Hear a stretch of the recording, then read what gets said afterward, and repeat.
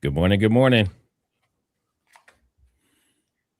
As you can see, we have myself, TriggerSmart, and Valhalla VFT back, and we have a special guest, Daily Fredo Cassia. And Hello. Yeah, good morning. I think what we'll do for people, because people asked me yesterday, they're like, who are these people? What do they do? What are their channels? I think we'll just do that real quick. So, Cassia, if you want to go first, introduce yourself and kind of, what you're doing. Hello, everybody. I am Cassia from Daily Fredo channel. I live in Cyprus, and so I am in Europe. I am somewhere else than probably most of you. If anyone is wondering why I'm covering Charlie Kirk's case, it is an international case at this point. And people in Europe are also interested in what happened to him, especially after what Candace Owens said and covered in her episodes. So yeah, here we are. I hope I can bring some different perspective into this. All right, Nate. Nate, Valhalla VFT. Most of you guys already know me.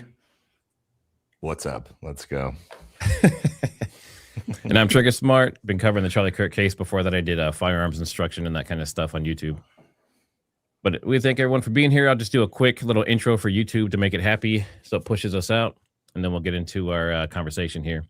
This is day 5, but on day 4 of the Tyler Robinson preliminary hearing, it was centered on the long-awaited Lance Twiggs interview, which we'll talk about that here in a second.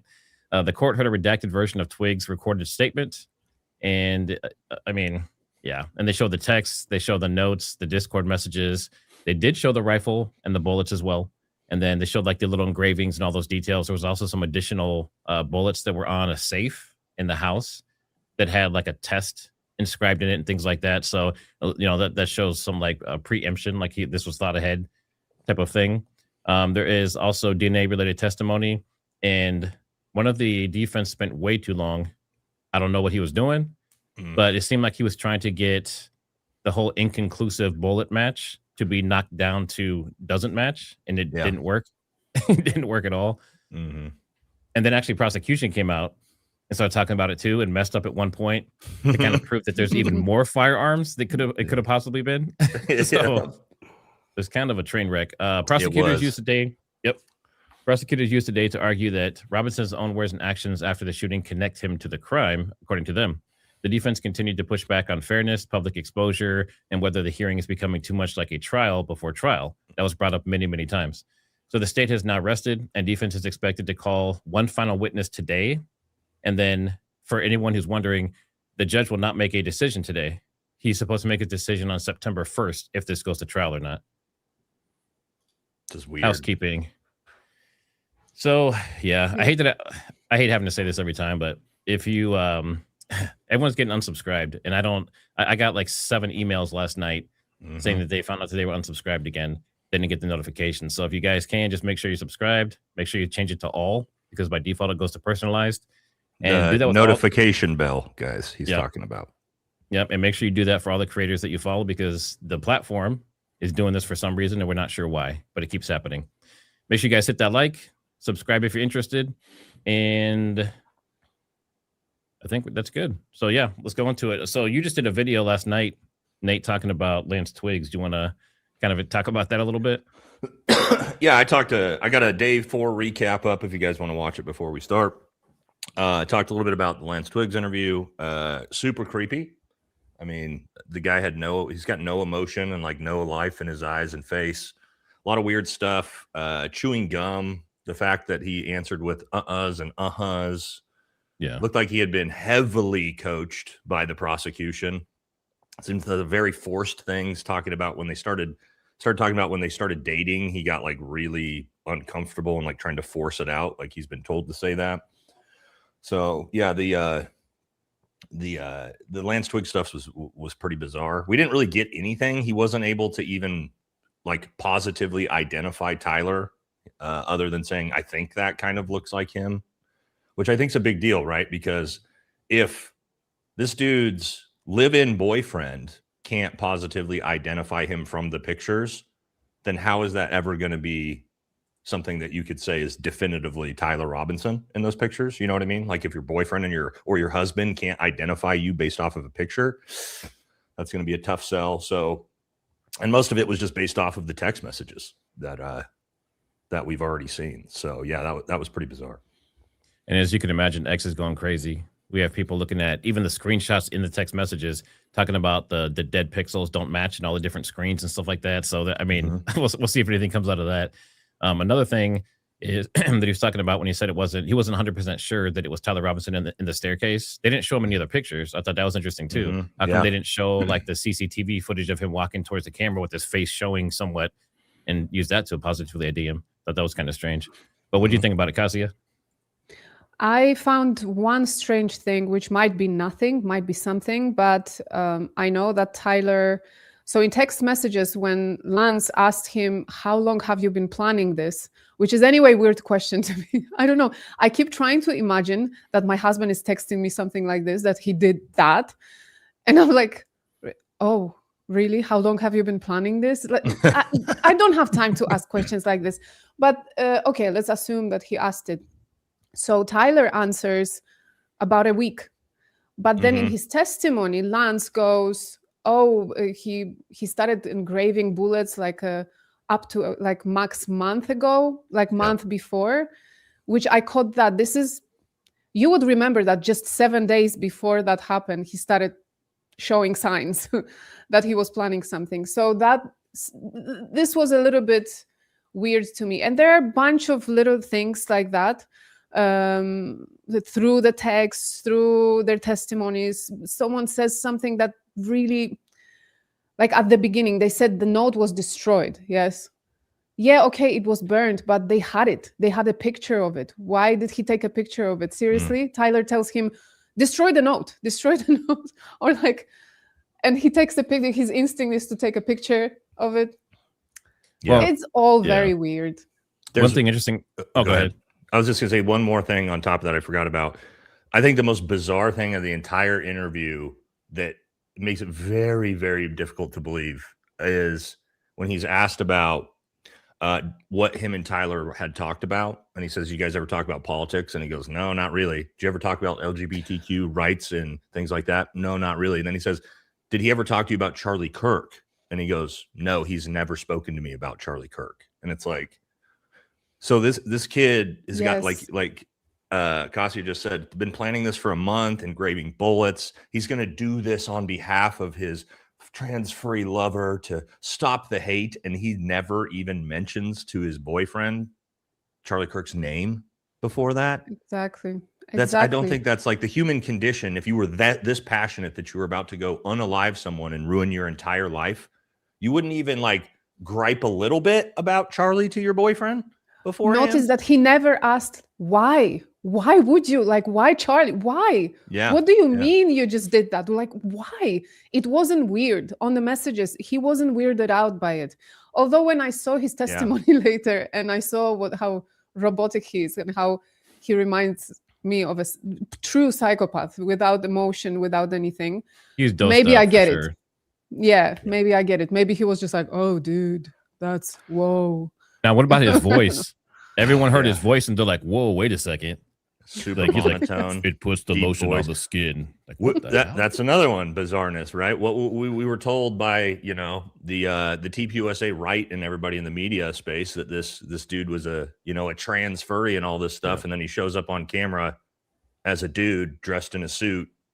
And you're like, what happened to the trans furry stuff, And then they said you go by Luna, and you said only to some people. Yeah, and that was like, that seems pretty forced too, So, and then the other thing too is obviously he kept trying to distance himself from Tyler. He kept saying, it's his friends. I texted his friends. His friends talked with me about it. It's their Discord. He was in it, and he had access to it, but it was their Discord, not his. So it's very strange. Yeah. And then, of course, if you haven't seen the Turkey Tom stuff, Megyn Kelly did a video on it yesterday, kind of summarizing it. And it actually, initially I was like, oh, this has to be a plant, like all this stuff. But now if you watch it and then you just saw Lance Twigs, you're like, there might be something there. Mm-hmm. Yep. Even the handwriting on the note that they weren't supposed to show, that we got a screenshot of, that and the handwriting that's in the drawings and stuff that they found in Turkey Tom stuff actually match. Also, Also, what's very interesting, Barron pointed this out on the show last night, which I thought was great. He talks about Tyler's background. He's like, this kid, top 1% SAT scores, like literally one of the smartest kids in the nation. Like, and this is through educational system. You got to know grammar, you got to know math, you got to know science, you have to know all these things for the SATs. And yet this note that and again, 4.0 student, right? And yet this note that he wrote is just riddled with effed up grammar and spelling and horrible handwriting. And you're like, you're telling me this kid got in the top 1% of all SAT scores in the nation, and he doesn't understand the basic English grammar? That's not possible, right? There's no possible way he could have scored that high and then have that terrible of grammar. So it's like Barron said, it looks very clearly that note was not written by Tyler. And if it wasn't written by Tyler, who do we think it was probably written by? Well, and like you mentioned before, the tone shift, right? Mm-hmm. The beginning of the text, it's all poetic and like Shakespearean. Oh, my love, my dear. And then by the end, he's like, oh man, he's like this dog won't get his sniffer out of here. It's like a totally different person. Yeah, dropping F-bombs and stuff like that. Yeah. But Megyn Kelly did like a reminder to me, because I remember at the beginning, 10 months ago, we were looking into Lance Twiggs a lot. It was very different angle that we were taking from the beginning. So we were looking into Tyler, we were looking into Lance, we were looking into their families. This is how it started. And she reminded me that someone spoke with a friend of theirs, a friend that was their friend for 6 years, who was describing Lance as the wild one, as the psychopathic one, as the one that had that was into all the rainbow stuff. And Tyler, actually, how they were thinking about him was he was Lance's handler, kind of. He was calming him down. He was trying to like manage him, and so he doesn't have another tantrum or like a weird episode. So it doesn't sound to me like Tyler was the one that went crazy and decided to unalive someone, Mm-hmm. Well, if you go back to the Turkey Tom stuff, there's a lot of drug use from Lance. Yeah. Like hallucinogenics and all like experimental black market drugs and all. I mean, it's interesting. Yeah. Nate, someone is trolling you. They went all the way to KSL, Utah just to put Nate go poop first in their chat. Nice. So that is a shout out, flank them all. I don't even know how that got started, but it's keeps going. Me neither. Matt. It happened when I came back off a break.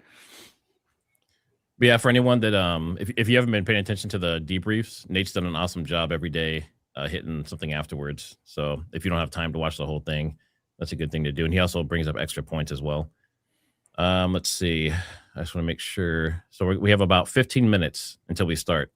So grab your drinks, grab your blankets, get comfortable. If you're at work, make sure you have it hidden so you're not getting in trouble while you're listening to a stream. We had a few people comment on that yesterday. And I think, do we want to start with supers? Yeah, might as well get ahead of it. Get ahead. Mm-hmm. You guys have been super generous. There's been impossible for us to get to them all on these streams. So now, Cassia, in your anyone that has anyone that doesn't have the little tick on it, I think is yours. Is that right, Nate? No, I think each individual user for us, it'll have like the little dash with a little circle in the top right of your name. And then anything that doesn't have anything in the top little right part of your profile picture should be somebody else's, as far as I understand it. All right, let's see. Lucky Lady, thanks for becoming a new channel member. How could Tyler plan this for months when Charlie wasn't even scheduled to be at UVU until weeks before? That's true. Good point. Unless he had inside information. I heard that the process started way earlier, but the finalization and the location and all that stuff was found out like a couple weeks before. I don't know. Unless he was planning on driving anywhere, to go do it, I guess. And it just was convenient that it happened to be in Utah, but I don't know. The Bell says, so event wasn't out to the public until weeks prior. It was said yesterday TR was planning this for a week, but yet he etched these casings and planned in a month or more advance. The whole etching on bullets to me is a huge signal of Fed slop. That's just, I've been around firearms and people that shoot firearms my entire life. It was my entire adult life as a job. I never even heard of engraving on bullets until like wasn't it Thomas Crooks too that was engraving bullets? I think it was a trans shooter at a church like a few Maybe, months yeah, or something okay. before. There was Charlie. a couple of these recently, and it was just Yeah. like, when did we start engraving bullet casings? Like it's, I don't know. Maybe it's just the new thing for Gen Z performative Gen Z exactly. shooters, I guess. But I don't know. Like the second I see engravings, I'm like, okay, yeah. I'm trying to think back. I think every engraving case was a trans shooter. Now that I'm thinking Oh, about it. Luigi Mangione. That was another one. There was he supposedly dremeled onto his rounds too. So it's like, I don't know, man. And that one looks pretty Fed sloppish as well. That case is completely falling apart. Paul Pearson, thanks for the super. After watching Megan's bid on Lance, I see he may be setting him up now. I'll probably disappear. Tyler Clear, nothing else to see here. Trust me, bro. What was Megan's take? I can't watch Megyn Kelly personally. Yeah, what was her take on this? She didn't really give she didn't give a take. What she did is neutral, she summarized Turkey Tom's findings. Okay. Yeah. I mean, I think it's a great reminder, especially in light of what we saw yesterday. Yeah. So we did that one. Yep. Karen Lane, thanks for becoming a channel member. Charlie Kirk, evidence.com. Apparently that's a good place for compilation of evidence from what I'm hearing. Is that like whokilledck.com? Is it similar? I think so, yeah. Watching from Louisiana. You guys are awesome. Well, thank you, Matthew. At this moment, I don't believe the ATF tested the extracted bullet from CK's body. I mean, I think they tested something. Whether it came from Charlie or not, I don't know. You know?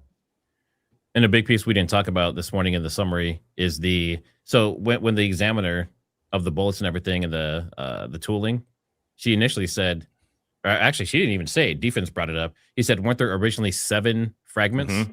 Yeah, and she was only 4 were given to her. 4. Yeah. Mm-hmm. So why? Does that mean 3 were known that they would not be usable? So they gave the 4 they thought would be, or does that mean they're hiding something? I don't know. It just seems like tampering with evidence to me. There would be no way for the police officer who collected, or the medical examiner who collected those out of Charlie, to know whether or not those fragments were going to be usable by a forensic expert or forensic ballistics expert. That doesn't make any sense. How would he know that? And like, does he dual hat as a forensic scientist for the ATF as well as a medical examiner? I don't think so. I'd like to know. Yeah. I want to know if SBI. I want to know if SBI or FBI was there with the medical examiner when all this happened. Hey Nate, something I've been rolling around with. 223 was for Tyler, not for CK. You know what's interesting about that? If you wanted to put Tyler down after that shot, that building we showed where the 223 was found would be the absolute perfect spot for you to put Tyler down, because it's about 125 meters away. It's elevated, and he's on top of that big open roof. That's exactly where you would want to put somebody to put down a patsy. So who knows? But is it the building? Is it the building you're talking about that someone just recently posted a video that they saw someone on the roof again, like on another roof? No, that was a Project Constitution. That's the same roof, but so if you actually, so I wanted to ask what you think about that. I think Baron talked about it last night. I looked at it again. It looks like it's a car, like on the highway in the background. I don't think. Okay. Yeah, I think so. Right. It's just so blurry that you could see some movement. But I think if you zoom in, it looks like it's a car going by in the background. So fair. But I don't know. It's the video quality is so bad, you know. It always is. So this one is mine, yes. Love your work, Kasia. Trigger. My husband got into the case because of you. Sending love from South Africans in the Netherlands. Wow, it's like all over. Thank you very much. So Trigger, you're a reason they are into the case. we have a lot of European viewers on my channel too, actually. Yeah, South Africa. They're into it. Mm-hmm. I had so many comments. I don't know, because Nate, we just met actually, but I do get some comments sometimes that, oh, why would you even comment on American politics? Why would you be even interested? I'm like, hello, international affairs. What do you mean? Why would I be interested with all this influence that you have over the rest of the world? Like, hello. But especially right now, in the way things are right now. Especially right now, I'm 200 kilometers from there, so. Yeah. You guys need to get in touch with the streaming service about making a documentary about you free soloing this mountain of evidence. If somebody could put this whole thing together in a documentary about like not just like the actual events, but like everything surrounding it as well, that would be cool. It's going to be a big task. S. Cassidy, thanks for the super. Cassia, I'm so happy you're here. I have a baby girl coming in December, and Cassia is an option on our baby girl name list. That's nice. But the full name, the Polish one, the full name, Kasia is a short. The full name is Katarzyna. Okay, so I don't know if you want this one.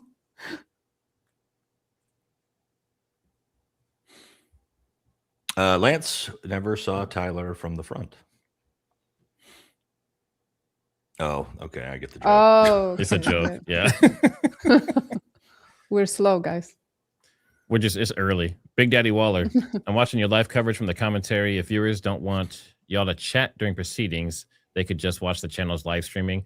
Yeah, and I think we've done a really good job of not talking over it. I mean, but every once in a while we might be like, "Nuh-uh, what?" or something like that, but we try to like not talk over it. So let's see here.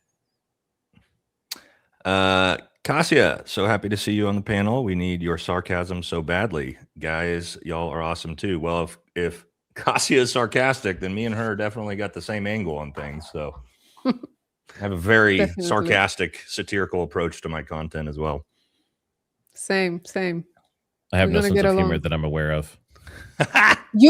Guys, I'm sorry. Balance, I need Matt. to pause. He actually trolled me today, okay? And I believed it because you guys are Americans and I will believe anything, okay? Because he was like, oh, we're going to dress like in maroon t-shirts and black hats today and with sunglasses and we have pyrotechnics. And I'm like, I don't know. Do I have to? And then he told me it was a joke, but I believed it because, you guys like to do this type of things. I don't know. She was sweating. She was nervous. I was sweating. I told him, I'm like sweating. Do I have to? Like, it's that the requirement? Then I'm like rethinking it all my life. And by the way, we might have another guest pop in at some point today. I'm not going to tell you who. It's a special guest. Faller up to Yest. Okay, we're out the gate, not doing well here in this comment. If TR told parents, would parents cop that took the statement not have to testify, or does this fall under snipped LT vid? All right, if he told his parents, would they have to testify? No, I don't think you can compel people's family members to testify against them, just like spouses. So I don't think so. No, even if he would have. It is also not a crime. We talked about this yesterday.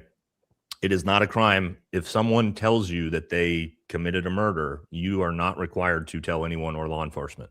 It's actually not a crime to keep that to yourself. It is a crime to hamper or tamper with evidence, like Lance Twiggs did. That's why Lance Twiggs has immunity, because he lit evidence on fire. So, yeah.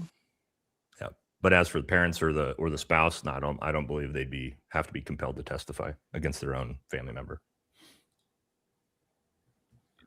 Okay.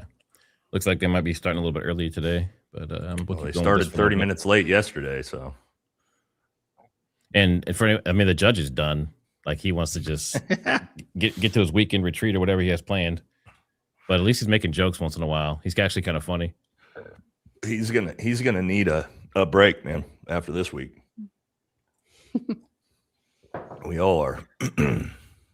I'm so excited. You are the surprise guest. Been watching you since Baron's interview. You are high IQ and we love you. Wow. Thank you, guys. I'll be here more often. Look at the comments I get, guys. This is nice. You get questions, Wait till you see the ones I get. Okay. About pooping and stuff. Okay. Oh yeah. We get a lot of shit talk. Lance Def seems like MK Ultra Op. Also thought he was, unless he was born female, he doesn't look. No, he's male. Also, did you see Ian Wentz vid of Andrew K suddenly questioning things?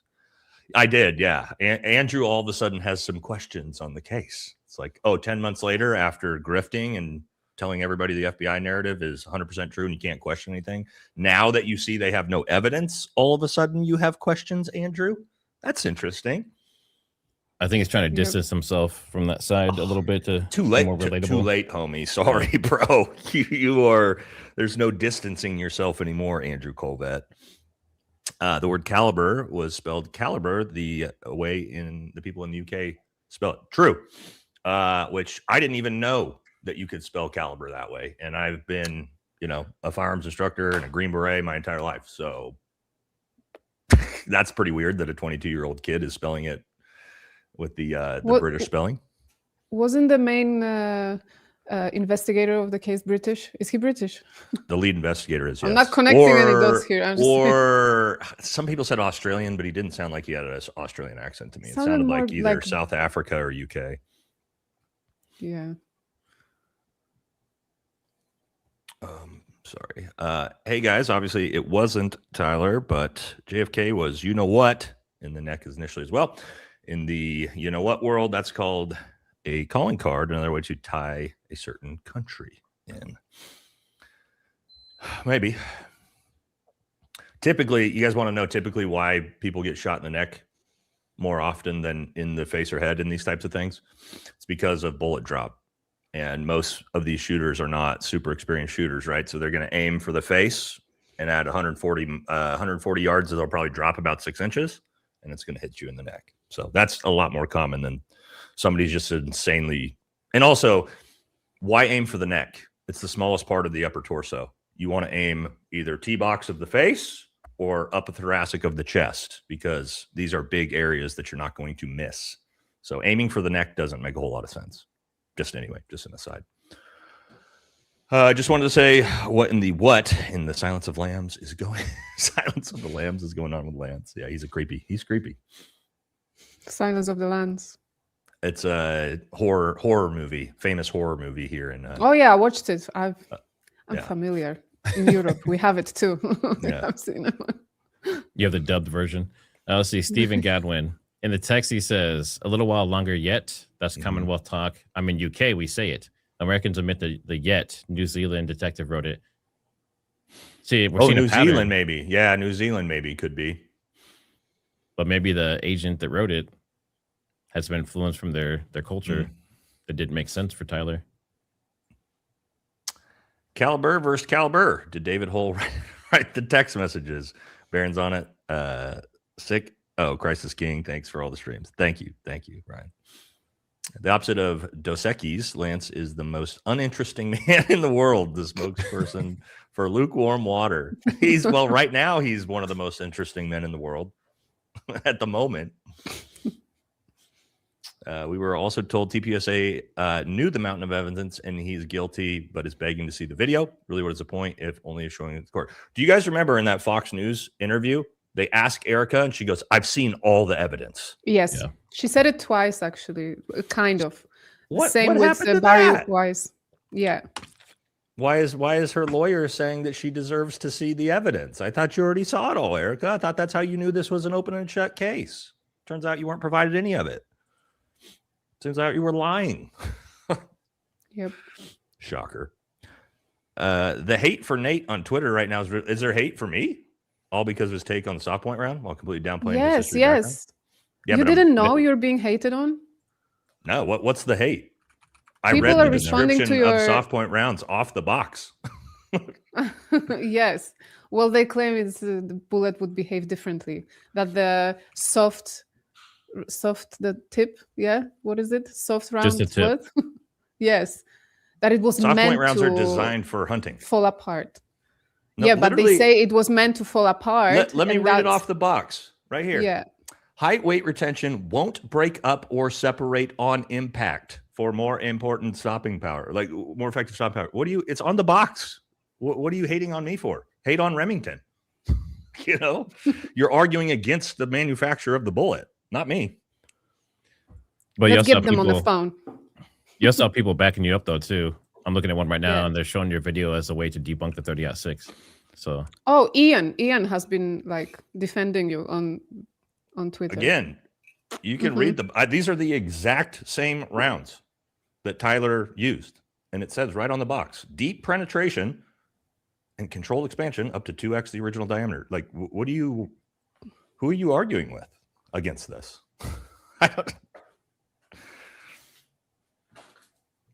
Ready for day 5, last day for a while, but thank you again, guys. Still working on shit, boxes, dog challengers. It's okay, Nate. Everybody poops. IBS King. I got it. It's forever now.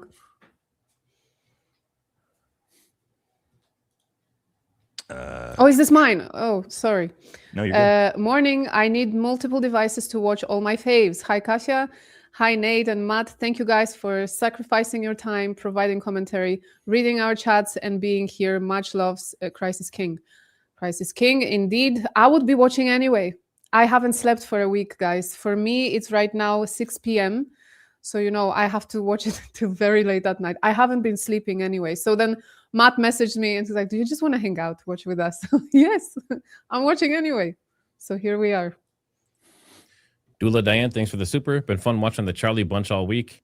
Tex said he didn't know if he had a serial number, then stated it had a 4-digit serial number. Which is it? I didn't catch that part. Yeah, I remember hearing something about that, but I don't remember the exact context to it.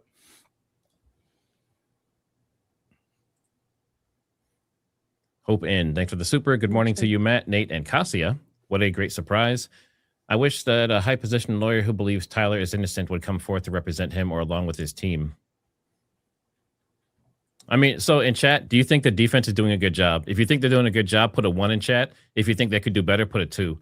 And do not take into account the guy that drones on and on. And I mean, I guess you should, but I think he's brilliant. He just should not be presenting. And he actually read those manuals. I firmly believe he read all that stuff he was talking about. Mm-hmm. Dana Nix, when did TR and LT move in together? Same time CK plan set in motion? That's a good question, too. Not sure. I don't know how long they were living together, but I know they started dating within, what was it, like 6 weeks or 3 weeks or something after they... 2 or 3 2 months, I thought he said. 2 or 3 months, I think. Is it he or she? Is it Luna? No, or he. Is it Lance? No, now he goes by Lance. With you. I'm just messing with you. You stop it for today. Enough. I'm joking. Just stop. That's one of my biggest gripes. The kid is able to fairly pull off infill, action, exfil, but then decides to incriminate himself with a digital footprint that he knows will put him away. Yeah, it's bizarre. Very bizarre. Nate, how did the SFA cadre assist you in dealing with your IBS? Well, they didn't. So I don't have it. Wouldn't there be a TR interview video? There would be, but I don't think they would play it from... Would there be? There would be. They film all the interrogations, right? And all the... They said they had cameras and stuff there to record. Yeah, so. There must be. The thing is, guys, I've watched so many criminal shows. Confession doesn't equal sentencing sometimes, okay? Because someone might have made you confess, you might have been threatened, there are different circumstances. So confession doesn't automatically, it puts you on the list, puts you in a list for in investigation, but it doesn't always equal sentencing and guilty verdict, by the way. ABX Jans, 10 months without Charlie today, kind of poetic. This is the last day, absolutely surreal. Dr. Wang said you did. I mean, yeah, I do every day, man. I'm a regular human being, guys. Why is the death penalty on the table when Erika said she forgives him? Even if he did it, it doesn't seem very forgiving on her part. Couldn't she insist as the victim? I don't think she can insist in anything as a victim when it comes to what he'll be charged with, because it's a criminal case. But the state took it over as their own. So yep. She has no say in that part of it. She also said that she will leave it to the state. She will leave it to the government. She will leave it to the law enforcement and so on. She never said that he should get the penalty. She never said that. Said it's not up to me. And that's it. Thank you for the super, Crystal Cornelison. Edge, thanks for the super. Woohoo, Kasia. I'm chatting early to get in. Y'all are doing a great job, and thanks for coming over to BC. I know it's tedious, but we are grateful. Adriana, New Jersey, thanks for the super. From the beginning, I never thought Tyler was G-A-Y. How many GAY guys do you know that drive charges? Well, it's a challenge. It's a Challenger. Just saying, but yeah, we get your point for sure. Now I know his mom. It was like his mom's name on it too, so maybe it was her car and he was just driving it. I don't know how that works, but. Do you think the defense messed up yesterday with the last witness? I don't think Barron mentioned any critiques about that. Yeah, I do personally. I get what he's trying to do. He was trying to, somehow get this ATF report to go from inconclusive to not a match, but that was never going to happen. So I'm not really sure why he was, again, as you saw, the prosecution didn't want the ATF report admitted as evidence. They literally objected against the ATF report as going in as evidence.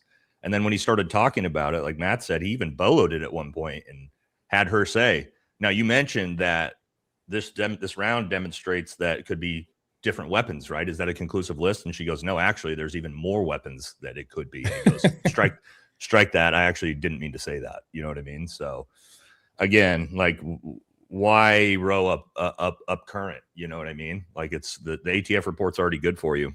Why do you want to discredit it? I mean, I guess it could be better. Not a match would be perfect because then the case is over. But you were never going to get that because the bullet was so deformed that they, couldn't barely even test it. Do you think the FBI is still going to test it either way? Like Chris Piota, who's the number 3 in the FBI, explained to me and Jesse that that's just not something that happens. Either the ATF or the FBI does the testing. They don't both do testing, but this case is so bizarre that you could tell the prosecution wants the FBI to do the second testing. But whether they're allowed to or not, or if they're going to, I don't know. It would be pretty unprecedented if they did. But for us amateurs, is it normal that the bullet was so fragmented? Because that can be pretty common, actually. That the bullet's just so fragmented or not fragmented necessarily, but so deformed that they can't. Because what they're doing when they do these testing is they're actually testing to see the rifle barrels have grooving that makes the round spin as they leave, so they fly correctly. And so they're actually trying to match up the grooving on that round after it's left the barrel to the barrel of that weapon. And if the round is so deformed that they can't see the groovings on the round, then they can't, match anything. And so that round is so deformed that she says, I can't say one way or another because I can't really even test it. So you remember Candice talking about that band method that they wanted to use to check the metals and what the bullet was made of or something like that, it's so inconclusive, it's so bad, it put people in prison for no reason. After years they found out that people came out of prison because of it, because they realized how terrible this method is, and they wanted actually to use it on that bullet, allegedly. That's what she reported. I see some people in chat saying they can't super chat. I don't know what that's all about, but maybe try refreshing. Yeah, that's just an error message. A lot of the time, guys, you got to be crafty with what you're saying too. If you say anything that YouTube's algorithm remotely thinks is bad, it's going to give you an unable to send message, and sometimes you got to work around that. So that's usually what's causing that. But I've got one of them bug. I was going to say one of them was Moon Goddess, so we know she put something inappropriate in there. For sure. Americans don't spell caliber as such. Detective Hole would, though. I mean, what are we doing here? This is the worst framing since Roger Rabbit, and they're still rolling it. Where's Tyler Boyer? Yeah, I've never seen anybody spell caliber that way myself. I didn't even know that was a thing. So Calibre. Yeah. Calibre. Just say Julie. Thanks for being a member for 5 months. Wow.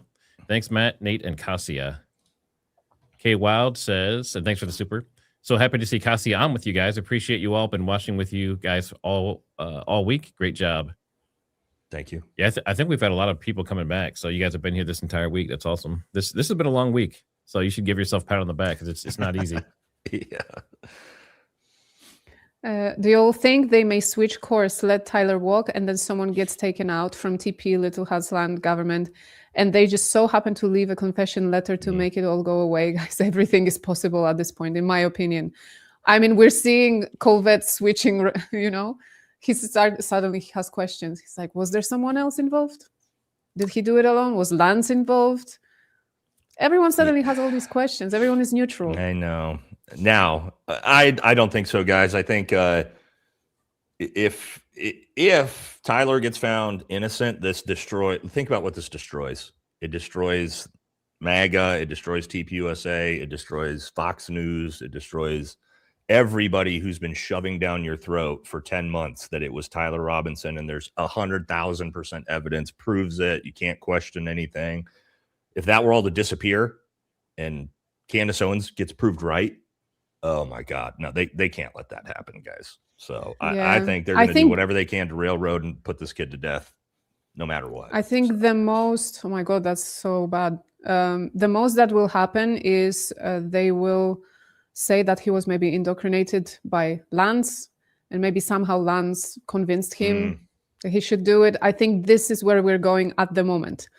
This is the kind of what they are laying out now. Who knows? It's one of you two. Oh, it's me. Sorry. Just say Julie became a YouTube member. Julie, thank you. Thank you very much. We all know who wrote that letter. Someone in the FBI who's visibly cross-eyed and half functioning. Well, we know who you're talking about. Spider. Oh yeah. Saw another video on that in the Lance interview that he didn't talk with TR until the auto message in the evening. If you look at the text, they were talking perjury. Yeah, that was weird too. And also, I'm still kind of bugged by that auto message sends, right? And Lance's response is bizarre because his response, I forget exactly what it was, but he's like, "What? Are you serious?" And it's like, you have no context to what that message means. Why are you freaking out? Like, you would have had to already know what this is about for you to be panicked. You know what I mean? If somebody told me, "Hey, check under your laptop," I'd be like, "What? Okay, well, let me go look." I wouldn't be like, "Oh my God, was it you?" It's like, what? You don't know what he's talking about yet. Well, the other especially part too, that he said that he didn't know all day. Like, he didn't find out until very late. That's what I mean. And he was very chilled about it. He saw it somewhere scrolling. I don't know. So immediately he knew what it was about. Yeah, I get you. I understand what you mean now. Yeah, it is weird. But to find auto message, you can't tell that when you receive it. So how does he know it's an auto message that was preset? Right? No one's talked about that. It's kind of interesting. That's why he said, "Oh, I meant to delete it." Tyler, it's so weird. Come on. No. Who's that one? Just got here. What a surprise guest. Last day. Welcome. Tetanus, thanks for the super. Possible participants of Mortal Kombat Ultra are top percentile in their class. That's true. Monitored from high school, make new friends. Also, Utah is spooky place. That is true, actually. What's that program called that Candace always talks about the special kids? Barron's talked about it too. Oh, like the gifted kids? Yeah, can you guys put that in chat if you remember what they called it? But yeah. I mean, I was pulled into those programs as a kid myself, but other people are saying they were drinking pink drinks and red drinks and all kinds of crazy stuff. I never did any of that. Oh, Gate or like Tag is another one. Gate kids, Gate school. Okay. Who do you think might be the next person? I don't even want to weigh in on that, because if it turned out to be true, then it'll look like I knew something was going to happen. So I'm going to abstain. Until you get an auto message from Nate. He had nothing to do with it. Veronica Kelly, trying to spread the love. Great job, guys. Thank you. Did someone have shot in the back of the van so they could capture fragments after? Shot in the back of the van. I think that's the stage theory where they open the hatch and shoot into the back of the vehicle. Yeah, I don't know. That one didn't really compel me much when I saw it. It's interesting, but I don't know. Fan fiction. Edge, thank you. Good morning, friends. I still want to know about GSR, the residue, right? That seems like a given preliminary point. If he didn't test for gunshot residue, how can they move forward? Did he test? Did he not test? Or they're just not telling us? We don't know. We don't know yet. We haven't got any answer. It might be. It might be something they're leaving for the trial. So we'll see. I just want to. This isn't a super, but I wanted to address this question. So, Crazy World 2 says, "What a." Oh, are we starting? Oh, we're starting. I get to it. Calling case. All right, I'm eating my breakfast while we do this. 403-576, State of Utah versus Tyler James Robinson. Counsel, please enter your appearances. Chad Grunander, Ryan McBride, Lauren Hunt, David Sturgill for the state, and the county attorney Jeff Gray and Chris Ballard are also here. Good morning. Good morning, Your Honor. Kathy Nestor, Richard Novak, Stacy Visser, and Michael Burt here for Mr. Robinson, who's seated in the courtroom. Good morning. Good morning. Mr. Robinson, good morning to you. And for the record, the court also recognizes the presence of victim representative Ms. Erika Kirk. Ms. Kirk, good morning to you as well. First, with respect to courtroom protocol, to maintain security and decorum, any individual that exits the courtroom during proceedings will not be permitted to re-enter until recess. After recess, all counsel are expected to take reasonable measures to safeguard confidential communication. Such measures may include the use of screen protections on electronic devices and care to avoid the inadvertent capture of privileged or private discussions by recording equipment or by those present in the courtroom.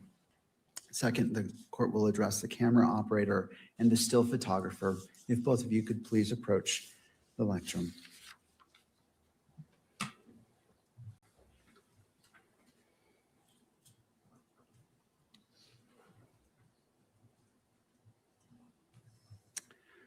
The court's purpose in this dialogue is to ensure clarity regarding the expectations governing today's proceedings. Could you both please state your roles for today's hearing? My role is to capture pool photography, still photos. My role is for video in accordance with the court decorum order. And I apologize. Would you mind putting your names on the record? Tess Crowley. Megan Thackeray with KSL. Thank you. Have you both reviewed the court's standing decorum order? Yes. Yes. Do you understand the requirements set forth in that order as it applies to your activities today? Yes. Do you require additional time to review the order or to adjust equipment to ensure compliance? No. Do you anticipate any difficulty complying with the order? No. All right. Thank you both.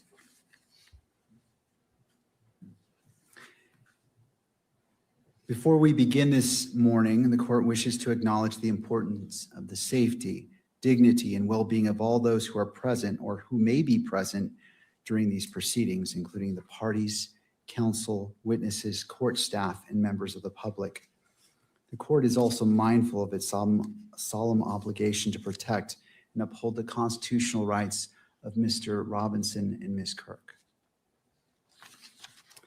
In furtherance of those important interests, all persons attending these proceedings are reminded that portable electronic devices are not permitted in the courtroom or on the fourth floor. Cell phones are not permitted in the courtroom unless expressly authorized. Any unauthorized possession or use of a cell phone or electronic device in the courtroom may be addressed by the court. For those individuals who have a cell phone, I invite you to join me as I silence my cell phone to ensure that the proceedings today can proceed without distraction. The court also expects every person in attendance will be treated with the dignity and respect to which they are entitled. Consistent with this court's standing decorum order, all spectators shall remain quiet, civil, and orderly at all times.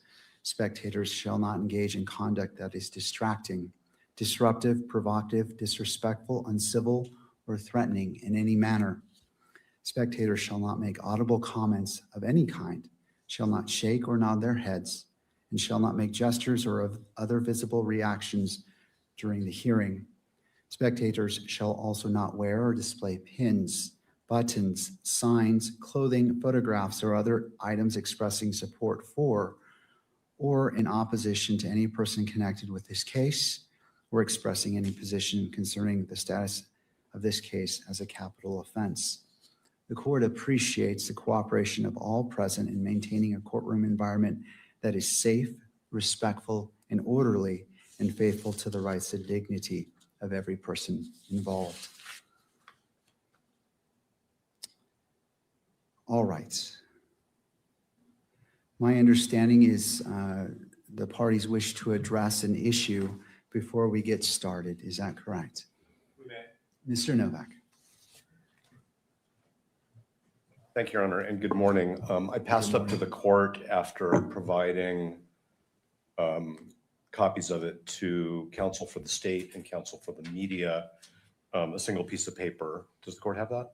I do. Thank you, Mr. Novak. Thank you, Your Honor. So every morning, this court has a colloquy with the camera operators about their ability to comply with this court's orders.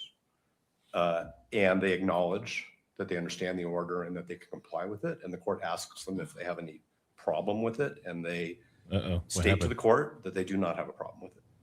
We also spent many, many, many hours of court time addressing which exhibits will and will not be published through the electronic media. And this exhibit, the court ordered would not be published through the electronic media, and it was. The note?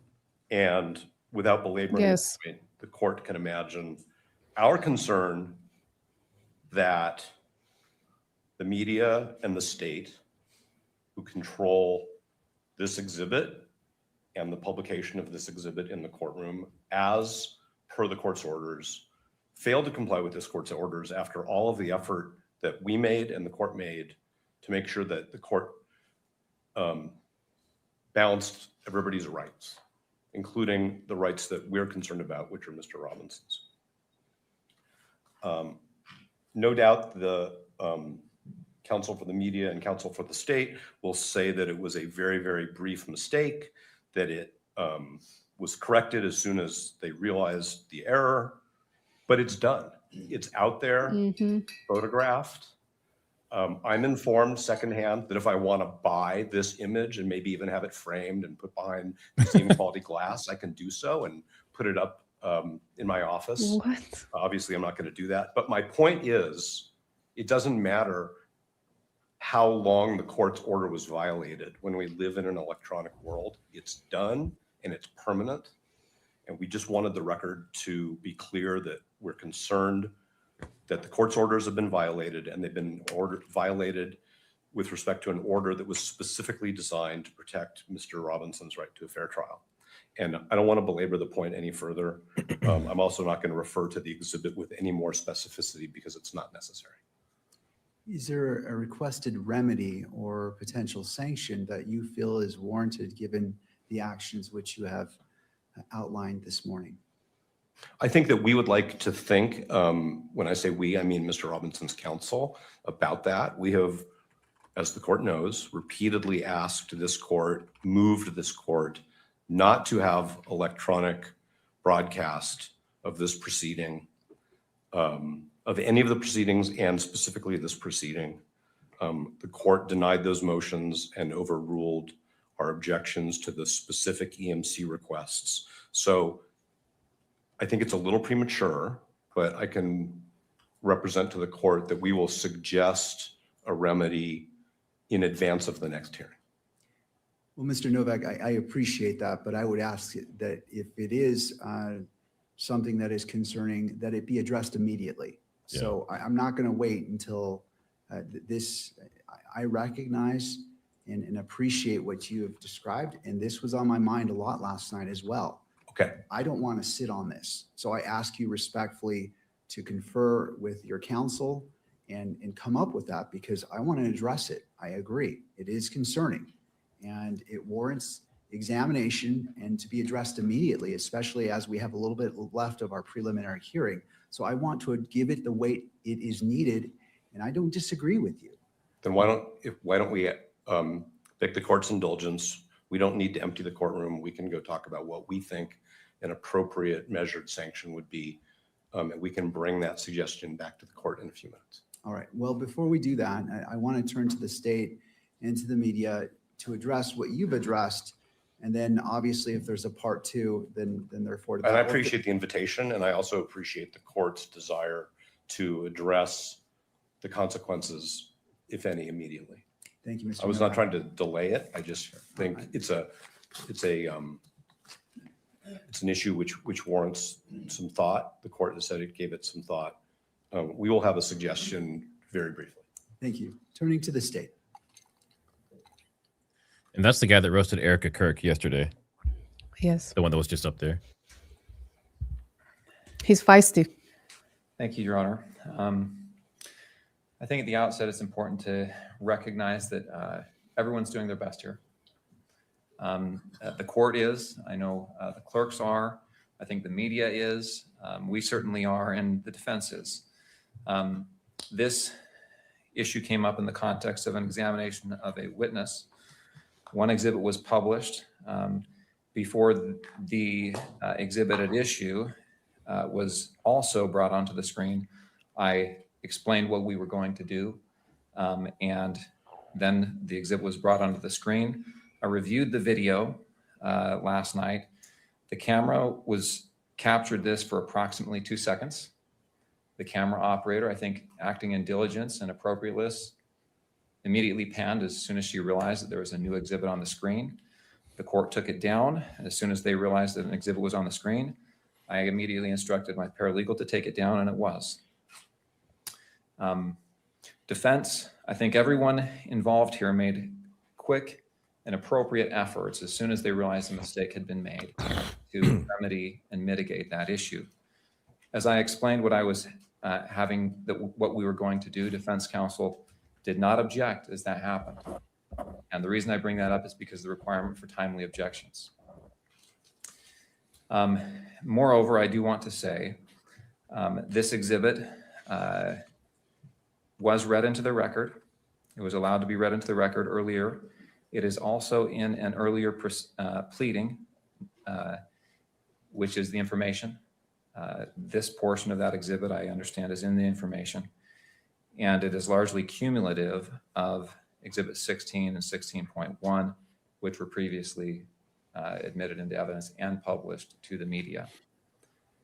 Finally, we are going to be dealing with a lot of publicity when it comes to media coverage. And I think that's really where the remedy is going to be addressed.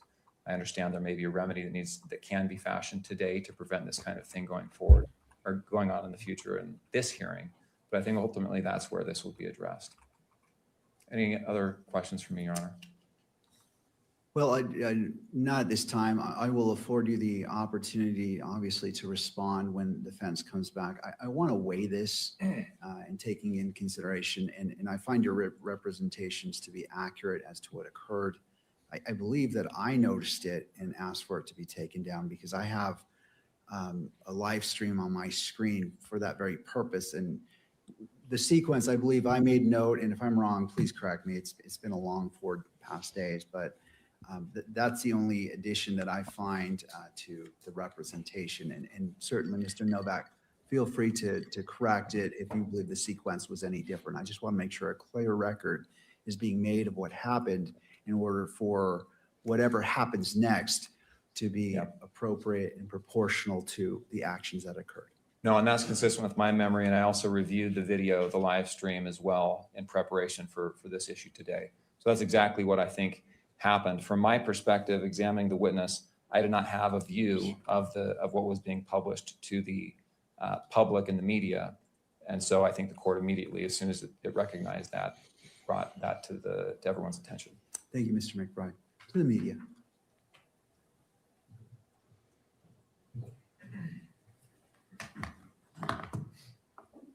Good morning, Your Honor. Good morning.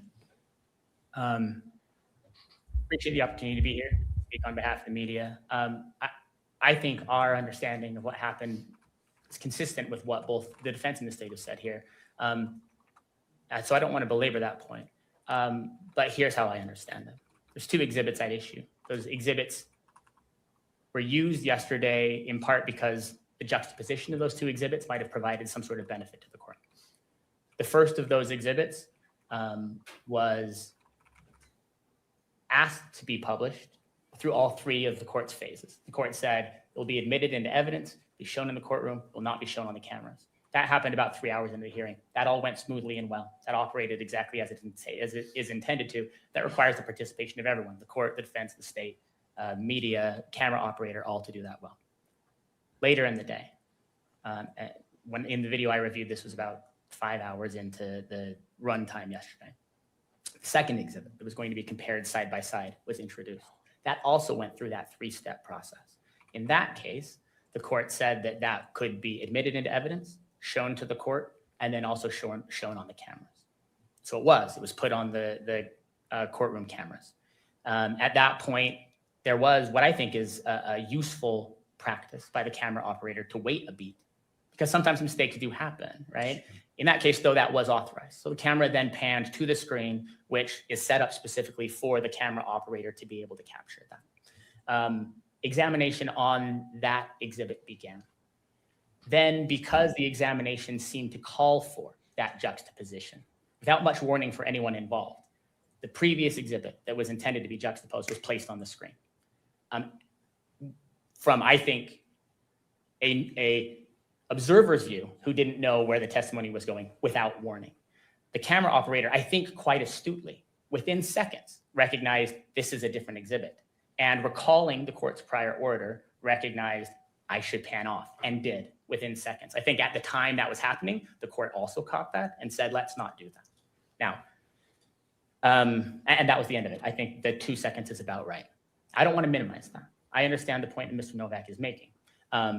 We are operating in some ways on high wire, and we are trying to place as many nets as we can, and all the parties are working together to try to do that. But in the age in which we live, one of the challenges is that sometimes when something like that is placed on a live stream, someone can screenshot it, and like Mr. Novak said, if they want to put that for sale on the internet, then they can. That's why working together to ensure that even small mistakes like that don't happen is critical.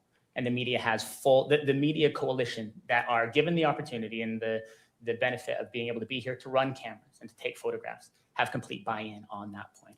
There are, of course, people out there watching a live stream that are not part of our coalition that we can't control. And that's why it's so important that we get these pieces right. I do want, without going too far into the evidence, to note not only that several lines of this exhibit are available publicly in the information, but that the full text, every word of that exhibit is contained in a search warrant, in this case, that was initially filed on September 17th. This is in the 4th District, but in a different court. Was held for 6 months, as search warrants often are. But then on March 16th, March 17th, was released in full. On page 7 of that search warrant is the full text of this exhibit. I don't want to suggest that anybody gets the right to say, well, I think it's public. The court has said don't show it in the screen, but since I think it is, we'll just come back later on and tell the court it's not a big deal because it's already public. That's not how it works. If we say we think it's in the public, the court says, I understand that, but I'm going to make an order. That order should be adhered to. But I do, for the purposes of prejudice, for potential remedy, for the court's concern and the court's sleepless nights, I do want the court to know that as well. And members of our coalition have pointed out to me as we've talked about this, while we take this very seriously, it is true in this case that the full text of that, not the image of the exhibit itself, but the full text is already in the public sphere, has been reported on, and is out there. I only want to reinforce, to close, the recognition that the media, our coalition, I, as an attorney for that coalition, have an obligation to make sure that mistakes don't get made. And in this case, even though I believe that the camera operator didn't act in violation of the court's decorum order, didn't do something that was forbidden by that there was an order that said, don't publish this exhibit. And because it flashed on the screen when the camera operator was filming that screen, that did happen. The media is fully bought in. I, as one of the attorneys and the other attorneys for the media coalition, are fully bought in on a goal to make sure that this kind of thing doesn't happen. Of course, I understand Mr. Novak and the defense's need to make a record and make an objection.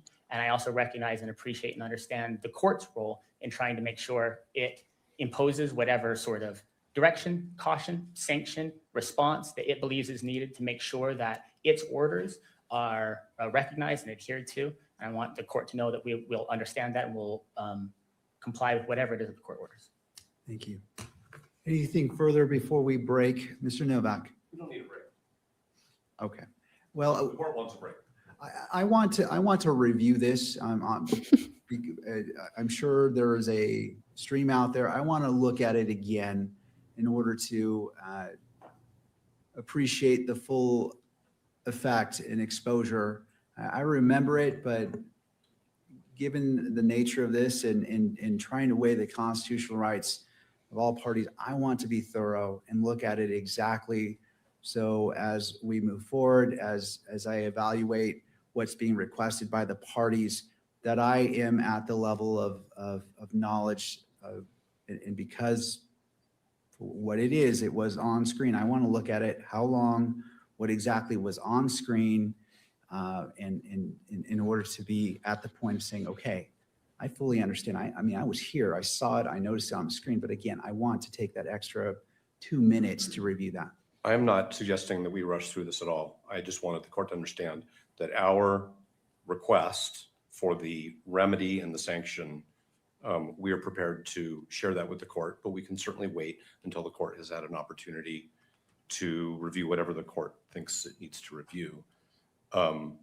The permanence of this violation of the court order is a different issue from how long it took to correct the violation. It's a permanent consequence. In other words, that image is out there forever and ever in violation of the court's order. Exactly. What actions the court, the state, and the media took to remedy it, because that's the technological world we live in. So that's my response, if I may, to the argument or suggestion until the court's ready for it. All right. If the parties feel it'd be helpful to confer while the court is reviewing it, you may, just so that if you choose to, I encourage it. If you don't, I respect that. A court's going to take about 5 minutes. Again, I just want to review it to be brought up to full speed and just to have it freshly in my mind. I'm going to make one more point, if I may, and that is this is not the first time that this has happened. We had earlier proceedings in this case where the cameras depicted images inside the courtroom that the court had prohibited, and the court imposed certain consequences on the media as a result of that. And so that's just something to keep in mind, in my opinion, if I may. Thank you. All right, before the court takes a 5-minute recess and to review this, does any party need the benefit of the record based off the dialogue between me and Mr. Novak? All right, not seeing any party respond. The court's in recess. We'll come back at 9:45. Whoa. So I think you've been watching every day, Cassia, but basically every day there's some major hiccup, some major issues, some technical Every day. problems. Man. And this one was very convenient to leak to the media, right? It was very convenient to show accidentally, because now we see, did you compare handwriting in that letter with the handwriting on the bullets?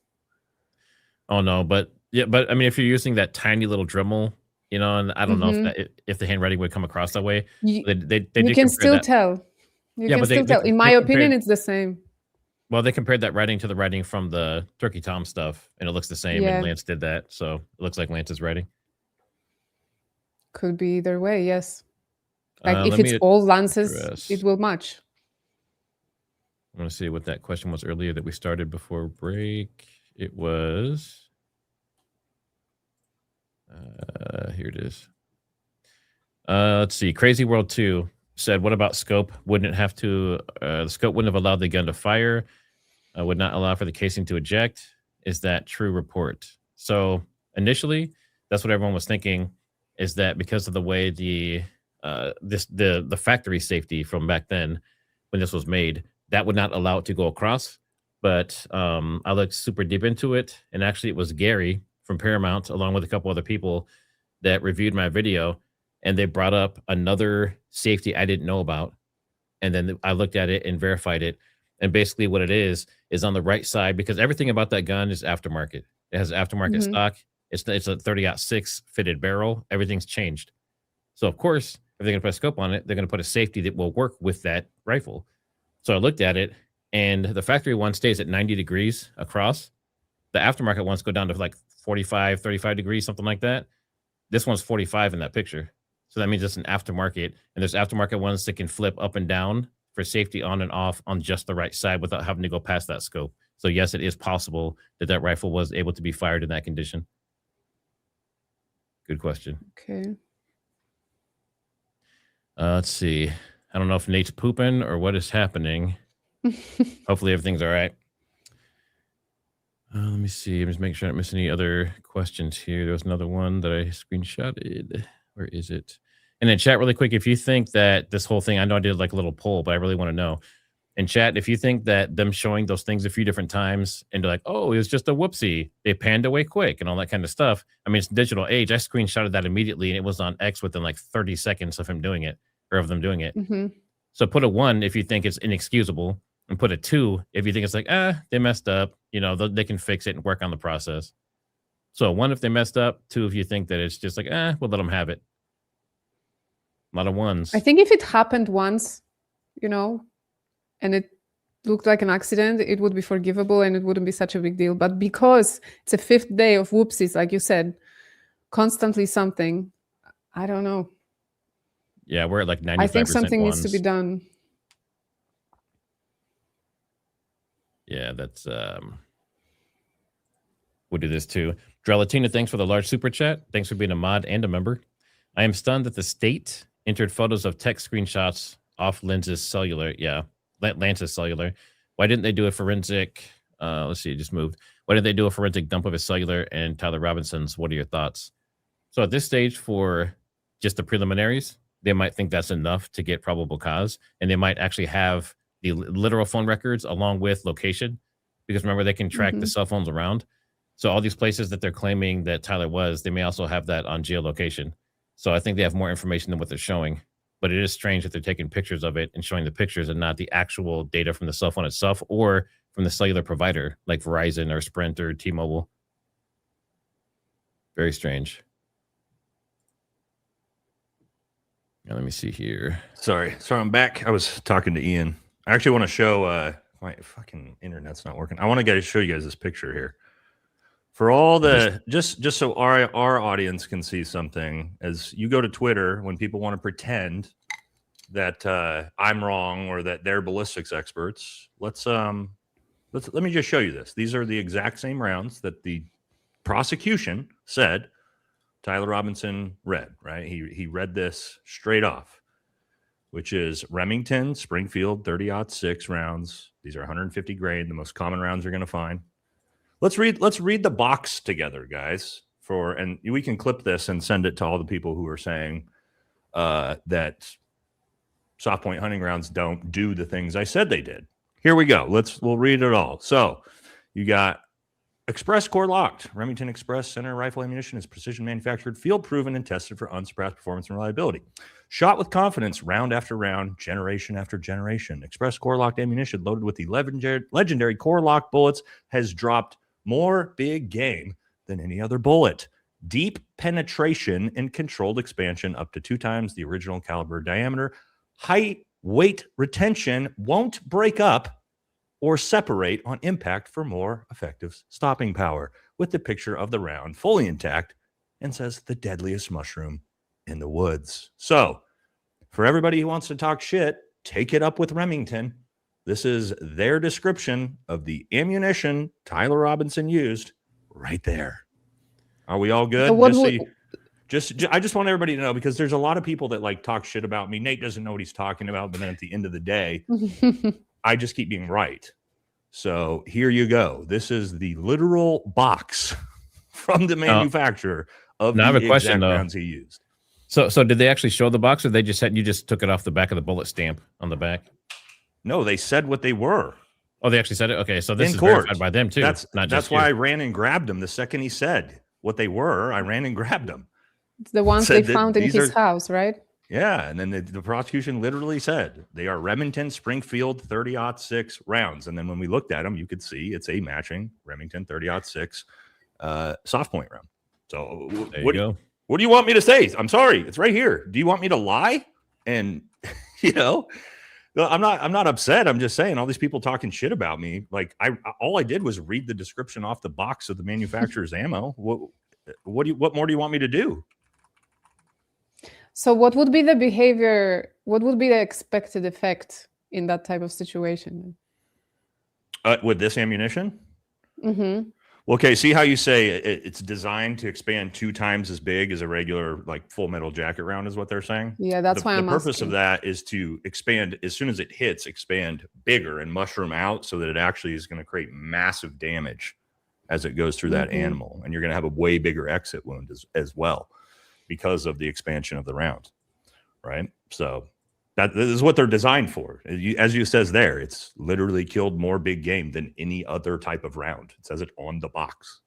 It's the most deadly round you could fire. So again, sorry guys. I don't know what to tell all the people on X that are mad at me, but I guess take it up with Remington if you're mad at me about this. I don't know. Anyway, just for the viewers to understand, when you see slop like that on Twitter, there's the evidence for you.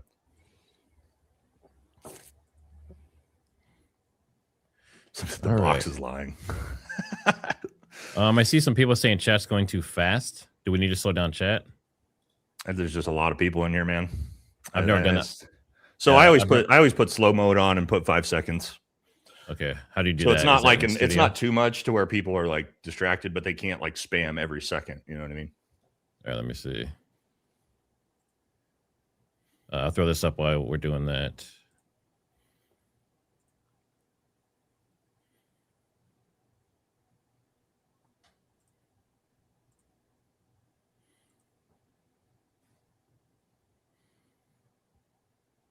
Whose super is that? Can you see it? Oh, sorry, guys. Thank you for the knowledge. You are always right on.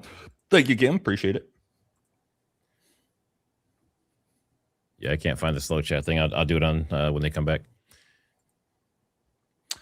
Just a quick question. Whatever happened to the shell casing that they had Hey Fascist Catch on? Did they not show that in evidence yesterday? They did show all of them. I don't know if we saw that specific one. I didn't see that one. I didn't see that specific one. Huh. I saw like the ooh woo woo, and if you read this, you're actually they showed it.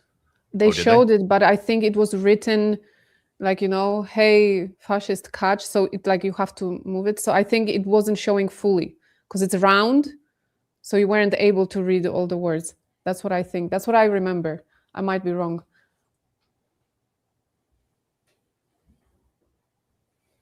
Sorry. Inscribing casings is like writing a letter and then mailing an empty envelope. I am wondering if anyone has seen Twigs alive in recent weeks. There was some paparazzi pictures, right? A few months ago only. And that's it. I haven't seen anything else. I'm really worried that TR won't make it to trial. His defense needs to put him on the stand to save his life before trial of a bad feeling. No, that's usually not a good idea. That's why they don't do it hardly ever in cases like this. He can incriminate himself on accident pretty easily. Spent Brass says, Nate, new here. Thank you for your service. Nate, pretty sure you served with my uncle. Can't really disclose his name right now. Well, message me. We can find out. Shelster says, hi, everyone. I don't trust this judge. I don't know if any of you paid attention to the Lego scandal with Reckless Ben, but this is the same judge that took away Ben's First Amendment, collusion, in my opinion. Yeah, I have had a lot of people, we have had a lot of people comment about this, actually. The expert said the casing measured 0.286 diameter. Is that the same as a 30-06 for Valhalla? No, technically, actually, a 30-06 doesn't even fit into the diameter ranges that the ATF expert actually showed, but it's actually higher than that. But I think the idea is potentially because of the fragmentation that it's a little bit smaller than it may have otherwise been. I think that's the way they're trying to explain that away. But to your point, no, actually I think it was 0.286 to 0.301. Yeah, she gave a range. Yeah. And the 30-06 is actually outside of that range. It's above that range. But I think she tried to explain it away as because of the fragmentation. So why take away the hype option about a month ago? I have more than 500,000 subscribers, guys. And for channels bigger than that, we don't get the hype button. It's heartbreaking. TR hands himself in, terrified. All the tech evidence he was set up with over time gets wiped. Clever setup. Who wiped it, though? Jane says, Robert, thank you very much for becoming a member. Pablo Disco Bar.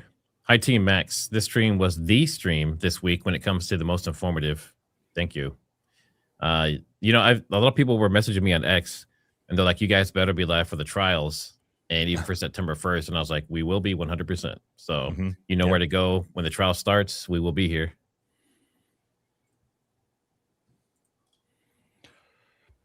Should the defense want to look at all possible sources like you all to be able to ask the appropriate questions to the appropriate witnesses, trying to disprove the ballistics versus shot taken is insanity. I hope they get somebody credible on the stand. I mean, that's a, you know, actual firearms or ballistics expert. It's not going to take much. Like, I mean, what if I got up on the stand and defense questioned me about this ammunition, and then I just read off the box what this ammunition is designed to do to the jury, and then I show that there's no exit wound on Tyler. Is that not reasonable doubt by itself? On Charlie, yeah. Right. Okay, so he used the type of round that literally, as the box says, has killed more big game elk, moose than any other round. But Charlie Kirk's neck stopped that when a moose can't. I don't know, guys. I hope the defense is smart enough to bring someone like me in. Not me personally, please. I don't want. Well, I mean, I would if I had to, but I don't want. I don't want that smoke. I mean, I would do it, but you know, get somebody credible that's not going to gaslight people. Not a firearms expert that will tell you that 30 caliber means 30-06. We all know who that expert is out there, right? So. Get somebody credible that's not going to gaslight and misrepresent things. And really quick, guys, make sure you guys like, subscribe, and share this around. Show some love to all the different creators. We tried to make it interesting and bring some different people on this week, and a lot of you told me thank you for doing that. So maybe we'll keep doing that going through the trial too. And it looks like, are they coming back? No, they're still talking. So something's going on over here. That judge is done. He's fed up. Watching from Scotland. I think that was British. That was Scottish, bro. I can't do a British accent. I can do a Scottish one, though. That was Oregon Scottish. Well, Cassie would know. She's from closer to all those accents. Well, yeah, I'm closer. I used to live in England, actually. Would you like a cup of tea, darling? That's my closest. There you go.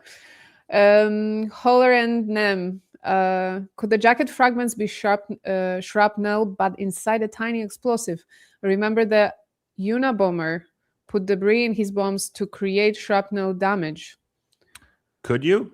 Yes. The problem with this is it had to be a directional type of explosive. So John Bray's shape charge theory actually makes sense because that could have done the actual damage. If you were to just put shrapnel inside of a mic and blow it up, it would just fray everywhere and blast everywhere. And you would have seen Charlie get ripped apart by that. You'd seen holes in his shirt and things like that. So no, I don't think it's just a shrapnel inside of an explosive. I think it would have to be some type of directional explosive, which is why I think if you are a believer of the exploding mic theory, John Bray's theory is the only one that's plausible. And just for a stream safety reminder real quick to panel and comments, can we keep it as clean as possible so we don't get flagged or blocked? So like words like the BOMB there, Cassia, we're not going to read those. We can replace it with a different word, please, just to be safe. That's not me. Fed slop as thick as gumbo mud. I like Barron's explanation of fed slop. That's for dogs, the Alpo that he does. Stephen Godwin, thanks for the super chat. I've not seen a mountain, but Stacy showed 2 peaks. Really? Wow. Yeah, nice low cut shirt, huh? A lot of people were commenting on that. Oh, that's what it means. Okay. Yep. Mills Art. Baron brought up the X-int catch on the spelling of caliber. Excellent. Yeah. Excellent. Okay. It stood out immediately to me yesterday during the trial as I am a CDN, and I thought it was weird a 22-year-old would spell it that way. Yeah. Several people share that sentiment. John T, thanks for the super. Matt, put the seat down lady in the house. Exactly. Cassie's in the house. Nate, I reload my own brass. Hobbyist. Friends that do it for resale. None would engrave casings that you intended to use. Risk of casing explosion in the chamber is way high to such bullshit. This is very true. All right. So my buddy Brian, the same competition shooter you guys saw in my ballistic videos, I was talking to him about this last night. And he mentioned this too. He's, you know, the idea that you're dremeling on ammunition, you very easily could damage the ammunition and it literally could blow up in your barrel. So not the smartest thing ever to do. So I would hope, as AZ Card says here, you guys don't try this at home, okay, with your own ammunition. Don't go engraving on your own ammunition and throwing it in a rifle. I have seen some of the mainstream media clips regarding this, and they're completely misleading using clips out of context. Yes, they are. Oh my God, Fox News coverage of this. And that's why it's so, this, you talk about, this is why Tyler could potentially be so screwed, is like, there's channels like ours, but we're niche compared to what the general American audience is seeing compared to like the giant mainstream media channels. And they're being fed the slop that it's an open and shut case and Tyler's guilty. And so the potential jury may see Fox News and see this and go into that trial and just be like, yep, he's guilty, before they even see anything. It's not good. A lot of people think, though, too, the judge is going to have to take it to trial because he has all that pressure from Trump and Erika Kirk. 100%. 100%. He has to, yeah. If he doesn't or didn't, they would probably roast him and end his career or something. Something would happen. He's done forever. Yep. Let's see. Alexander G. Where's NOK? Is that North Korea? I doubt it. Does anyone know how to spell nuisance? Nuisance. Nuisance. I think there's like one more E and two more I's or something. It's one of those fun words. So stoked to see Cassia in the group today. Australia. Thank you, Geneva. Madness, thanks for the super. Yay, Baron is coming. Hi, Nate, Matt, Cassia. Is that who you think the other guest is? How many people in chat think it's Baron? Put a 1 in chat if you think it's Baron. I don't even know. Matt's not even telling me who the guests are, so it's not letting anything slip. Hi, Cassia. I was feeling odd hanging out with these gentlemen all week. You fellas are great. Just nice to have a woman on board. The Go Max team. Yeah, I bring some balance here today for the ladies. Well, I think anyone that watches Nate and I knows that we're very fair. We don't like discriminate against people and that kind of stuff. We accept everybody. So yeah, I thought it was fitting. Happy to see Cassia is here with you, gentlemen. You're all the best. Much respect for what you do. Much love from Canada. Thank you, Catherine. Appreciate it. Surprise guest is Charlie Kirk. Imagine if maybe Charlie Kirk Jesse was in Beach on Pete. it. Yeah. Yeah. Charlie Kirk, Jesse, and Palm Beach Pete will be joining us later. We just cut out and they just like pop in like with static and stuff. A new member. Thank you, Krista, from the 1900s. Thank you. I'm wondering why they didn't cross-examine the cop who was talking about the arrest, etc. They will in the trial for sure. Watch Tech. Them claiming mountains of evidence is like Bush in early 2000s claiming weapons of mass destruction, nothing found. Yeah. Kash Patel wrote that note. Just saying. It's the penmanship's bad enough to think maybe. What if they, the secure team, put a fragment in his neck? We talked about this one yesterday when working on him on either side of the ground SUV. Just thoughts. My thoughts are Brian Harpool doesn't have any blood on his hands. And if he was actually shoving fragments into the neck of an arterial wound, he would have been covered in blood. So, no, I don't think he did that. But also the reason I don't think he did that is because I don't think he tried to save Charlie Kirk's life. So, also not great. So here's a question. So the John Bray theory, we're not going to say, what it is specifically, but John Bray's theory, if there were actually fragments found inside and it is actually a jacket and lead pieces, then how would he explain that if his theory was correct? And if it's true, right? Like if they actually found that inside of him? Well, then you have to have a gunshot and the explosive mic. you're not getting a 30 caliber round into his neck from a road mic. Well, That's Officer not gonna Tatum happen. says it's not possible. Yeah. Well, yeah. Officer Tatum is correct. You can't fit a 30-06 round inside of a road mic. So technically, he is correct. However, no one suggested that. So, yeah, you'd have to assume there's a gunshot plus I would say a gunshot plus a failsafe, right? Where if that gunshot misses, then you have a failsafe to make sure that Charlie goes night night. That's what I think would be the most. Also, you got a gunshot sound that goes off, right? So Yeah. I would say the failsafe angle is probably the best angle that would explain that. If you got both going on at the same time. Just say, Julie, thanks for being a channel member and the super. Showing some love to you, Matt. Thanks for the live streaming commentary. Christ is King. Now, I see a lot of you are jumping around between the different channels and playing us on multiple devices, and we appreciate that. Much love. Yeah, that's great. Thank you. That helps all the channels a lot. Is that for Cassia? It's me. Yes, sorry. Deb, I don't know. Curtis. Thank you so much. Maybe little Benny Shapiro got too deep in the rap game with facts and felt the need to start taking out competition. I'm thinking about doing a whole episode on that. This Ben Shapiro security detail stuff is getting real weird in the connection to this. Yeah, even Anna Kasparian reposted Candice and was like, Yeah, that's weird. Yeah, it is. Not me. Is that for me? It has a tick on it. That's weird. Let's see. Denim Van. Good morning from Nebraska, Matt. Hey, fellow Nebraskan. Thanks, everyone, for keeping these hearings in front of the public. 100%. ABA, thanks for the super. Text say, I planned this a week ago. Lance interview said he was engraving bullets a month before the event. Someone is lying. Exactly. Yep. It's not adding up. And you know, everyone's keeping track. There's thousands of people that are keeping all these details in mind. Rhonda Melikian. Love your show, Cassia. So glad you're on today. Thank you all for seeking the truth. Thank you so much for the generous super.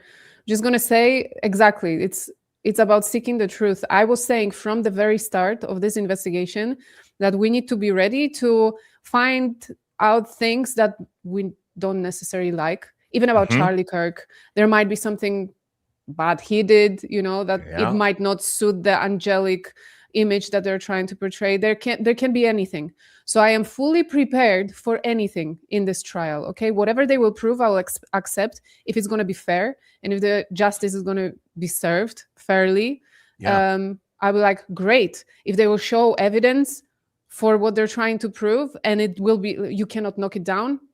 Amazing. We know the truth. But it's as long as we are not sure and we see this discrepancy, we see this weird inconsistencies, it's when it doesn't sit right with me. And I just want to say, I think, Nate, you said it on Monday, that there is a group of people that, has a lot at stake here. And it's not us. We're just here commenting and we're waiting what's going to happen. And we are on a journey to find out the truth. That's it. Yeah. The caveat, Cassia, that's exactly me and Matt. I mean, I think we talked about that yesterday, Matt. The exact same thing you said. What's bizarre is like their side is Tyler Robinson did it. There is no other possibilities. You have to believe it no matter what. Don't entertain anything else. That's their side. Our side, or me and Matt and Cassia, I'm sure, I don't care if it was Tyler. I don't care if it was Lance. I don't care if it was a state actor. If you show me the evidence for who did it, I'm okay with that. We want the truth. I don't have any skin in the game for whether it was or wasn't Tyler or was or wasn't Lance. I don't care. Just show me the evidence that Tyler did it. And I'm not going to go, you know what? I refuse. If you show me compelling evidence, okay, great. We get the truth. But we don't have any of that compelling evidence. So I'm sorry. I'm not just going to brain dead believe this official narrative because you tell me to. I want the truth, not whatever your specific narrative is.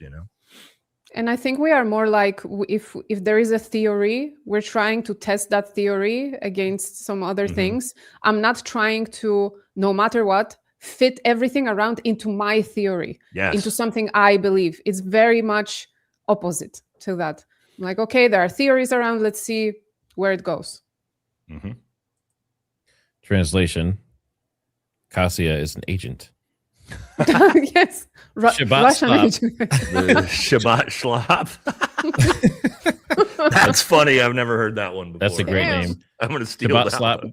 Thanks for the super. Let's see. Thanks for providing me with content to listen to this work week. Do not get in trouble at work. It's significantly better listening to my boomer coworkers. Oh, than listening to my boomer coworkers. Oh, we're back in. Thank you. Video. And I appreciate the patience of the parties as well as everyone in attendance when it comes to constitutional matters and balancing constitutional rights and transparency. This court will take the necessary time to make sure it's given the weight it deserves, and it is deserving of every moment that has been spent. Mr. Novak, turning to you. And perhaps before you begin, let me go ahead and make a record of what I noted that is at issue. And after I put this on the record, certainly if either side wishes to be heard about the court's understanding, I welcome your comments. Exhibit 24 was displayed on the monitor visible to the media camera. Exhibit 16 was displayed on all monitors and appeared on the live stream for approximately 3.5 seconds. The camera operator redirected camera before any party called attention to the display of Exhibit 16.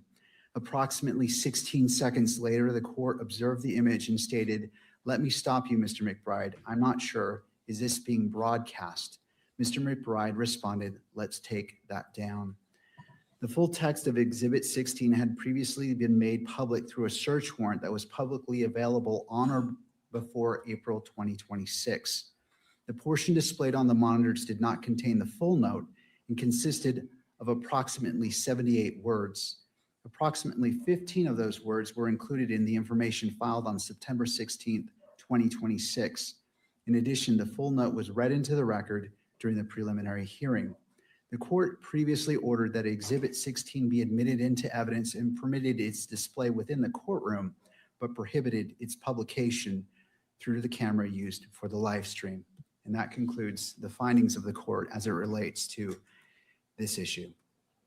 Do the parties wish to be heard before we go into what you're requesting about the record on what occurred?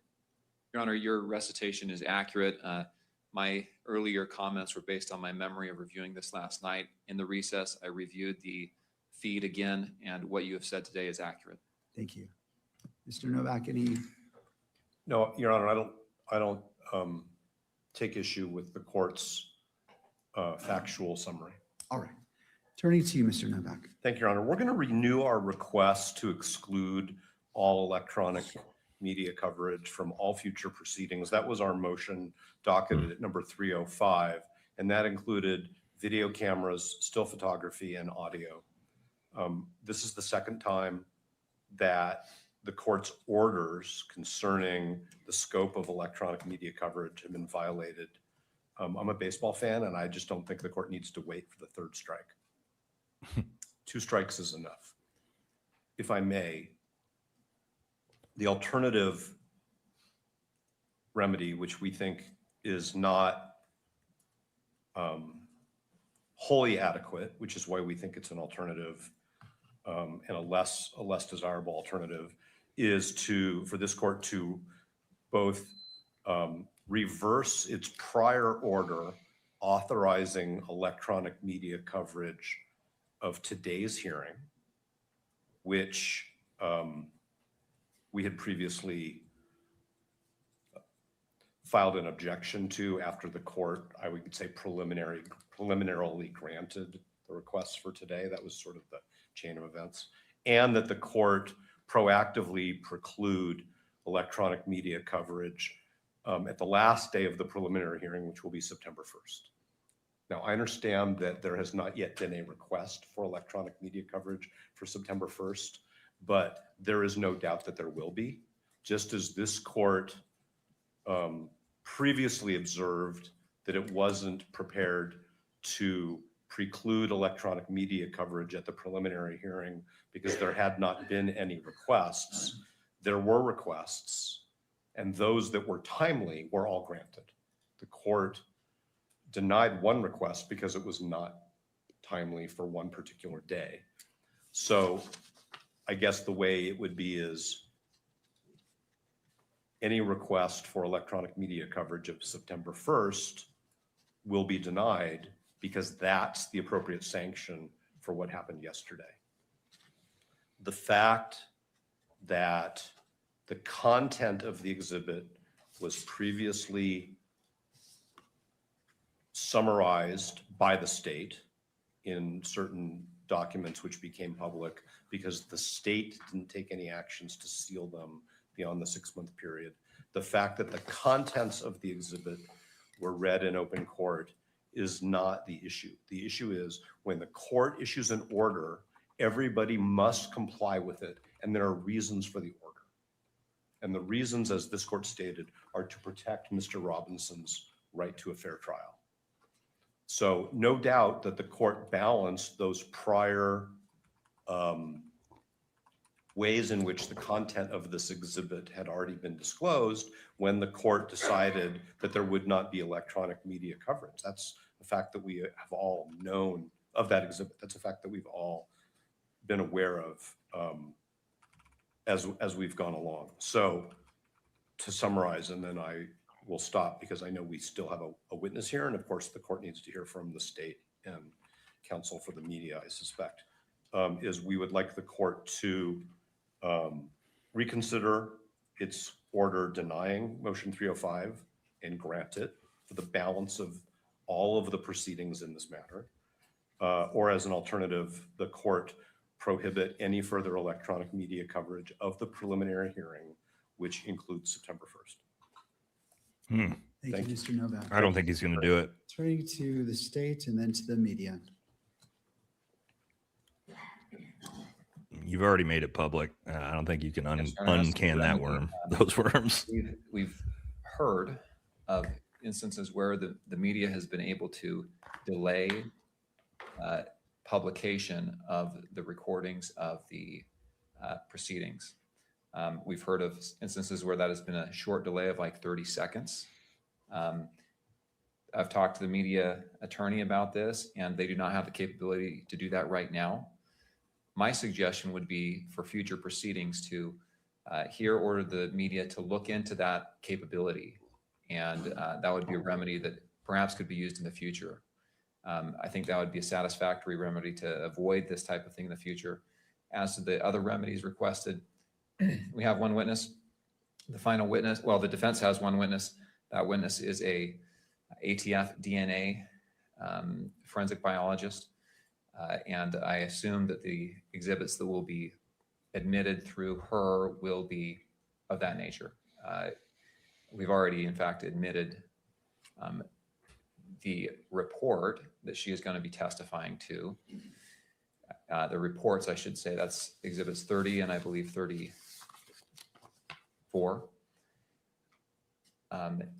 And so I don't think we have, and those have already been published. I don't think we have the same risks or, I'll just say risks with her testimony as we do with some of this other evidence that has already been admitted.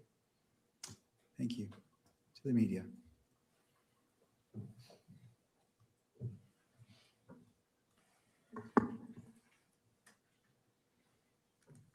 In a proceeding like this, the parties in the court and the media are working together to learn and to refine their processes. I hear Mr. Novak's remarks about challenges that we've run into in the past. I recall, it hasn't been that long ago, a time when the camera was placed in a location in the courtroom that was causing challenges. The court moved it. When there were challenges with aspects of the court's ruling, the court reiterated those, and those processes improved. We are getting better at this. Media is on board and recognizes the court's obligation and its significant efforts to balance the interests here.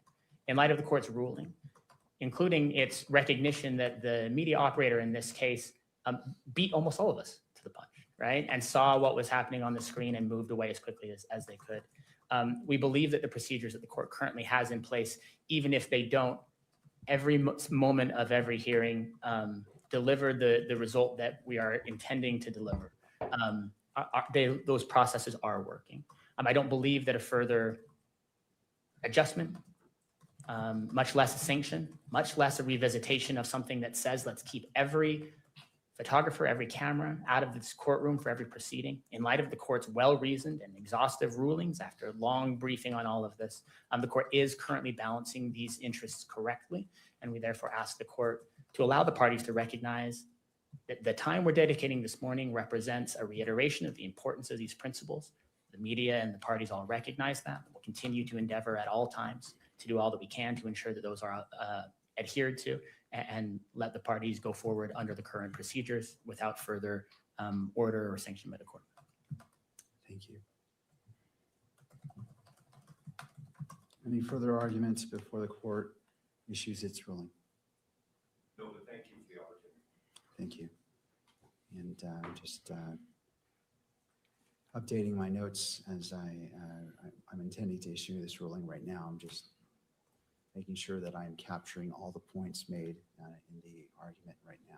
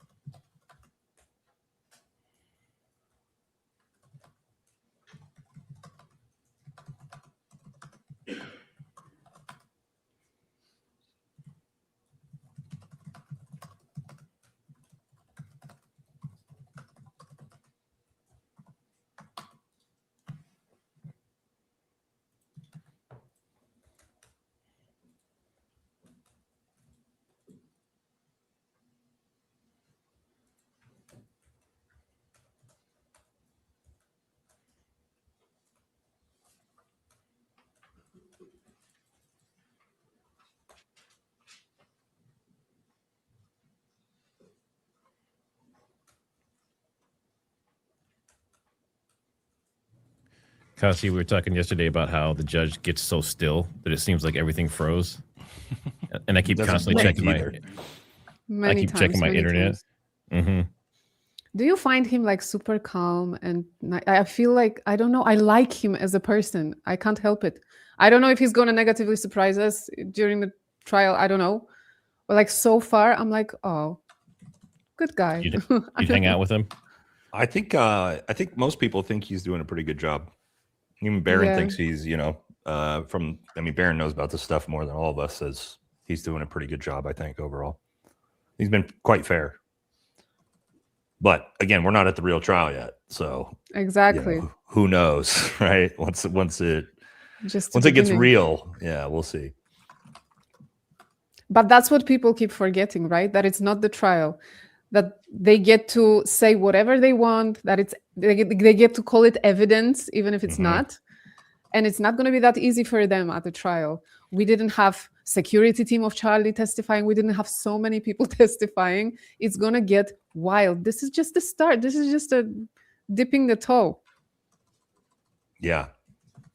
Yeah, and to your point, they can't say things like Tyler Robinson's rifle and Tyler Robinson was on the roof. Like, you can't say any of that in the trial. You have to say the suspect or the alleged shooter or the alleged rifle, which is why when you hear the judge says the alleged rifle, the judge will say alleged shooter, the alleged shooting. So but I think you're right that as far as I know, in this pre-hearing, they're not as like strictly required to the correct legal verbiage. They're not, because a lot of it is, this person said this and it's submitted as evidence. No, it would be like hearsay, objection. That's what would be happening. Yep. We saw on Johnny Depp trial, right? Right. Which is everyone going to be learns interesting that. Because if hearsay is not allowed and almost everything they've submitted is hearsay, it's like, what is the prosecution's actual evidence going to be? It's going to be DNA, Lance Twiggs' testimony. I feel like that's it. That's their case. So yeah, we'll see. Because Barron was saying, like, you're trying to go to trial. Oh, that's a funny sentence. But you're trying to do that. Like, show us something. Show us actual evidence. Show us a smoking gun. Mm-hmm. Nothing. Yeah.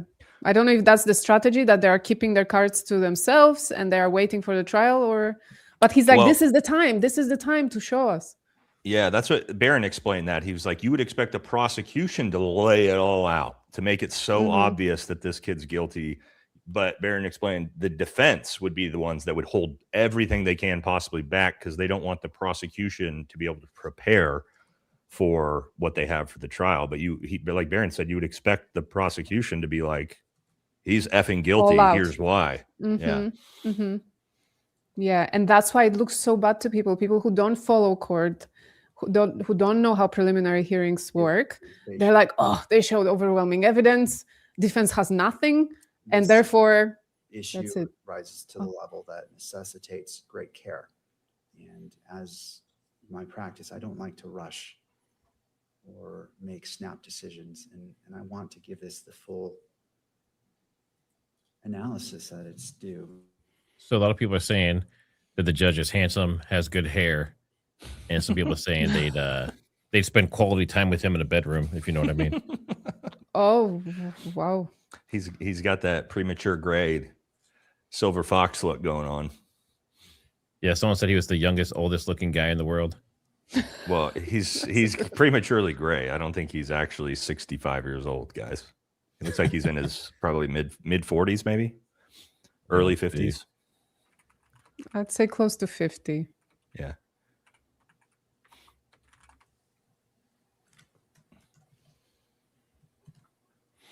All right. All Court right. will issue its ruling on the request by defense. Let's see what he does. The constitutional rights of Mr. Robinson and Ms. Kirk are paramount.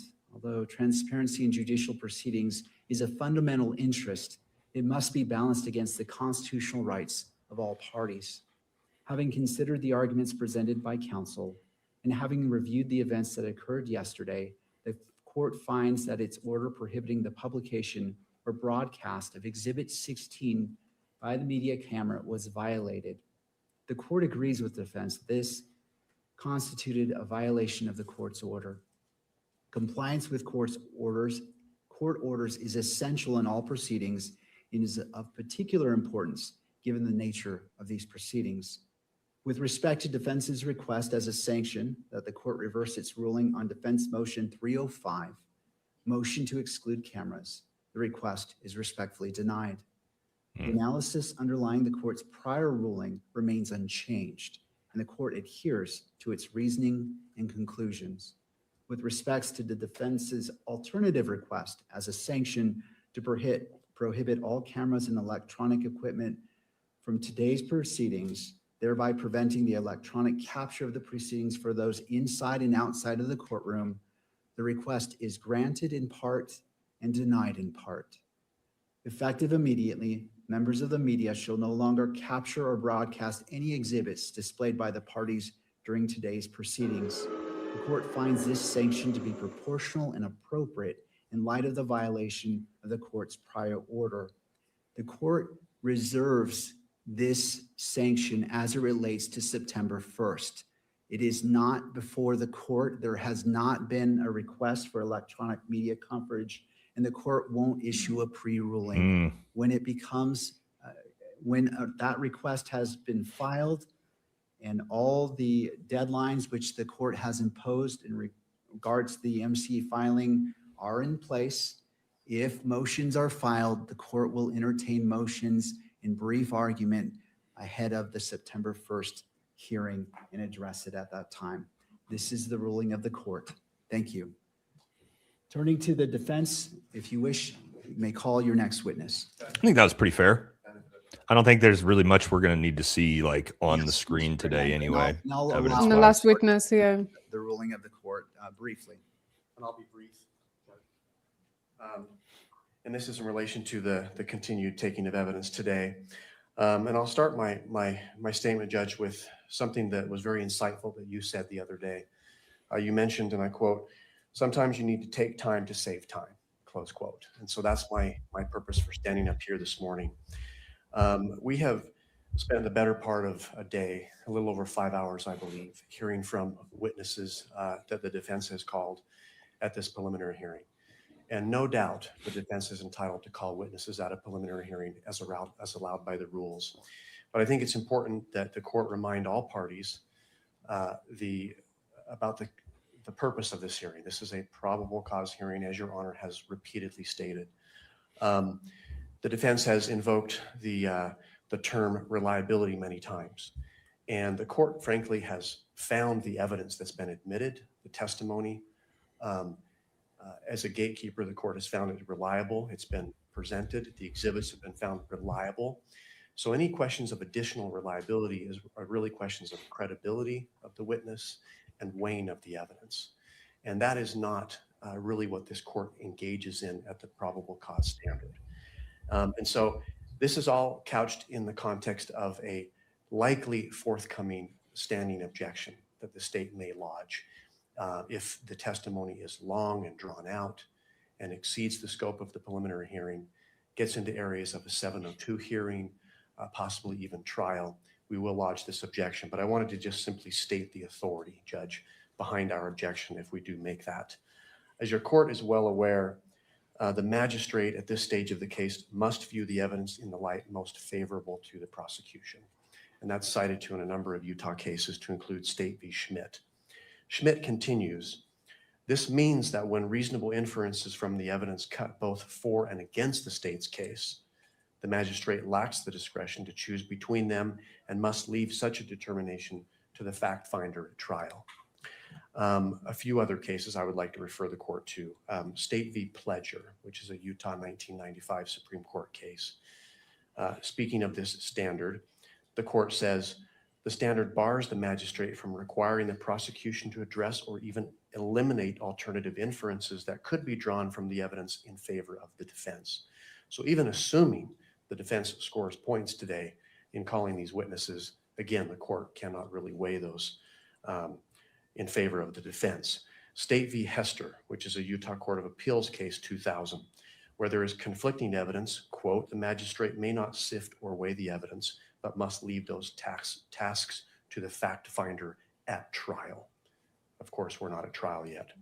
State v. Virgin, a Utah 2006 Supreme Court case, indicates that a magistrate may only disregard evidence at a preliminary hearing if it is, quote, so contradictory, inconsistent, or unbelievable that it is unreasonable to base belief of an element of the prosecution's claim on that evidence. There's a State v. Drozbecki case, which is a Utah Court of Appeals case 2010. Magistrates may only disregard or discredit evidence that is wholly lacking and incapable of creating a reasonable inference regarding a portion of the prosecution's claim, but must leave all the weighing of credible but conflicting evidence to the trier of fact. And finally, State v. Lopez, a Utah 2020 Supreme Court case.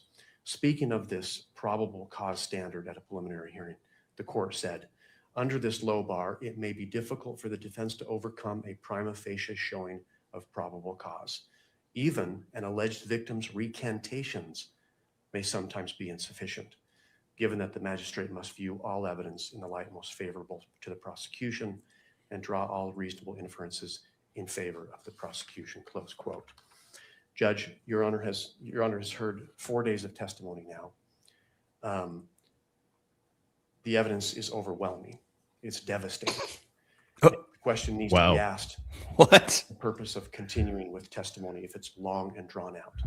Of course, the defense has the right to call witnesses, but it needs to be within the context of this preliminary hearing. So again, we may be lodging a standing objection of relevance and exceeding the scope of this hearing. That's my record. Are they trying to block the witness or the? Yeah. Other than Yep. these wishes to be heard as it relates to Mr. Grunander's statement. Then why even have the pre-hearing at all if you're just required to just agree with everything the prosecution says? Don't even have it. Just have the trial. Just believe it. Yeah. Yeah. I'm not sure what was being requested by Mr. Grunlander.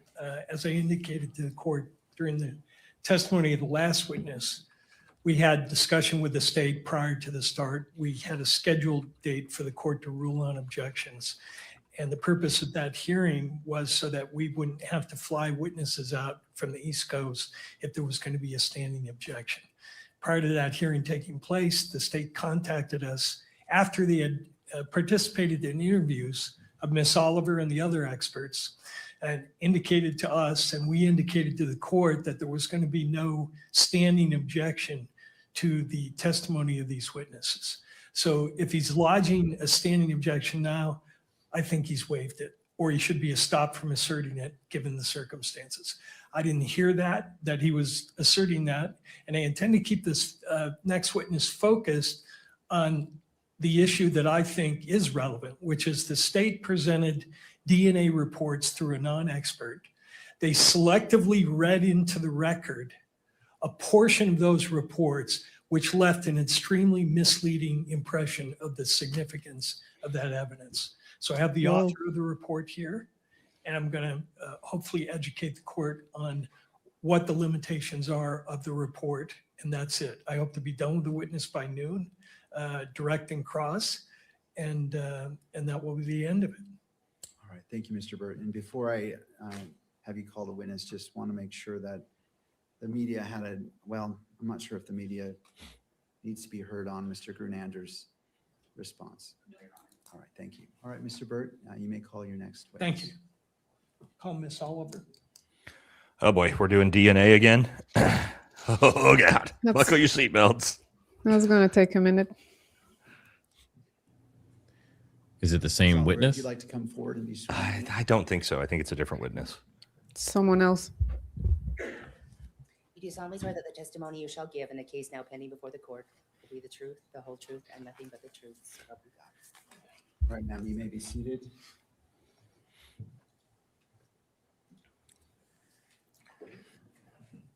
And there's a water bottle to your left if you wish. And after you're seated, if you wouldn't mind adjusting that microphone, bringing it close to you to pick up your testimony from today. Mr. Burt, your witness. Thank you. Could you tell us your name, please? Caitlin Oliver, Oliver.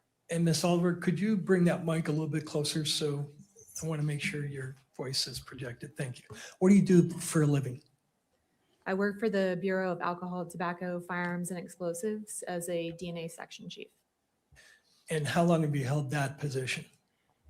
I've been a section chief since January, and I've worked with the ATF for about 9 years. Prior to that, I was a forensic biologist.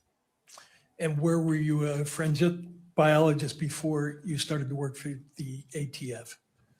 Prior to the ATF, I worked for Jefferson Parish Sheriff's Office in New Orleans, Louisiana, as a DNA analyst and a DNA quality manager. Back in September of 2025, what were your duties and responsibilities? I was a forensic biologist. And do you recall that around September 11th, you received a request to do some DNA work at the request of the state of Utah? Yes. Could we display State's Exhibit 30, which is in evidence?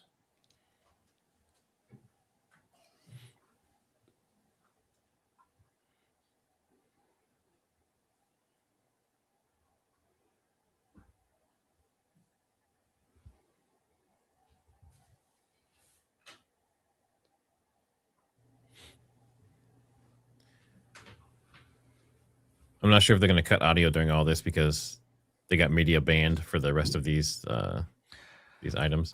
I mean, they already showed these. Like the defense said, everything they're going to show today has already been put into evidence. So to me, it's like at this point, you already showed them. Yeah. Anything new, I would understand. But if you showed it already in the trial, then it's kind of irrelevant.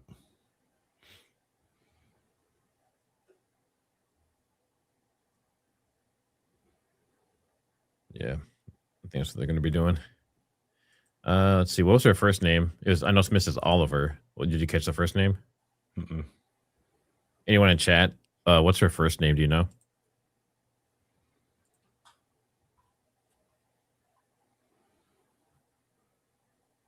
Caitlin. Thank you. Oh, they did cut the audio. What are they looking at now? Do you know? DNA.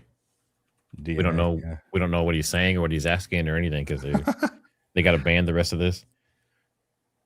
Rest of today. So what, are we just not going to get audio? That's not going to do us anything. I think it's only when they're showing something on the screen to her. Oh, okay. Yeah. Okay. But we can't Yeah. even hear them discussing it. No, That doesn't make sense. because audio and video are combined with the ban for electronic media Mm, in America. I don't know how they do it in Poland and Cyprus, but me neither. hopefully you never find out, right? Exactly. I stay away. It's okay.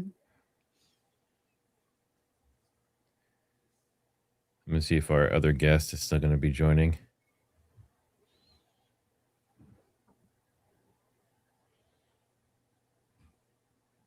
Yes, they will be. Are they actually talking about anything right now? Because he's like on his phone. I think they're Or- talking. Yeah. Or are they I trying think to get? Or are they trying to Like- get the exhibit set up right now? Because they don't It look like looks he's like- paying any attention to what's going on. Honey, I'm gonna be late. They brought DNA again. Like he's not looking over at her. Oh, okay, he finally just did. I was gonna say he hasn't even looked at her or the defense in like 2 minutes. He's like, Mrs. Kirk, please do not text me during trial. Allegedly. I'm just kidding.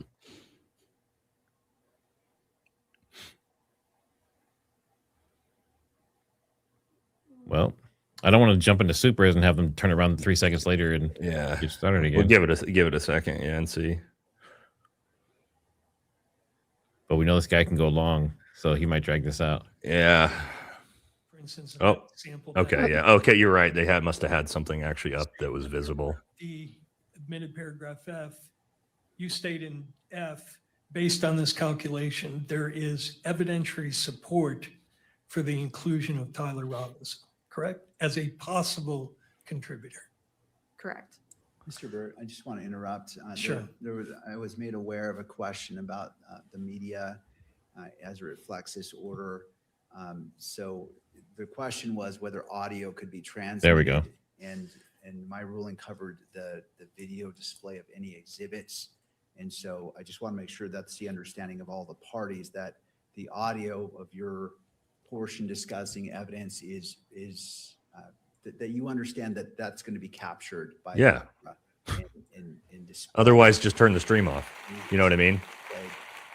No audio didn't do it, and no audio, no visual. Court's ruling, yes. And to the state, and to the media. Yep. We're gonna So we get get audio. it back now. Yeah, good.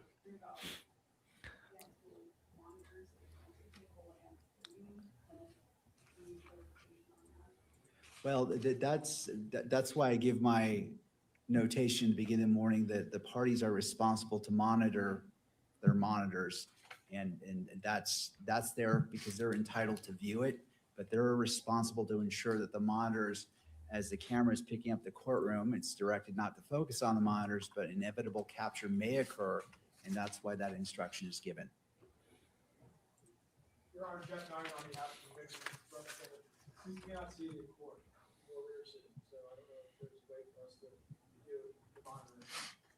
I think that's Erika Kirk's lawyer. I don't understand what you're saying. It's not being published on this It's not one. being published on the monitor.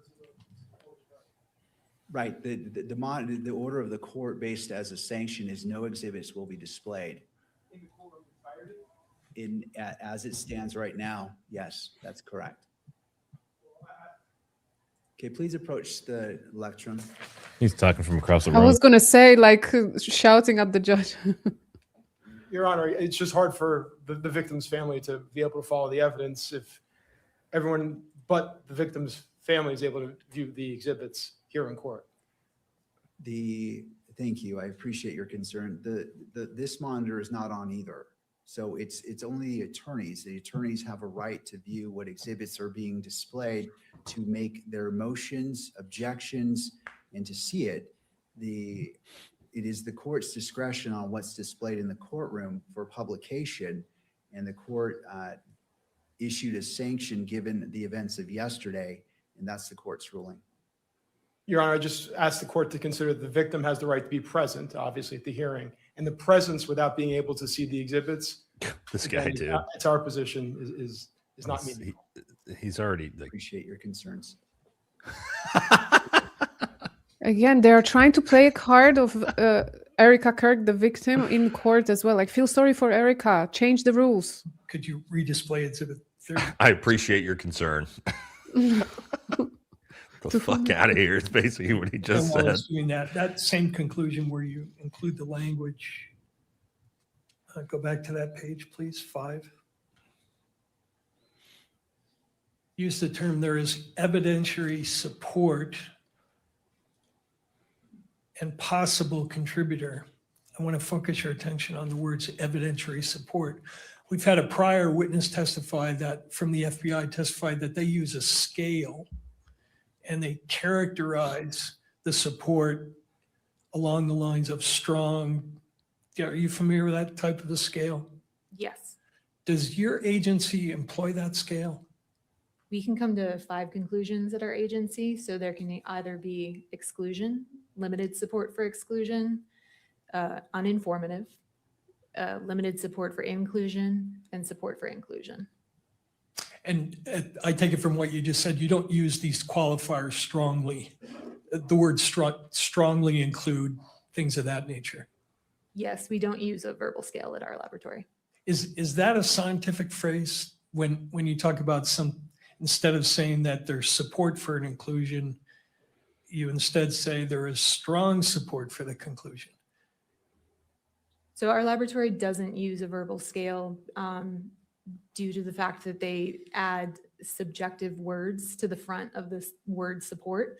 It is our stance that the likelihood ratio statistic, the number stands on its own. So we report the likelihood ratio and either support for inclusion or support for exclusion. Thank you. Would you go to page 8 of the report and highlight the very top of the first 2 sentences? You included this language in your report, correct? Correct. And in fact, you included this language in all 3 of your reports, referring to the conclusions conform with the relevant Department of Justice policy on uniform language. That's correct. Right. And why do you include that language in all 3 of your reports? It's standard language for our reports. Our reports adhere to the DOJ Ultra statement. Okay. And could you go now to Exhibit Oliver 4 for the witness only? Not admitted yet. Are you familiar with this document, the Department of Justice Uniform Language for Testimony and Reports for Forensic Autosomal DNA Examination using probabilistic genotyping systems? Yes, I am. Right.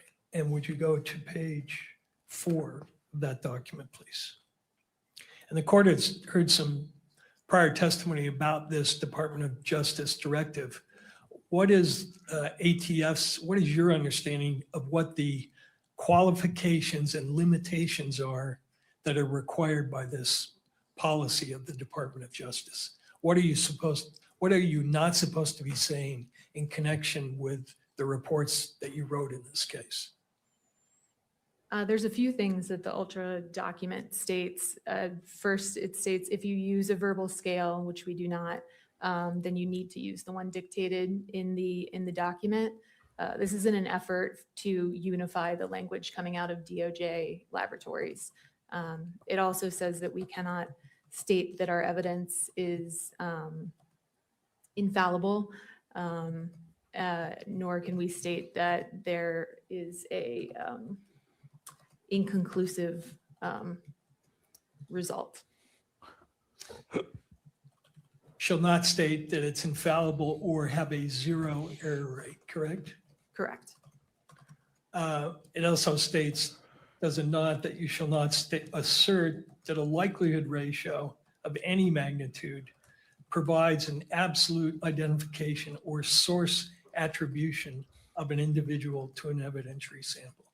Correct. And are your reports in conformity with that? You're not stating or implying that anything you did here is asserting an absolute identification of someone as the source of any of the evidence that you examined, correct?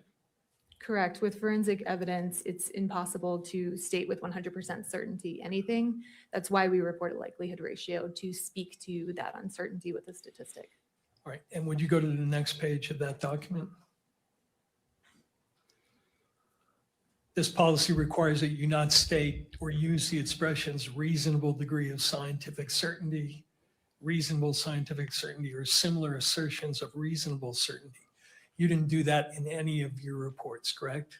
Correct. You're not asserting anything with respect to any reasonable degree of scientific certainty, Correct. correct? Now, when, you can take that down. When did you first receive the assignment in this case? I would have to refer to my case record to know the exact date. Do you have those in front of you? Oh, Matt's gone. Okay, bear with us, guys. 2 minutes. Matt was warning at the still live? beginning. Sometimes is because if he ends the stream, it'll end it for all of us. So I don't know. Are you guys still here? We are still Oh, live, and Matt is Yeah, we're doing good. back. We're good. It's something glitching in Chrome, but we're good. So I'm pulling up right now. We're right back where we left off. And if that happens at any point the rest of the day, same thing. I'll be back on in a split second. And it's only happened once this week, just now. It's never happened before. It said so. Matt's pooping. Because I'm here. They got, yeah. See, now you're getting it, dude. That's what happens. Don't add me to your. No, that's the chat. Look at the chat. It's not me. All right, we are back in. Does that third page help refresh your memory on when you may have received this case? Yes, on September 12th, 2025. Okay. Is that when you first started doing work on the case, do you think? Yes, it is. Now, prior to doing work on the case, did you receive permission from someone to consume any samples in the case? Yes, I did. And could you go to page 15 of those case notes, please? Again, for the witness only.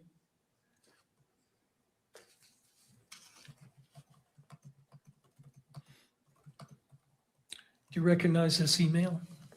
Yes, I do.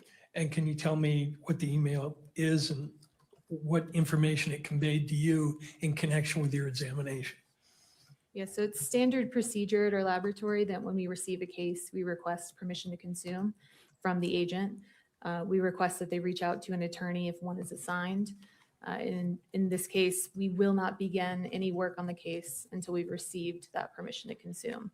So this email is us receiving permission to consume the samples and move forward with testing.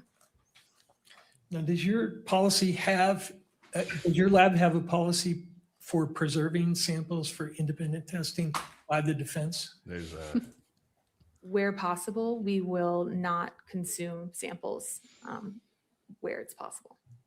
And that policy is a longstanding one, not only in your lab, but pretty much everywhere in forensic DNA analysis, right? That's correct. Goes back to 1996, does it not, when the National NRC recommended a policy that samples be split wherever possible at the front end of the analysis to allow for independent examination.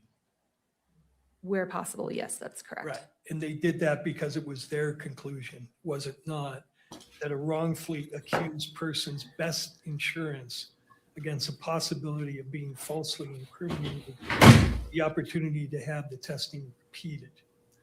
Such an opportunity should be provided whenever feasible. Correct. Okay. Could you now go back to Exhibit 30? Page 8.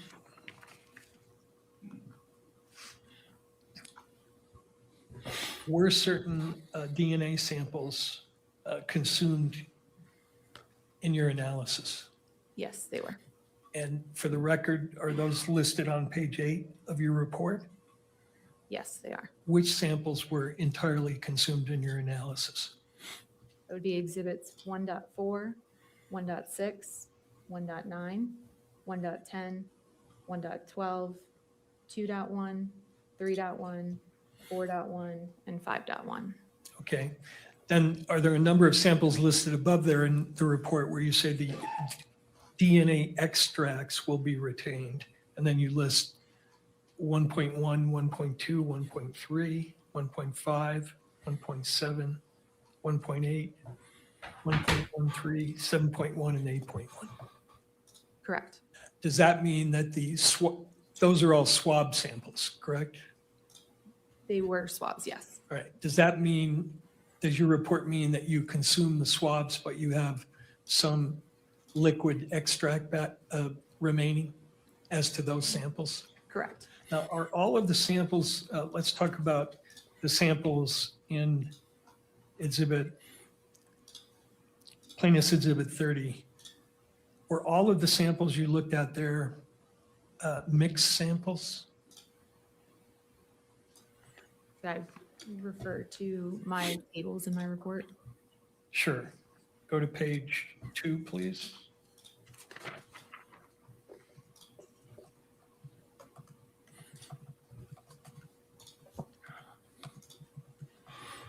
Can we go to page 3 and 4? 3 and 4, please.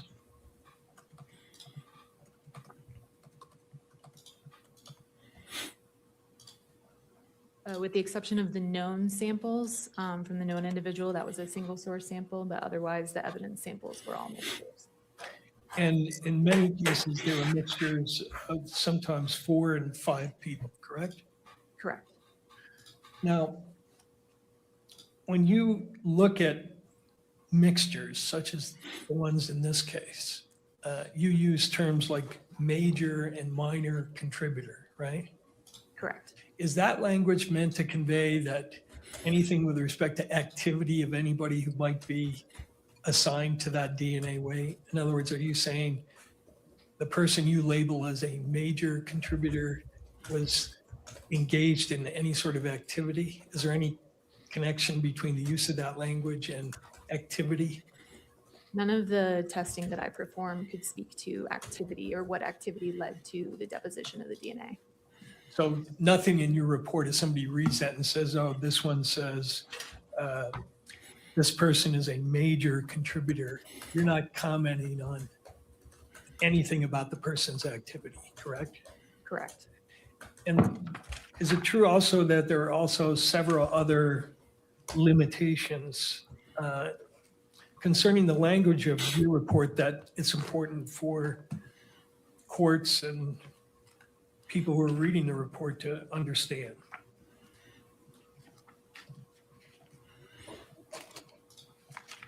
I'm sorry, what was the question?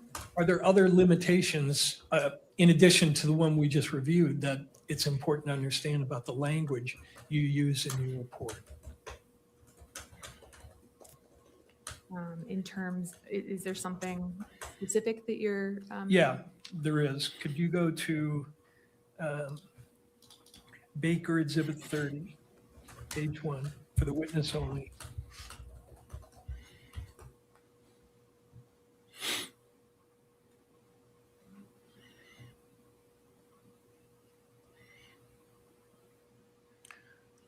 Are you familiar with this publication? Yes. This is a publication by the National Institute of Standards and Technology called Forensic DNA Interpretation and Human Factors. Correct. This is put together as a guidance document for practitioners on what to simplify, essentially what to say and what not to say. I don't know that I would call it a guidance document. NIST is not a regulatory body for DNA testing. It was a report that looked into forensic DNA reporting and specific human factors that could affect our testing. So they may have had recommendations, but as far as them being a regulatory body that's issuing guidelines, I wouldn't state that. Okay, that's fine. Could you go to 136, please?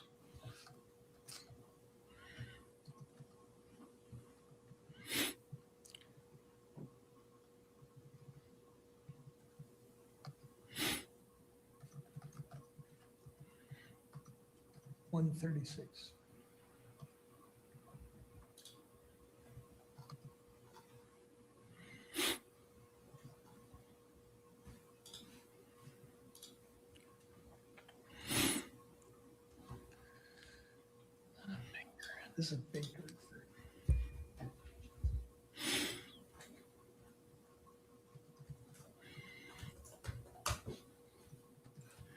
Hey, Nate, I'm not sure if it's you or me, but one of us is sniffling on the mic, apparently. Everyone's talking about it in chat. It's probably me.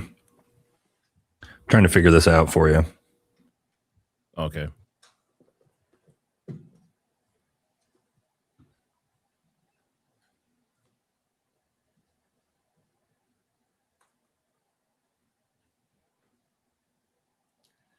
There we go, right there. Wait, 135, I'm sorry. And then scroll down to the next page. So they're making recommendations here as to how the report should be worded, correct? Correct. Let me ask you whether you agree with some of these limitations, or they call them caveats. They talk about how you describe the number of contributors, and they say the true number of contributors of DNA to an item can never be known. Do you agree with that? Yes. Okay. They also say, let me ask one question before I ask this one, which is, do you use something called a reporting cap in all three of your reports? Yes, so for our likelihood ratio statistics, we cap the statistic at 1 trillion. The actual number could be a lot higher. It could be quintillion, octillion. We chose 1 trillion because it has meaning, I think, to people that can understand what 1 trillion is. An octillion and a quintillion gets a little high at that point, so we cap at 1 trillion. And they talk here, do they not, about how you convey the idea of a reporting cap? And they say the LR reporting cap was chosen because of the limitation of biostatistical modeling and independence assumptions of STR loci. Do you agree that that's why the cap is chosen? I believe we chose our cap for the reason I stated. Do you disagree with that statement in terms of why the cap is chosen? I'm not familiar with the paper that's referenced there, so I would have to familiarize myself before I said I agreed or disagreed. Fair enough. And then they also suggest that you alert in your report that profile descriptors cannot be applied to activity level issues. Do you agree with that? Yes, so this is what you were stating about calling a major contributor. It doesn't speak to the activity that led to the DNA deposition. Right. DNA profiles may be described as major, minor. However, these descriptors should not be interpreted in the context of a decision regarding the nature or the mechanisms, actions, or timing that led to the deposition of the DNA. You agree with that? Correct, yes. All right. And then the other sort of limitation, convey that the DNA results cannot be interpreted as the analyst providing an opinion regarding who the source of the DNA is. Yes, so this is once again, we don't make source attribution statements. We will say there's support for inclusion, and then we back up that with a statistic. So from a scientific standpoint, you couldn't read the paragraph that sets out the likelihood ratio in your report, whatever the number, and then blast a headline in the media, Mr. Robinson's DNA is found on this item. That's a source attribution, is it not? Correct, yes. And that would not be scientifically defensible, would it? Correct. Okay. Another limitation they talk about on likelihood ratios on the next page, please, 137. Likelihood ratios cannot speak to the likelihood of a proposition, only to the probability of the results given a pair of propositions. Do you agree with that? Yes. Explain that, because that's a little above my pay grade in terms of understanding. So a likelihood ratio statistic compares the probability of the DNA profile of the evidence given two competing hypotheses or two competing scenarios. Typically, the first is that the person of interest is included. And then the exclusionary hypothesis would be that the person of interest is excluded. So there's a random, unknown, unrelated individual contributing. And when they're elaborating on that point, they say a likelihood ratio indicates if and to what extent the DNA analysis results support one proposition over another. It is not possible on this basis alone to determine which is the most probable proposition. Do you agree with that? Yes. Okay. And then the next limitation they suggest you convey is that convey that DNA statistics cannot imply uniqueness within a population. Do you agree that that's a legitimate limitation? Yes. And explain what that means. Does that go back to the issue of source? You can't assign a source to a DNA sample? Correct. Okay. It says you should delineate the meaning of a verbal qualifier, but you didn't use one in this case, right? Correct. Okay. Now, you mentioned that your testing cannot, and correct me if I'm wrong, I don't mischaracterize it. Your testing, none of the testing in any of the three reports can answer the question of how and when DNA got deposited. Is that true? That is true. DNA can't speak to the activity that led to the deposition of the DNA. And the report says, with regard to that issue, with the increased sensitivity of DNA techniques and sophisticated software, a DNA profile may be developed even when the contributor of that DNA never touched the item or area that was swabbed. Alternatively, a person's DNA may be present when they were not involved in the crime. Do you agree with that? Yes. Once again, I cannot speak to the activity. Can you explain how it's possible that a DNA profile may be developed even when the contributor of that DNA never touched the item or area that was swabbed? So it's possible if, say, the pen that you're sitting there using for the week, you say hand it off to the judge, and the judge then touches it for a period of time, and then I swab it. It doesn't speak to who handled it last. I could test that. I could get both of your profiles. I wouldn't know which person was the last person to handle that item. All right. And similarly, if you had a lot of DNA on your hand, we shook hands.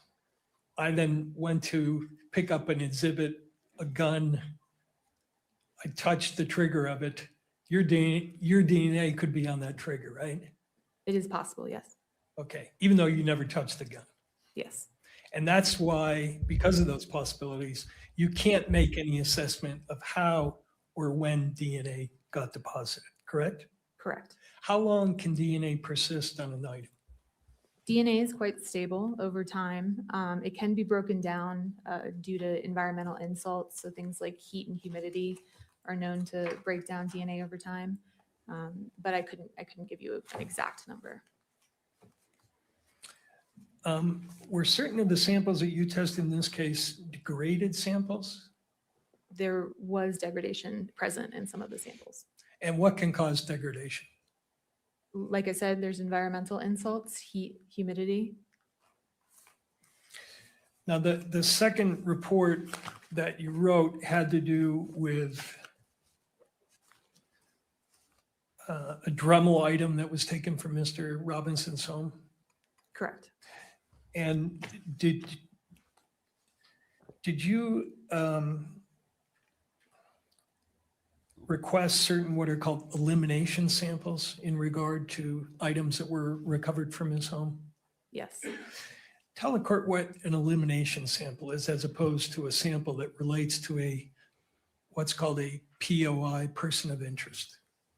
So an elimination sample is a sample taken from a known individual that it may be assumed that they could have come into contact with it. If I were to say swab your vehicle, then I would want your DNA sample as an elimination to eliminate you in order to look for any additional DNA that may be there. And you say they're assumed contributors because depending upon the location, for instance, somebody's house, you would expect if there were multiple people in that house that perhaps everybody in the house could contribute to a certain DNA result. It's possible. So you'd want samples from all those folks to see if they contributed to an item that would be associated with a place where they congregated. Correct. And I noticed from your case file that you also requested, but I don't think you received, elimination samples from agents who were involved in this case. Correct. Why do you request those samples? The type of testing we perform is quite sensitive. And so it is a standard practice that we request elimination samples from any of the investigators involved in order to potentially eliminate them in case they could have contaminated the evidence. Okay. Now, in report number 157, if you could bring that up, please. Oliver 157, which has been admitted.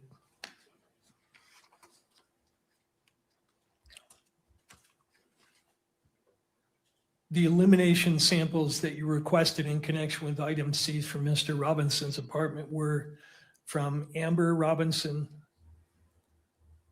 Matthew Robinson, and Lance Twiggs, correct? Correct. And that's because you had information that those people were associated with the house. Correct. And when you tested or compared, first of all, you determined their DNA types, right? Correct. Then you compared their types to what you found on the evidence. Correct. And for a certain number of those samples, you found the presence of DNA of your elimination samples, not because they were suspects, but because they were associated with the premises, right? There was support for inclusion of some of these individuals, yes. Okay, and if you could scroll down to page.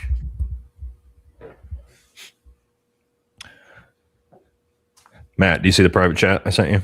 Which is Figure this out. I just want to review briefly with you. Did you Try doing I'm that? doing, I'm doing it right now.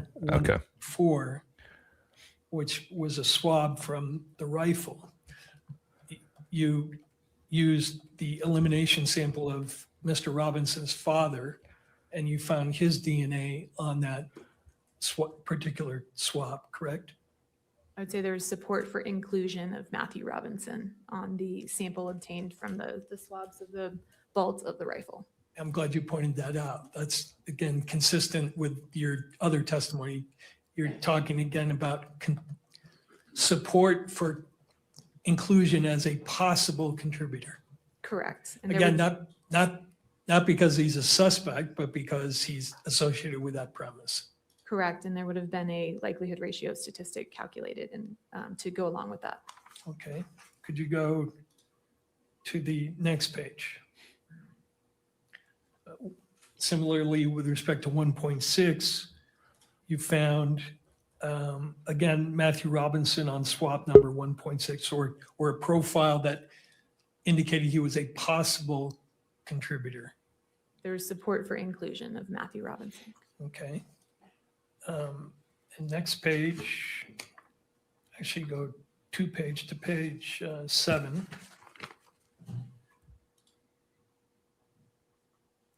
You found support for inclusion of Lance Twiggs on swabs of buttons of a Dremel tool, correct? Correct. And going back to what we were talking about before, if a person named Lance Twiggs lived in that residence, came into contact with Tyler Robinson, and then touched a button on a Dremel tool, you'd expect Mr. Robinson and Mr. Twiggs's DNA to be on there, right? Or you could. It's reasonable to assume that anyone living in the household could have contributed to DNA on an object found in that household. And similarly, you found profiles to suggest support for inclusion of Mr. Twiggs on other areas of the Dremel tool, correct? Correct. Okay. Now, the last area I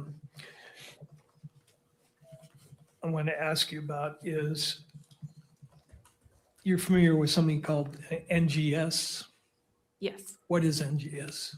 NGS stands for Next Generation Sequencing. It's a DNA technique that sequences your DNA. So it looks at the individual sequence of your DNA. And is it true that in your field, that whole area of NGS is something that's at the forefront of everybody's attention? For instance, when you go to seminars and you look at the presentations, there's a lot of talk about NGS, right? That's correct. Yes, it's a newer technique. And is it being developed by ATF as a technique that's going to be used or has been used? Not at this time, no. And is there plans to do that? Not at this time, no. Okay. Do you know if I believe there may be some laboratories in the United States that have it in use, but I wouldn't have direct knowledge of that. now you used a program in this case called STR Mix, correct? Correct. And that's sold by a company in New Zealand, that software? Correct. Have they developed another program called STR Mix NGS? I'm not aware of NGS software. Could you go to 156, Oliver 156?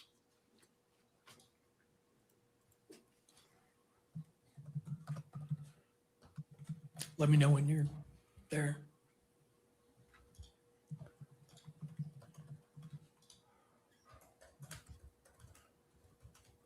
Are you aware that STR, the developers are selling a product called STR Mix NGS? I was not aware, no. Okay. Now, sequencing analysis is different than what you did in this case, correct? Correct. And how so?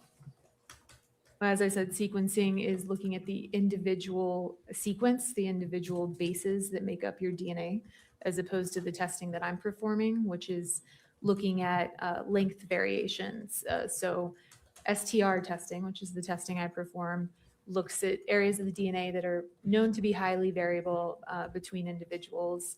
And there are areas where the DNA sequence repeats itself over and over again. And depending on who you are as an individual, you may have a different number of repeats present at that location. So the testing we're performing is looking at those length variations. There's a distinction between, say, if you have 10 repeats versus 12 repeats. But you're not looking within those lengths to see what the sequence of the DNA is. Correct. And that's what this new technology is designed to look at. Correct. And the reason it's designed to look at that is because it's been found that there are DNA areas that are different in sequence, even though they're the same length. Is that true? I think the reason for developing NGS software is to add another tool to a forensic biologist tool belt. Okay. Now, could you go to 154, please, for the witness only? You're familiar with this chart? Yes. Okay, this lists all the alleles that you found for all the testing in your 3 analysis, correct? No, it looks like, No, you were right, 154.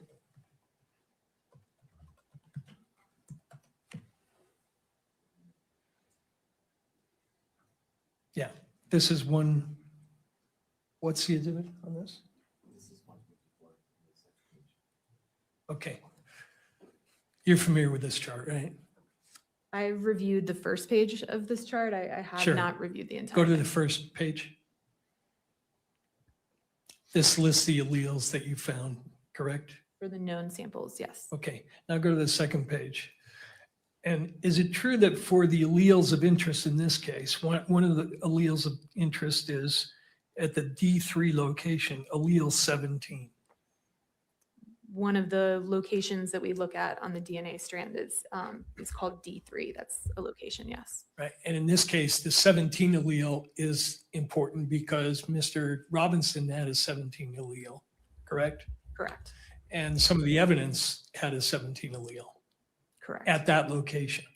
Correct. So as I understand the way you do this, you look and compare whether those are the same number, basically. I wouldn't state that's how we do our comparison. So it's not just number matching. We're using STRmix, the StarMix software, in order to perform an analysis of the software that looks at the possibilities for a DNA profile and make comparison to the knowns that way. We aren't using a chart and just doing number matching. Yeah, and I wasn't suggesting you did, but you're looking at the alleles and measuring the peaks, and it's a fairly sophisticated process, correct? Correct. But the bottom.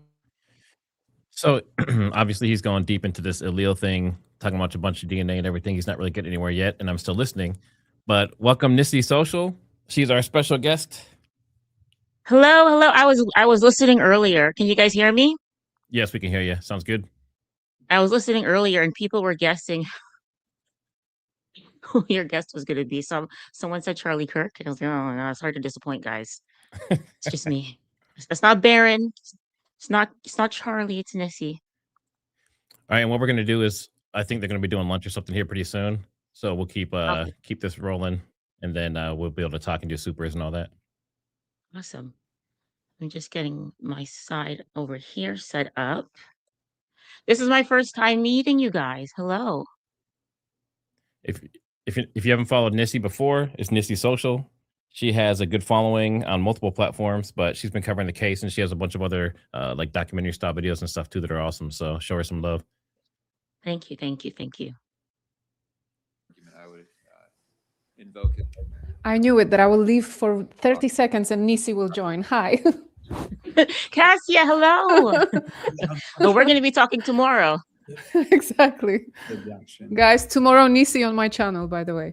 So join us. It's true, is it not, that at least 1, 2, 3, 5 of the locations of interest in this case, researchers have found that the alleles that you were looking at, these isoalleles, have different sequences but the same length. Objection.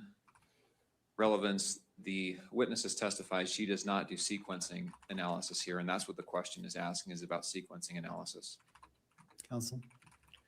The point, though, is that her testing cannot distinguish between these isoalleles, and therefore it goes to the weight of the comparisons. But if she didn't do that. Yeah, that's the point, is that she didn't do it, and therefore she's not in a position to draw conclusions. Mr. McBride?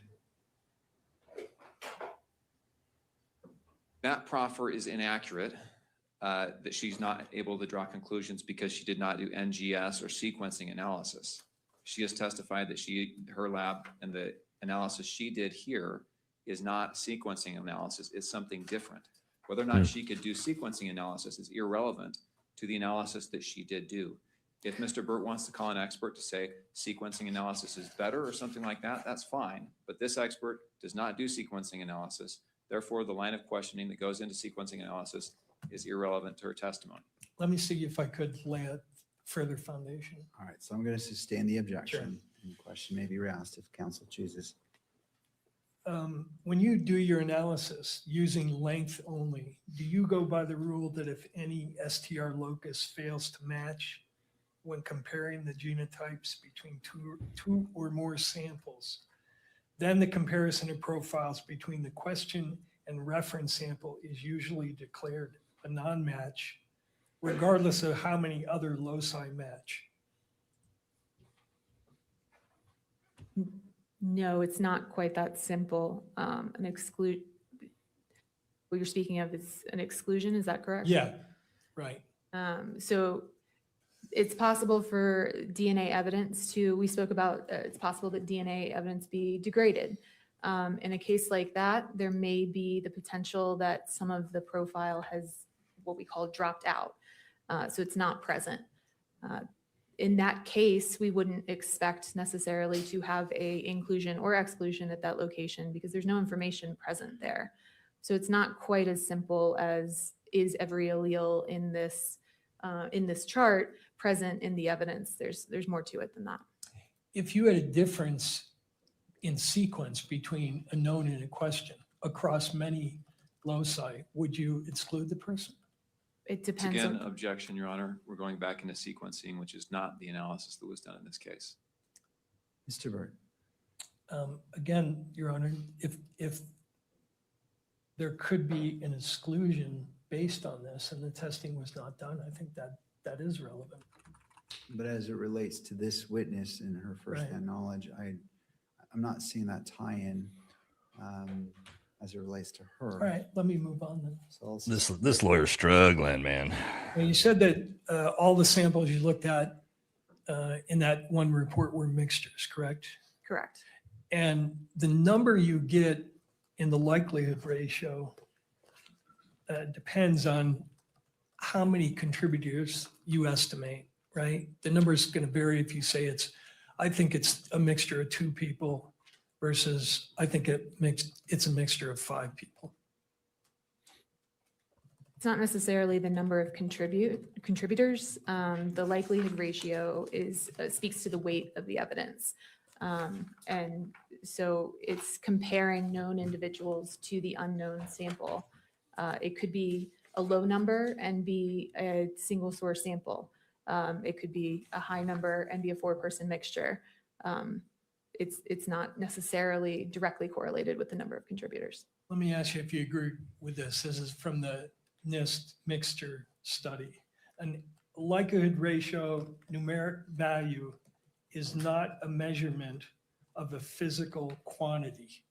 Do you agree with that? Correct. Rather, it is a ratio of probabilities in the opinion of the expert assessing the likelihood ratio and is dependent on the specific propositions used to formulate it and also on the individual making the assessment. Correct. Yes, I agree. And does the final likelihood ratio depend on the number of contributors you assume? No, it does not. It has no effect whatsoever. It can have an effect. It's possible. It's possible multiple other factors could contribute to the likelihood ratio. Is it somehow difficult to figure out how many contributors there are in a sample?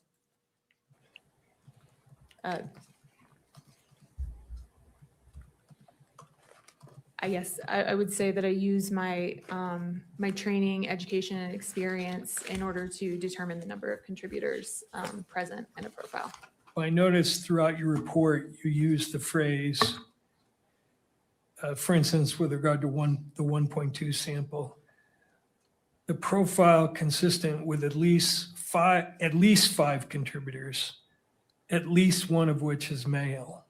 And for 1.1, you say the profile is consistent with at least 4 contributors. I assume by the word at least, you're signaling that it could be more. Correct. And as the number of people to a mixture increases, the difficulty in sorting out that mixture increases as well, correct? Correct. I noticed in your standard operating procedure, there's some guidance on interpreting 3-person mixtures. Familiar with that, right? Yes. And it says, and correct me if I'm wrong, approximately 70% of 4-person mixtures present as 2 or 3-person mixtures based solely on number of alleles present.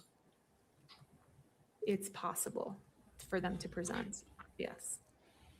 Well, it doesn't say it's possible. It says, for example, approximately in all cases, assuming a mixture as a result of the combination of 3 people must be done with caution. For example, approximately 70% of 4-person mixtures present as 2 or 3-person mixtures based solely on number of alleles present. You said you're referencing my SOP? Yes. Is it possible for me to take a look at it? Sure. Your Honor, I'm going to object at this point. The point that defense counsel is getting at is made in the last answer, which is the difficulty of sorting out mixtures increases as the number of contributors increases. That's all understood, but that has nothing to do with the probable cause determination. Even if it's difficult, the inferences and the evidence is weighed in the favor of the state. The court cannot weigh the difficulty in determining this evidence. Is it fair for a trier of fact at a jury? Sure it is. But we're now getting into weight issues that are relevant for a jury, but not for this court. Well, he's implying this is going to be an extended discussion. I have one question which he wants to look at her manual to make sure it's in there. So, and then I'm done. All right, I'll allow this question, so I'll Thank you. overrule the objection. She may review the material and So could you bring question up can be rephrased. one exhibit, Oliver 148? This is your SOP document, correct? Correct. And then go to page 83.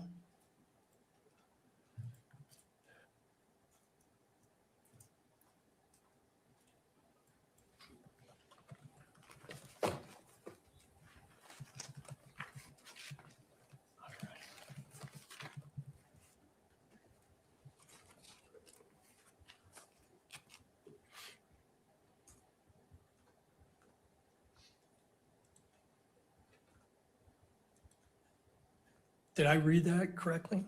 Yes. And so it's true, is it not, that approximately 70% of 4-person mixtures present as 2 or 3-person mixtures? It's possible. Thank you. That's all I have. Thank you. We've been going for a bit, and depending on how much to cross, and trying to decide if a break is warranted or if, Mr. McBride, you wish your cross is limited. Again, not trying to say which way you should go. I'm just trying to weigh whether we should take a break. Probably be 20 minutes. All right, let's just keep going, and then at that point, we can take a break. Thank you, Mr. McBride.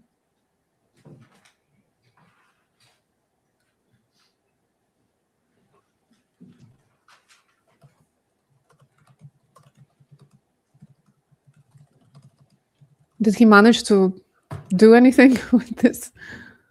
Not yet. He's done this for 2 days, DNA stuff, and really hasn't made a point yet. So Yeah, exactly.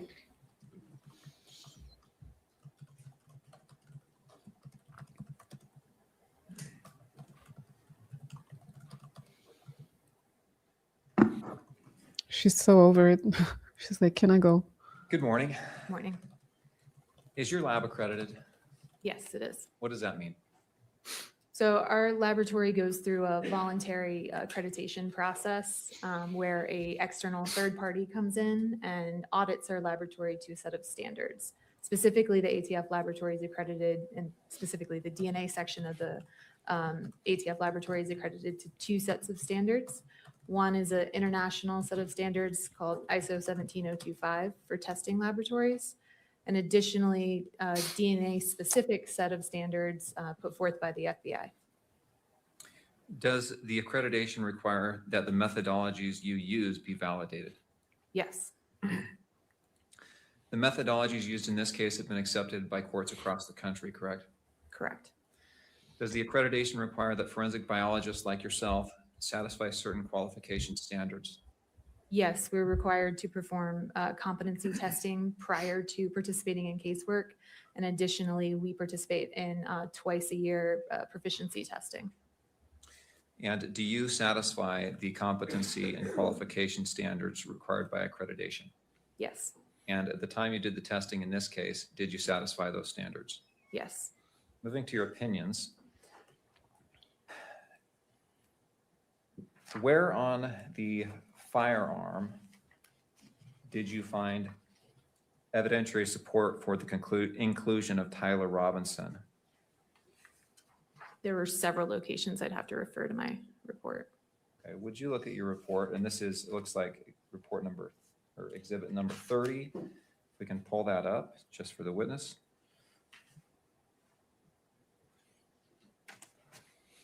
So someone in the chat said that they managed, what they are getting at is that they didn't take samples from the agents, people who handled DNA and all those things, that there is no results for those things. Thank you, Kimberly.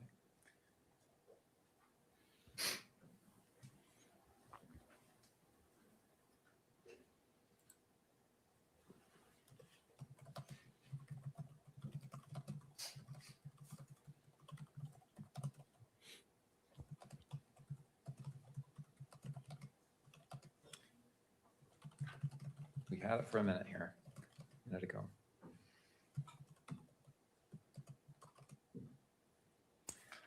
Okay, if we could go to page number 2, please.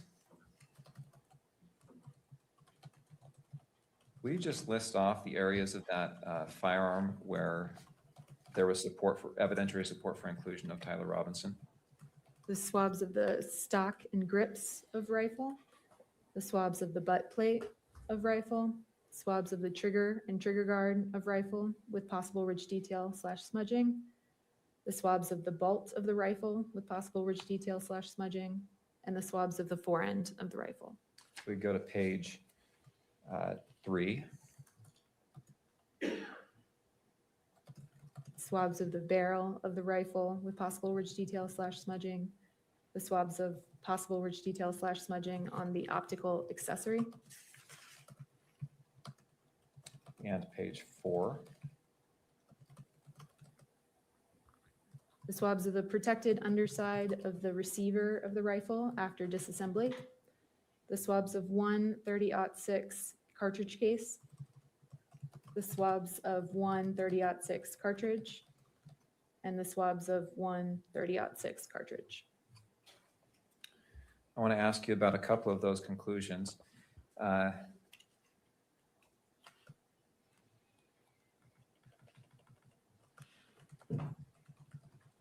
Let's look at page 5, please.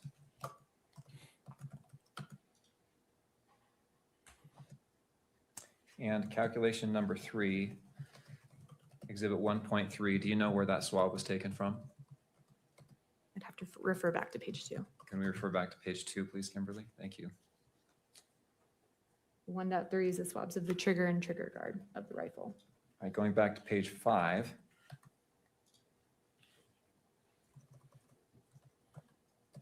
And we've had some talk, some testimony from you and some questions for you about the likelihood ratios. What was your conclusion as to the likelihood ratio that you analyzed in this question, in calculation number 3? For this exhibit, the DNA profile was at least 1 trillion times more likely if it originated from Tyler Robinson as the major component and 3 unknown unrelated individuals than if it originated from 4 unrelated individuals. You say at least 1 trillion times more likely. So it could be a much higher number than 1 trillion. Is that accurate? It's possible. But the protocols in your laboratory say you cap that at the number 1 trillion. Is that right? Correct. We would not report a number higher than 1 trillion. And it looks like you also did a probability statistic as well in paragraph E. Is that right? Correct. It's another way of stating the likelihood ratio statistic. And will you state your findings you made here in paragraph E, and that's on page 6.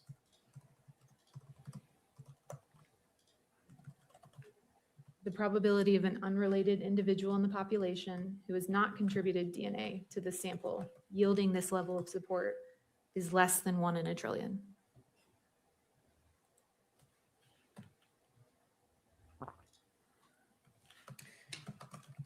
And same question there. The trillion number, it could be far less than that, but you stop your calculations or the statistics at 1 trillion. Is that right? Correct. Let us move to page 7 with regard to statistical analysis calculation number 7. Now, do you remember what 1.3 or 1.13 and 2.1 are? I'd have to refer back to page 3, I believe. You could jump to page 3. Thank you, Kimberly. Page 4, sorry. Page 4. The 1.13 is the swabs of the protected underside of the receiver of the rifle after disassembly. And 2.1 is the swabs of one 30-06 cartridge case. Now, did you do the swabs themselves? I did not.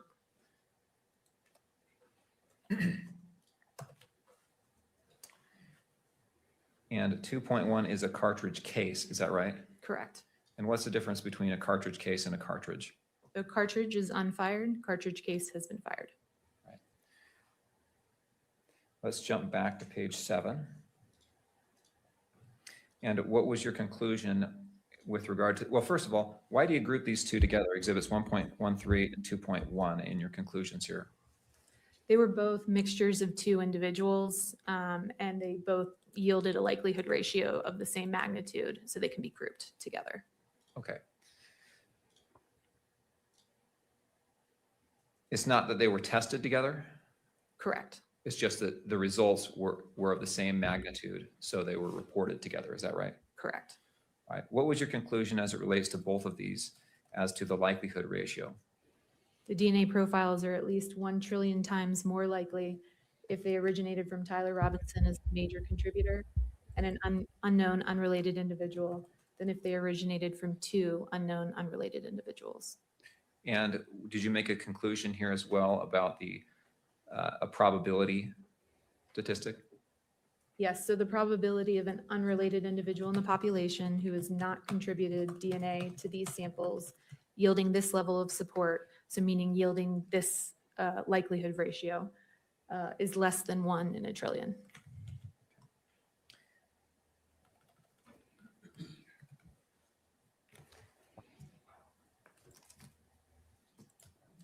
Nothing else. Mr. Burt.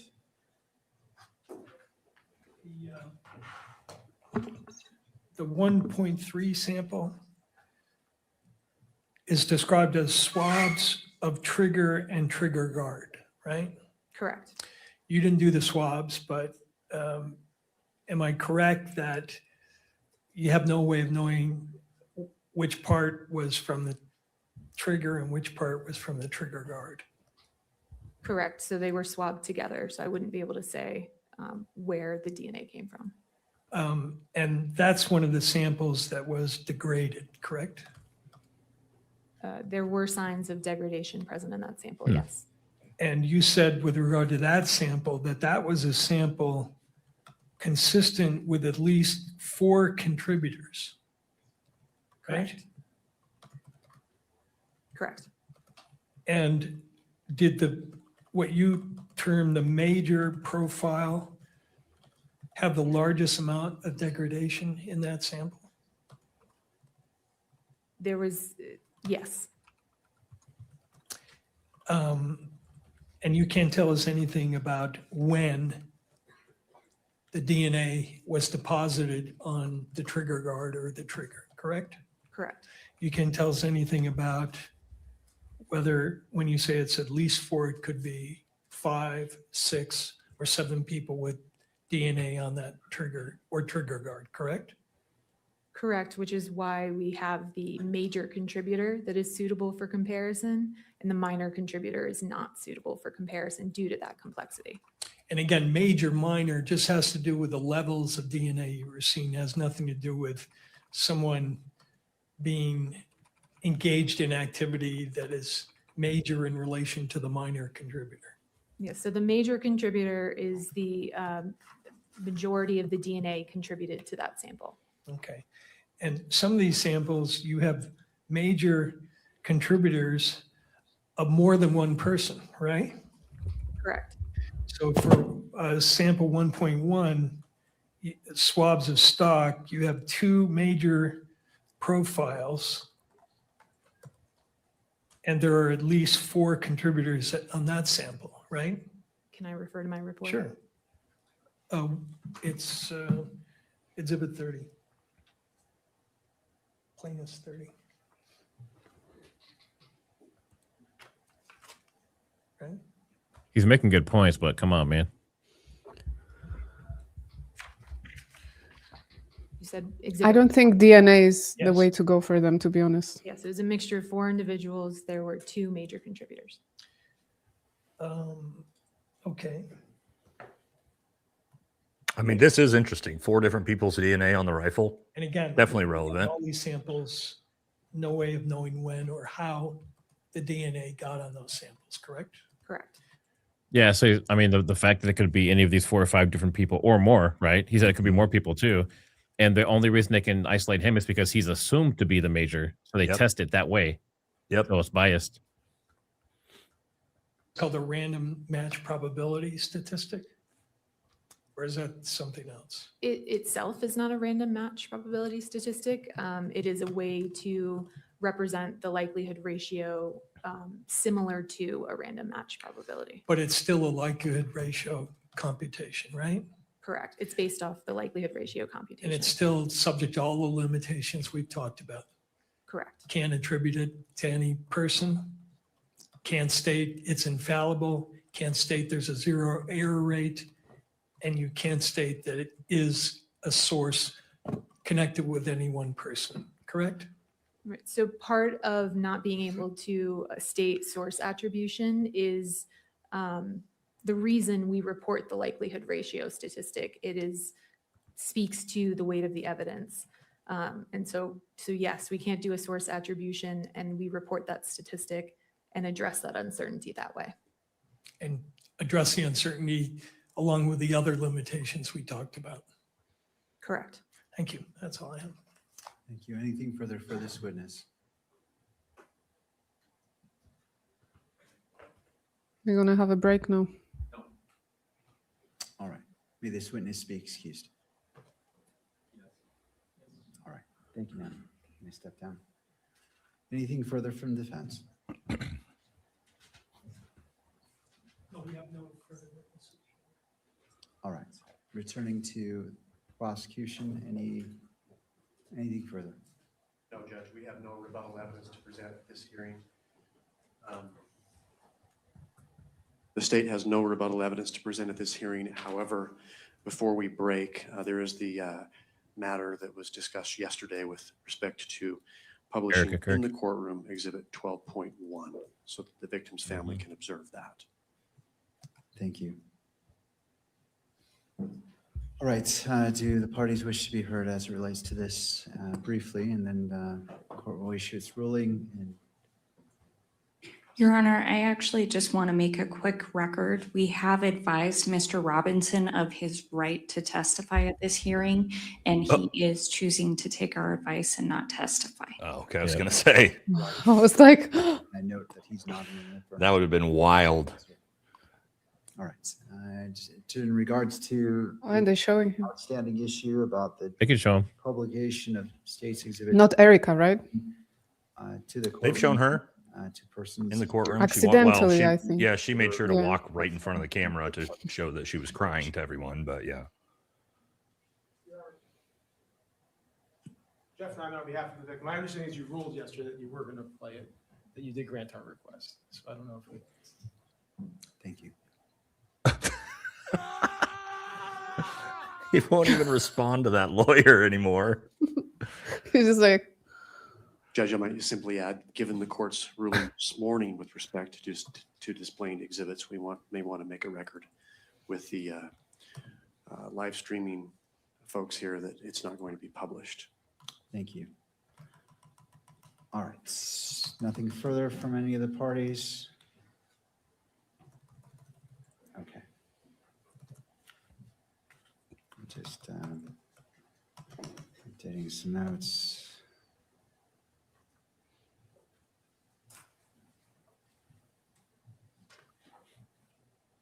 All right.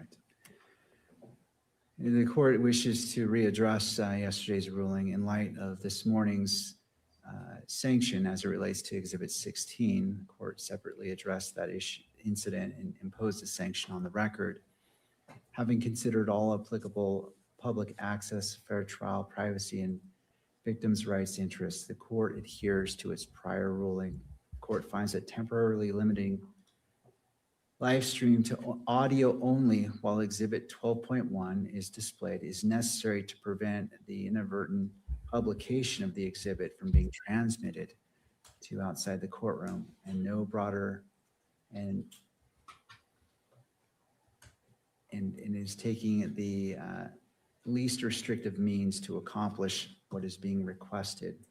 Accordingly, Exhibit 12.1 may be viewed by all persons physically present in the courtroom, including victim representative Ms. Kirk in her capacity as the victim representative. The same in-court viewing rules applies to all parties and courtroom attendees. And That is the ruling of the court. Let's go ahead and proceed to that, to the Hmm, state. So interesting. could the camera operator let me know when we're switched to an audio only? We are? Okay. All right. And as it's switched to audio only, to the state, now my understanding there's no audio on this surveillance on 12.1. Is that correct? All right. You just said it was Which one surveillance. are they? Play that. We don't know. They're not going to show us. But he said surveillance. I'm going to Something. rule that this also applies to the still photographer. It cannot be captured the screen in any way. I noted video recording, but I intend as well as no still capture of any of the monitors during the publication of 12.1. All right.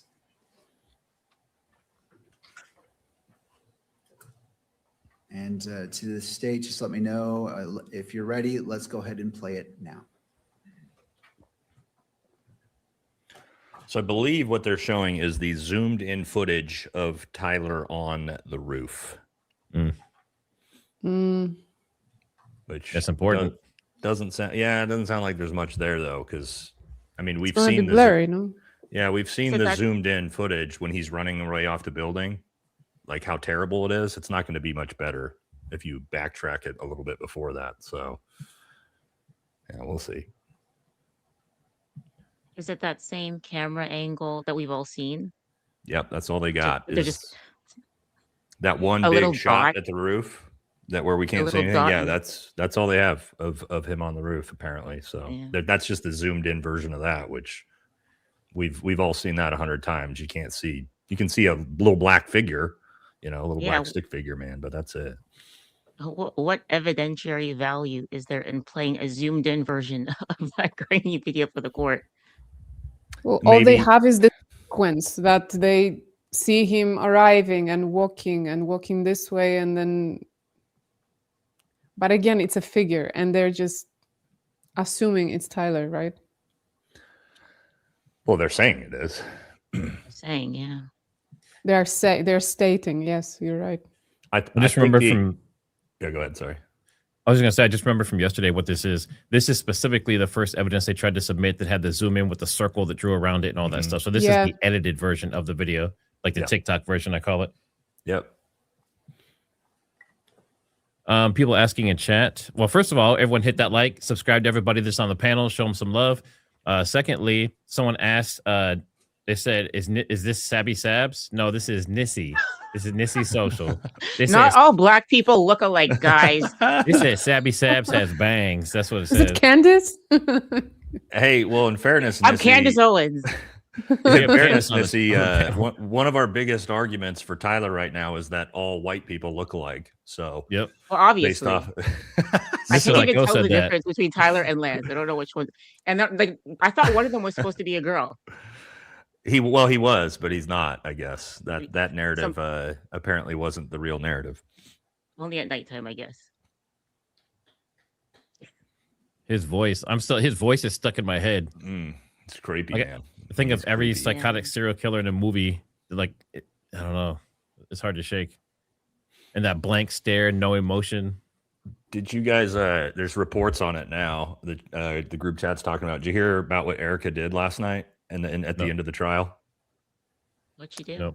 Nope. So apparently she was crying and had tissues, refused to wipe her face so she could get like the mascara running. And at the end of the trial, she stood and waited while everyone left and just stared at the judge. And she was the last person to leave the courtroom. reported As that? she stood there with mascara running down her face, just glaring at the judge. There's a bunch of reports coming out about it right now. People in the courtroom. I mean, Brandy and all them are in the courtroom, so they probably saw it. You want to talk about dramatic? Yeah. That's something she would do. I'm not kidding. There's a bunch of reports about it. We're getting in the group chat. And like we said, if that judge doesn't conform, he's going to have some problems. It says sources from the courtroom yesterday said when court adjourned, Erika Kirk made it a point to be the last one to leave. She stood up, staring at the judge with mascara running. Can't say for how long, but I'm told to appear though she was making an impression on the judge.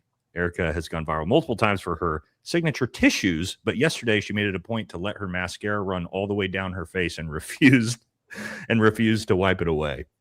So yeah, that sounds pretty performative, but Well, that woman from 2 days ago should have returned the favor and handed her a tissue. You see these articles? Must articles. That's a really long clip. Sheridan's there today.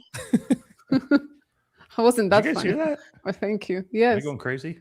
What were you saying, Misty? What the hell was Is that? Stacey Sheridan there today? I think she's there every day. Yep.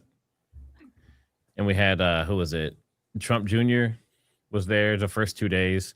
Posobiec is there. Tatum's there. Who else? My There's more.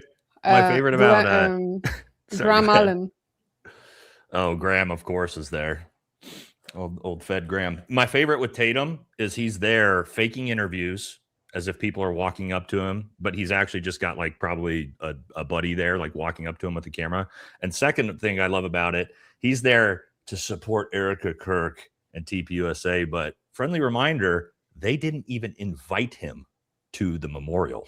That giant memorial where everyone in the world was invited, they made it a big point not to invite him specifically, but he's inserted himself as a friend of the family now. Friend of the channel. Guess we could do some super chats while we're sitting here waiting. I've got it Yes. figured out. Yeah, I've got a second. I had to go to a different browser. Couldn't use Chrome.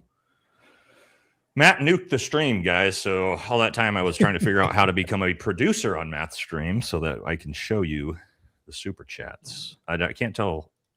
I'm assuming there still works the same way. Does this look like yours or mine, Matt, on your screen? Looks like mine. Okay, so they're backwards, I think, right now for me.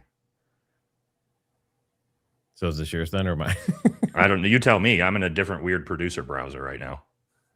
All Does right. it show it as yours or does it show it as mine? Does it got a little chain link No, on it? there's no chain link. Okay, so I these don't are even know yours. what you're showing right now. Oh, can you not see it? Yes, I see. I Yeah, found the it. super chats. had Matt, to when scroll. he closed the browser out, nuked all his super chats, so he didn't have any more super chats, and he's the Well, only one that could not bring all them of up. them.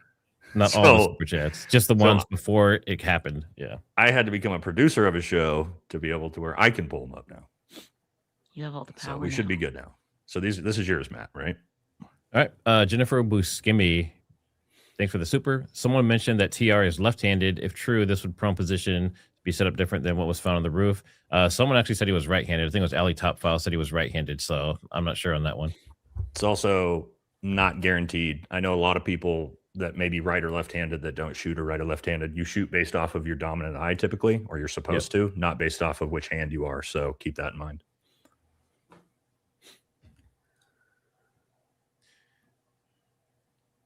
Are these all still mine that way? They're somebody's. I'm assuming not mine. You skipped mine. Uh, Mr. Producer. is it this one? I'm going. This is all the. These are straight down the line now. So maybe. Maybe they got mixed up. It's fine. Okay. What about what's yours say? What's the name on yours? It says Deb De Curtis. It's a yellow one.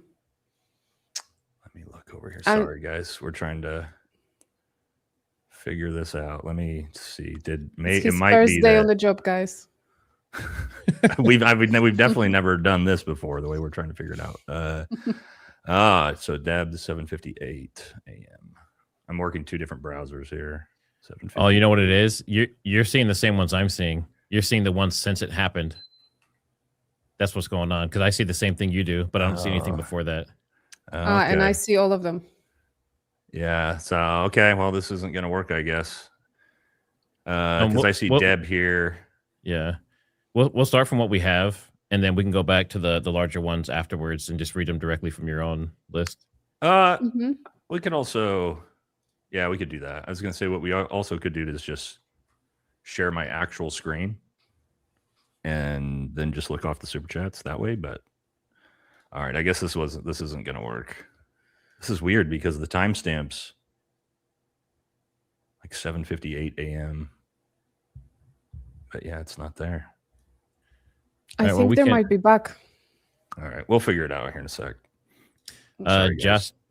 Josh Chaplin. I noticed a small detail yesterday that stood out. The ATF report on the bullet fragments was dated 9/11/25. The autopsy was not completed at that time. Interesting. All right, I'm just gonna let you do it from where you're at, Matt, and we'll figure it out after that. Okay. Aussie for Aussies. Thanks for the super and being a channel member. And Lance, lead actor in Bad Boy Bubby. Bad Boy Bubby. I don't think you lost that many, Matt. I think you missed like 6. Okay. Yeah. Is the next one on yours from Michelle? Nope. Jennifer. Jennifer. So you randomly lost just intermittent ones through the timeline. Yeah, I think the API skipped out during that time period. All right, sorry guys. We'll have to Matt load this whole thing. That we're gonna We'll make it work. My browser crashed, so I didn't do it on purpose. The browser crashed when I came back in. The ones previous, and it's not like they're gone. They're in each of our YouTube studios. We can see them. We just can't pull them up. We'll come back to them. We'll come back to them. Oh, we're back live. Transmission may resume. Just let me know when that is live.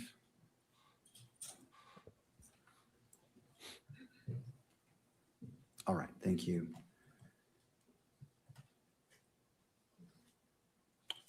Does either party need the benefit of the record? The state does not, Judge. No, Your Honor. All right. So this preliminary hearing is continued to September 1st at 10 a.m. for an in-person hearing. The court will allocate up to 4 hours total for argument. That's encompassing both parties.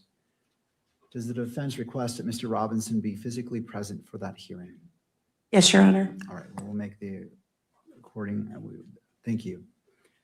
The court appreciates the professionalism, civility, and respect shown by counsel, the parties, and all persons in attendance throughout these proceedings. As there are no further matters before the court, this proceeding is adjourned until September 1st at 10 a.m. Good afternoon. That's it, huh? They meant it when they said it would be quick. There you go. Seems like they could have just done the 4-hour hearing they were going to do on September 1st. Seems like they could have just done it today. Yeah. They had time for it. So did anything come out of today? No. Was it scheduled to be a full day today originally? Well, yesterday they both agreed that it wouldn't go till like 5 p.m. their time. It would be like shorter, but this is a lot shorter. We were expecting like at least another couple hours. Yeah, but that's it. That's the prosecution's case. We saw all their evidence. I saw a post on X where someone compared the security footage from Dairy Queen to everything that we've seen. It's like everything of Tyler Robinson from UVU is blurry, but like Dairy Queen has like top-notch footage. Like everyone else on the planet has like decent quality cameras in front of their homes and in their cars and everything. But UVU, everything is potatoes. Even though their cameras are all brand new. They're all brand new, I guess, as of like the last year. So pretty weird. I don't know. What's everybody think about the overall trial and the evidence and the prosecution's case? I think Officer Bagley is very interesting. Like you got an epiphany. So you see this pistol holder on the ground and you get an epiphany. Oh no, that couldn't have been, like a handgun. That must have been a rifle. And he zeroes in on the one roof that like if you're just standing there in that space, there's so many options. There are so many options. He zeroes in on the Losi Center. And the first time he was speaking, he didn't even mention that there was someone with him that went to the Losi Center building. It wasn't until the defense did their cross that came out. And he's like, well, I don't know who that person was. They're just someone in plain clothes and they presented a badge. So I let them come with me. In light of everything that's going on, that was okay to you? Well, at first he said, I don't know. He had a gun. And then she said, well, who was it? And he said, I don't know. He had a badge. It's like, oh, okay. In the middle of an active shooting event, you see it with a guy with a gun and your first instinct is like, hey, bro, let's head up to the roof. You know, It was the roof. and, That and then my specific body roof, camera, that was. my body camera foot just accidentally turns off the second I get to the top of the roof. But not Yeah, only this, he was with another person, guys. And then they asked him, okay, who was the other person? I don't know. I don't know who that was. The He guy had a with the badge. gun. Like you don't, yeah, you don't ask. What I would like to know, I hope we get to see the body cam footage, because he had been at work for like an hour, 44 minutes. And correct me if I'm wrong, isn't the body cam footage only 27 minutes? Yes. So when did you turn it on? He said he turned it. I don't know if he said when he turned it on. I know he said when it turned off, and that was right before he stepped out onto the roof. It died. So Nate, what's But standard he was- procedure? Is it supposed to be started the Yeah. second they start their shift, or is it just per incident?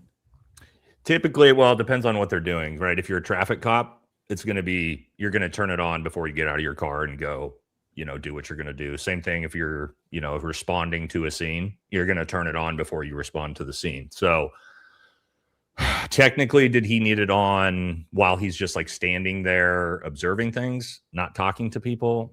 Maybe not. But I mean, body camera footage, the body cameras are designed to last their entire shifts, 12, 14-hour shifts, Yes. right? So the idea that his camera died, at most, to what Nissy said, like an hour and 20 minutes into it, at most, not a thing, right? It's just, unless he just didn't recharge it and like just ignored the fact that it beeps at you and tells you it's going to die and was like, well, I know in Oregon, right? Because I train SWAT teams and sheriff's departments here. Like, you get fired for that.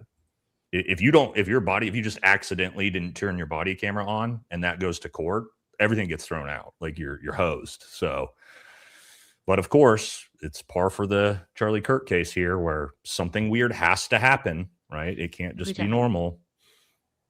I want to know who Tyler Robinson was speaking to. He spoke to a TPUSA staff member. Who's that?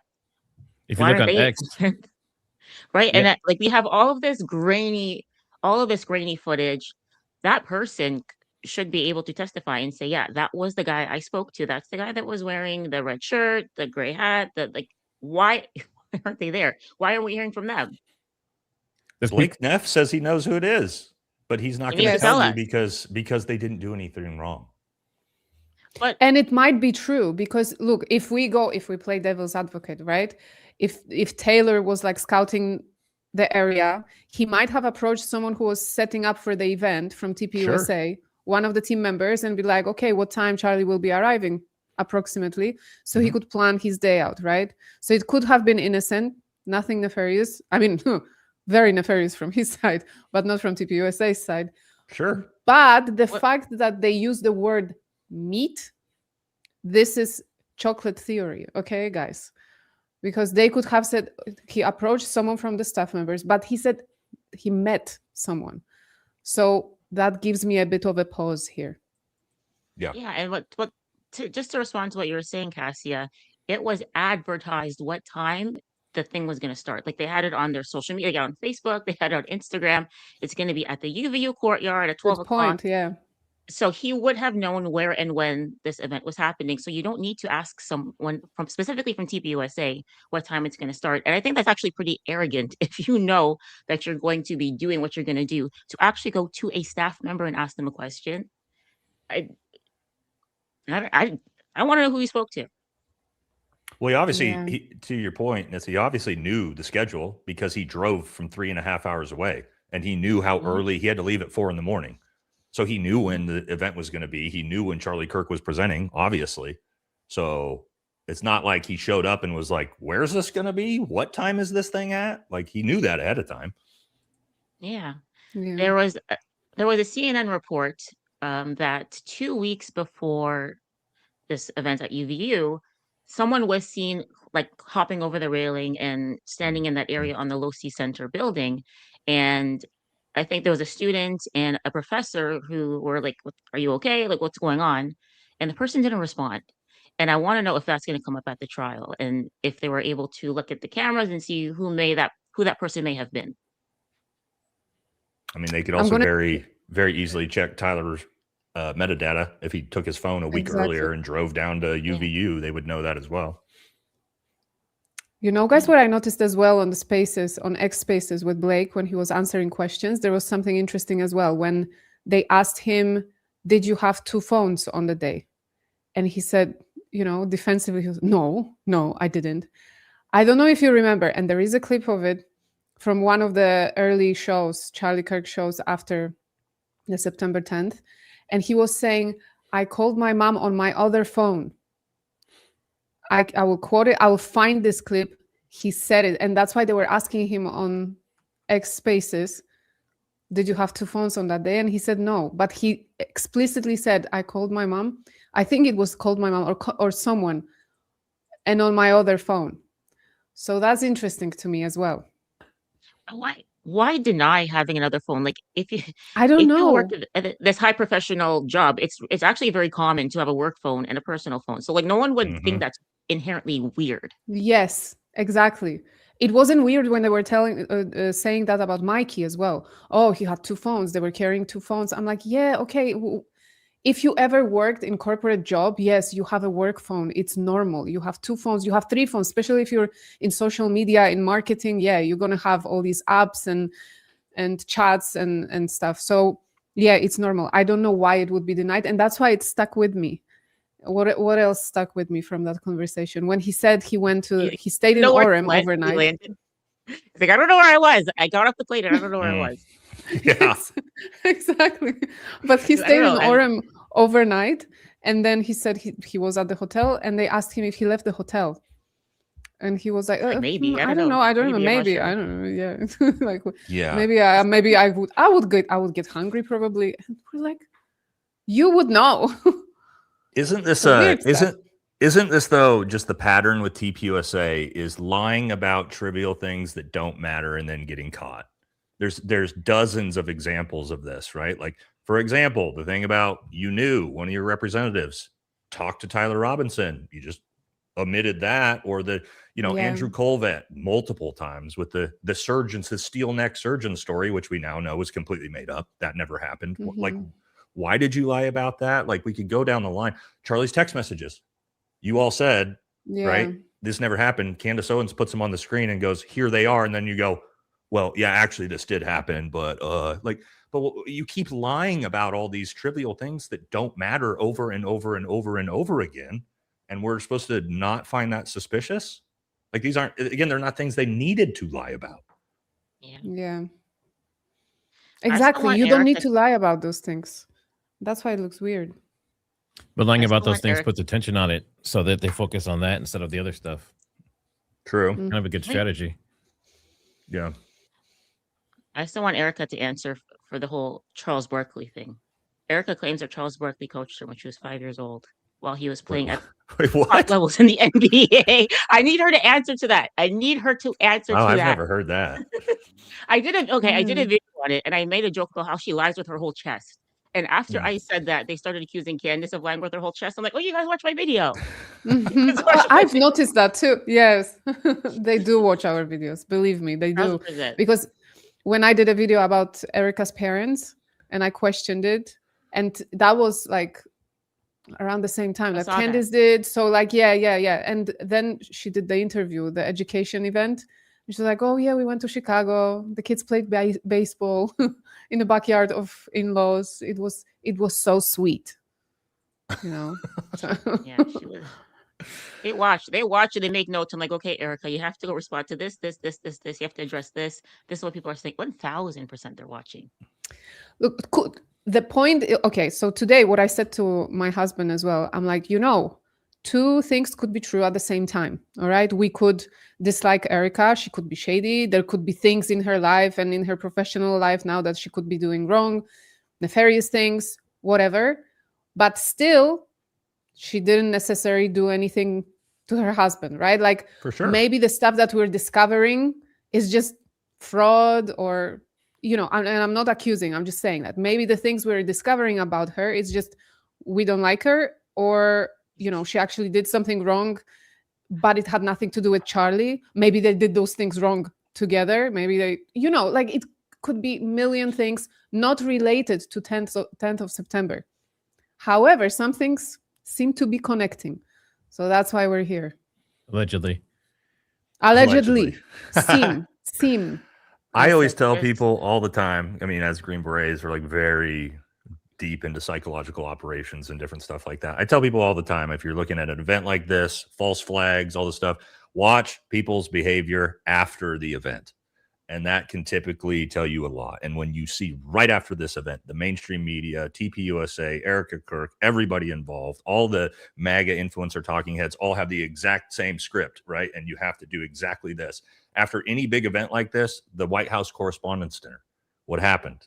Like that happens immediately. Like, I don't know, I showed it on my stream the next day, like 50 MAGA influencers had the exact same Twitter post about, we have to build the ballroom. We have to build the ballroom. And it's like, that's a false flag. And here's why. Because the script went out 8 minutes after the event and 50 different MAGA influencers all said the exact same thing. Like, watch people's behavior after.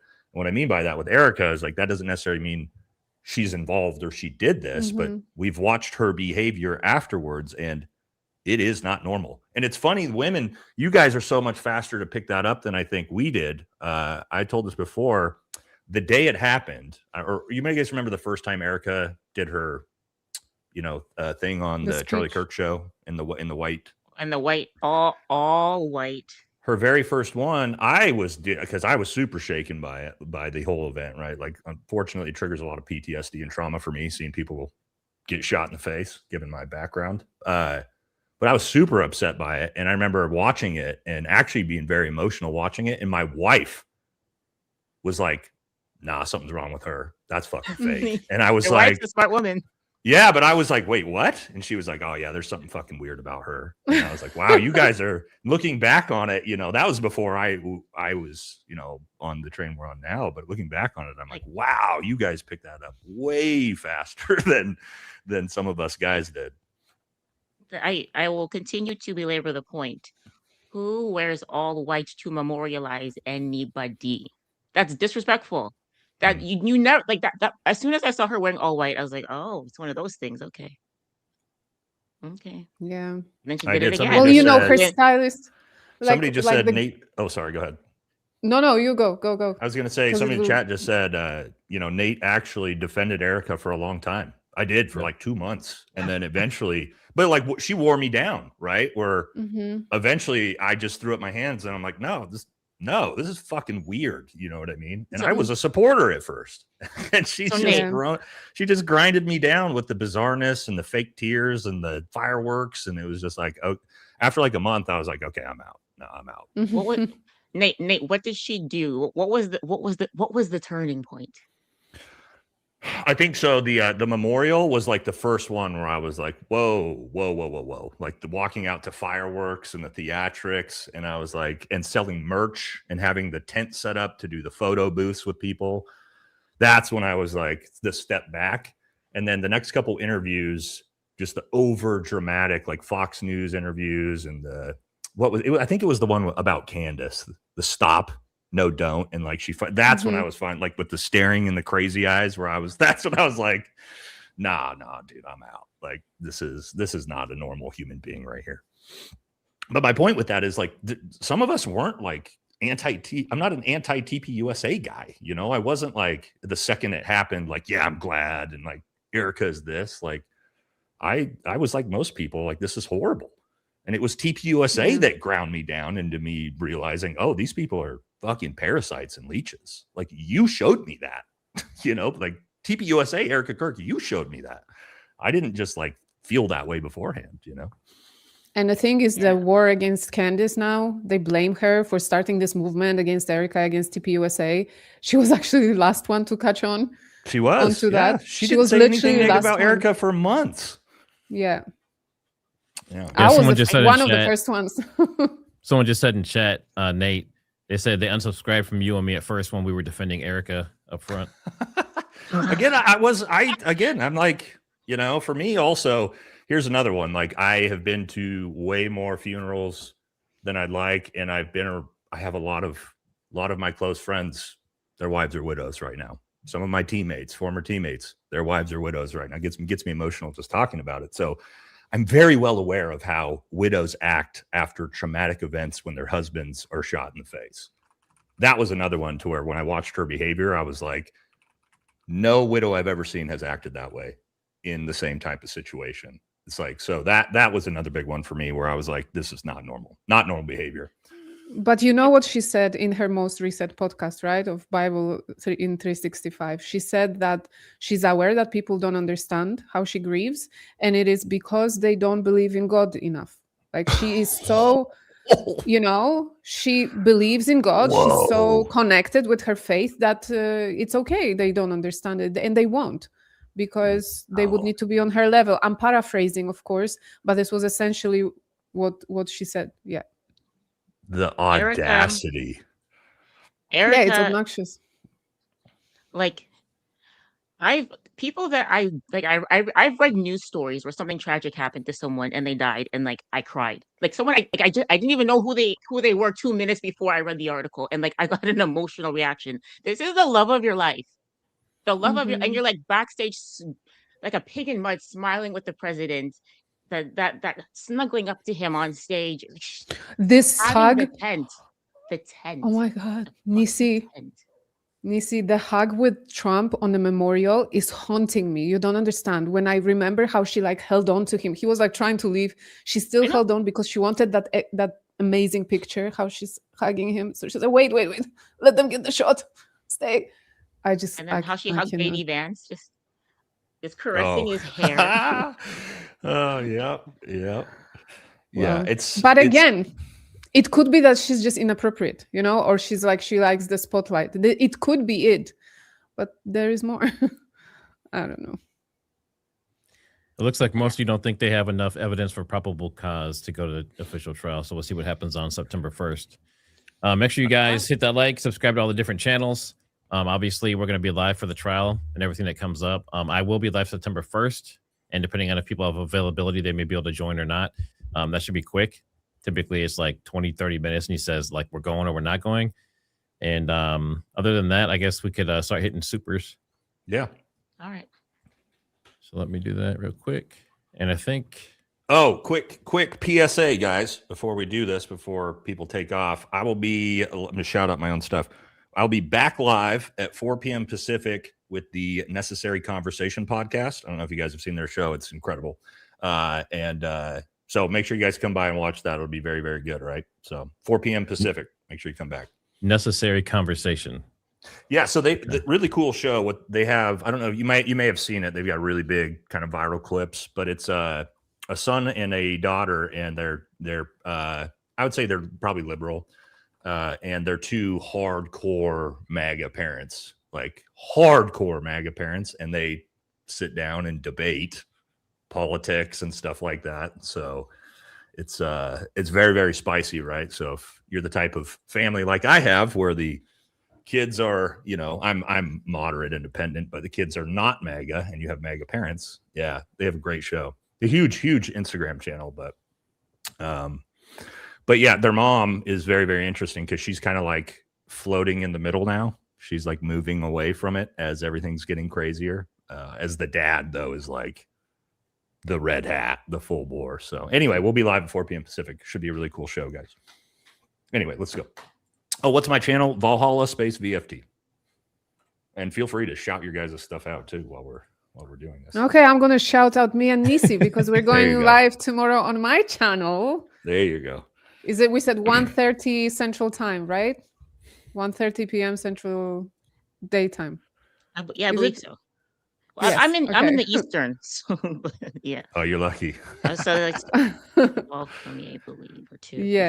Yes. So we'll be discussing, of course, who Nisi is, but generally how we got into the case, what we think, our discoveries, our own investigation. So it should be fun. It was the most requested collab, by the way. Yes, but we need to use codes we need to say Brigida. Yeah, you got to be careful with that story. Yes. Also, yes. to my audience, guys, make sure you support the other guests, right? We still got 10,000 people in here on my end. So make sure you guys go subscribe to Cassia and Nisi and support them as well, because they're doing really good work too. And also, I know we were kind of having this back and forth about who was the most attractive person on the panel. And some of you thought it was Baze, some thought it was me or Nate or whoever. I think that the girls just wiped us out. Yeah, So we're we not. can Yeah, say we're Cassie and Misty we're on, killed it. me and Matt are at the bottom of the barrel. It's of this makeup panel. and coffee, guys. It's makeup and coffee. That's all. No amount of Recommended. makeup. No, don't is tell gonna your change how I secrets, look. Cassie. You never tell your secrets. All right. Yeah, we could do supers now. Thank you all Let me so get much this for pulled up. sticking with us too. All right, so we're going off the ones that are showing in StreamYard. And is everyone ready? It's going to be hard for me to. Well, we'll do it here to keep up, but because I've got all the Okay. ones you don't have. Yeah. Which timestamp are you starting from? You might Under not have. papers. Well, you maybe I you can do. I don't know if it see. shows you I them. can see the first one I I see. see was all from of them. 10:35 a.m. Oh, okay, so Matt's the only person that doesn't have all of them. Womp womp. Okay. Let's see, Hunter. Why can't I not? Actually, hold on. Oh yeah, that actually skip past a ton of them. Would that work? What's that? You know what? I'm actually hesitant to like leave and come back because then I might do lose it. the ones I Not have worth right it. now. Don't do it. Yeah. Look, how about we just go from where I'm at? How about we just do that, and then we can go back. Yeah. Okay. You want to say hi to everybody? You look crazy. Is that your wife, the one that didn't like Erika? No, come here. Hold on. That's the Well, rodeo. I was cowgirl. just talking about you. You look great. Come on, get over here. I was just telling. So we got two ladies on the panel today. This is my wife, Brittany. She's I was just telling them. beautiful. Yeah, she is. I know. She was way too good looking for me. But I was just telling them about like how women picked up on Erika Kirk's bullshit way faster. Because remember, like the day it happened, how like emotional and distraught I was watching Erika Kirk's video and cringing watching it. see, and she looked over me and was like, "Nah, something's wrong with this bitch." And I was emotional and falling apart. So I was telling how funny it is that the ladies picked up on her way faster. Well, they know how to read other women. Yeah. Yep. Someone's asking about channel links. Do you each want to put in chat? Do you want to put your channel links down in chat? Sure, we can do that. That might be easiest. Where at in the regular chat? Actually, or I can just do this. Let's just do this real quick. All right, so Valhalla right there at Valhalla VFT. And then we have TriggerSmart. It's at TriggerSmart everywhere except for a few places. It's TriggerSmart HQ. We have Cassia with Daily Fredo. It's at Daily Fredo. Fredo. And Fredo. It's a Fredo da Vinci. And then Oh, we have you Missy. misspelled it. There's two S's. Did I? Yeah. Oh, the first one. you go- Well, oh. the Well, yeah, at is correct, right? The at is correct, Okay. yes. Yep. So Nissy Social. And Not you have a big- nicey. yeah. Not You nicey. do Instagram Not too, right? nicey. You have Instagram too. I don't think they get the joke. No, it was Candace related. Is that what she said? She called you nicey So she called me Yeah, her- nicey. She called me niecey. in front of millions of people. Wait, it's not Nisi. It's Nisi. Nissy. No, she called me niecey. Ah, Nisi. Like, Ah, Oh, I say Nisi. Nisi. It's Those my all sound the accent. same to me. That's what's weird. Nissy. No, like Nissy. niece. Like, you know, like your nephew, your niece, like niecey. She called me niecey. That's not how you pronounce it. It's Nissy. Mm. Yeah. Nisi. Like Nissy. Okay. Yeah. All right. Are we ready? Super chats. Officially. Hunters, capers. That's where we're at. Do you want to find your spots? I gotcha. Okay, you did miss a bunch. That's all right. We'll go back.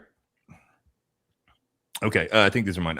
Or this one's mine. With the round on the roof, incompetent cop clears the roof, receives all clear. No active shooter, clears weapon, blanks on picking up the round. Yeah, it's still in this type of environment. Law enforcement officer, especially if he's looking for an active shooter, is not going to just clear his rifle and just throw the round on the ground and walk off. We have had dozens of law enforcement officers leave comments saying there's a 0% chance that would ever happen. So, Gina P, thanks for the super. Good to have Cassia in the house. Keep these guys in line. Thanks for the coverage, guys. Yep. I'm here. I'm a referee. The funny thing is, you guys don't realize that the girls are way worse than we are. Way worse. about what? Oh, just How? sarcasm, talking crap, like everything. I guarantee. No, never. Us? You guys get away with more. Can you see who this is? Everyone in the same spot? How do you Yeah, know these are who like, is these are like whose? huge skips. It's so weird the way Huge this did skips. this to Yeah, you. I don't know. Oh, is it? Oh man. Yeah, you didn't just get like a cutoff. You just got like random ones Mhm. deleted, and so the other ones in the timeline not deleted. I've had this happen before multiple times on my StreamYard, and I've been able to close it out and come back in and pull everything back up, Matt. So Should I there should try be a way that? you can do that. Now, I mean, don't in based the on- stream. Yeah. But based on everything I've seen so far, if I do that, nothing changes because everything we see is only what's live during the live. If we end the live, everything will show. But as of right now, I can't actually go back and see anything, even if I leave and come back. That's what I saw. But Nate, you can see everything? Yeah, I can see everything. So what I'm trying to think about if I can do here is potentially like share my screen. Yeah. I want to make sure I don't have anything crazy. can you shrink like a browser window down enough to just see the supers? Yeah, that's what I want to try to do. So then we can just have it pulled. Let me see if I can figure this out real quick. In the I don't know if I can meantime, Kelsey's share going to do a the- quick painting for us No. while she plays the viola. Yes. I heard in the beginning, Matt, you had mentioned like your wife's having a baby and you're like Cassia's name is one of the options. I was like, I'm obsessed with her name too. The first time I saw your name, I was like, that's such a pretty name. It is a nice name. I don't have any children, but if I did, maybe. I think it was just a random comment on in the chat. Someone was having was a not comment. random. Mhm. Yeah, it Oh, was was a it- super chat. Oh. Yeah. It wasn't Nate. Nate, you're Alright. welcome to name your child after me. I mean, I'm My not kids are in saying high I will- school. I'm not having any more babies. Never say never. But yeah, Kasia, actually, it stems from the full name is Katarzyna in Polish. Kasia is like a short form of the name. You said But what Kasia was could that be a again? full name. My Katarzyna. daughter's name. What is it? Sorry, my daughter's name is Katarzyna. Katarina. That's why I'm asking. It's the same, but it's a Polish version Okay. of Katarina. Yeah. Well, there you go. My daughter is already Yeah. named after you. So Yeah, so it's Katerina, Katia, Katarzyna, Kasia. Imagine yeah, that. it's my daughter's name. That's funny. We should be able to. I mean, I should be fine just doing this, and then it's going to show us all. But maybe they can still read the super chats on the right. I mean, this is the best we can do for now, I guess. I don't know how wonky this will be. All right, let me see if I can- Actually, what if you just share my screen and take us off completely? Do that format where it just shares my screen. Yeah, but no, it's going to do that. Damn it. Infinity window. Yeah, because I'm looking Screenception. at it too. All right. Well, Just, I think, can you present them to the screen, Nate? actually, I could. No, I can. That's the producer window that we opened up. The problem is when I came in as a producer, it's giving me the same thing Matt has. So why don't we just hit the yellows and I think I can do this through OBS actually if I get fancy with it here. I was Let going to say, me- should we just do yellows and up and just alternate reading everyone we click up instead of just worrying about whose is whose?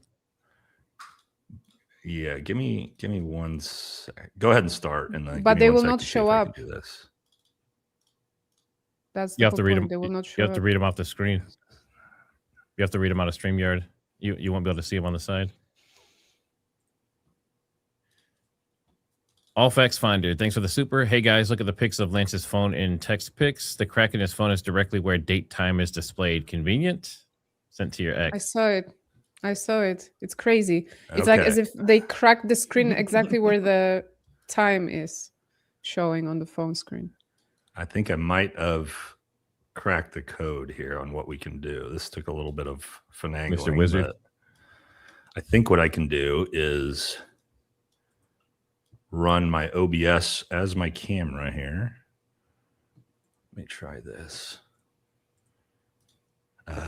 Or present screen, share screen. Oh, I got to stop this one. This will be the, if this works, then we could do it. If not, OBS here. Okay. Try to share that. Okay. Let's see. That's my actual full OBS, though. Let's see if I can. I don't think I can. I think you have to start a virtual camera and then share the virtual you're camera. Right. Yeah, you might be right here. Okay, let me try that. One more try. And then switch that in StreamYard. Then we can put you full size. And so as it. And if you don't understand, he's doing some Mr. Wizard stuff behind the scenes right now. Guys, Baron posted on X. I appreciate your concerns. Quoting the judge. Oh yeah, he shut him down quick. He didn't even acknowledge him. I appreciate your concerns. This is gonna be my go-to line to my kids. Mom, I appreciate your concerns. And then just walk off. Your concerns. Yeah, We're not going to do that.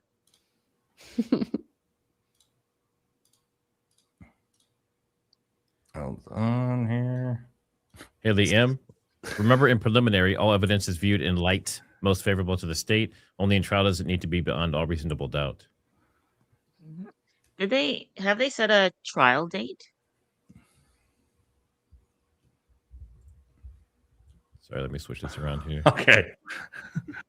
here we go. Okay, so Yeah, now I have 2 sets of audio. I can hear myself talking. That's going to be. I gotta mute. You have to mute it in OBS. The audio track in OBS. Oh, all right, hold on.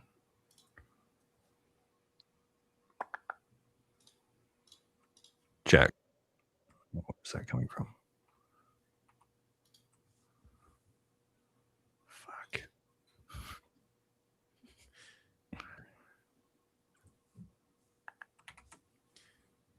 We apologize, guys. We will do a boo for my thing crashing. Actually, Tomato. I mean, we did this all week long with no issues. So Bonnie Tyler died? What? What? It flashed a news thing for a second. Bonnie Tyler died, the singer. Isn't that the girl who sings, or the woman that sings Total Eclipse of the Heart? Mm-hmm. I have no idea. Oh yeah, she did. Yes. Oh, 2 days ago. Total eclipse of a heart. Now you're just showing off. Did you do singing too professionally, or was it just the violin and stuff?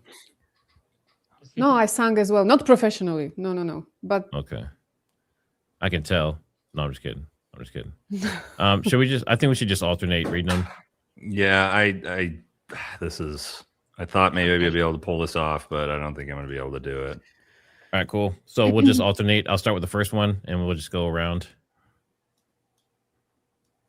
Old Dirty Leader. All of y'all are doing a fantastic job.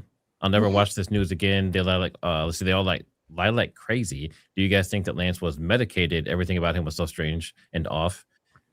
According to Turkey Tom and all that stuff, that seems to be the case. That he was into shrooms and really hard stuff. Okay, I got it. I think we can do this now. All right, now I got that. Now I need to be able to control it from. Oh, it's mirrored. no, we see it normally. No. Oh, you guys see it normally? Yeah. Okay, I Yes. don't. It's backwards for me. But So maybe you if won't be reading. Actually, okay, hold on. No, all right, we did it. Okay, we're good. We're good. All right, Fantastic.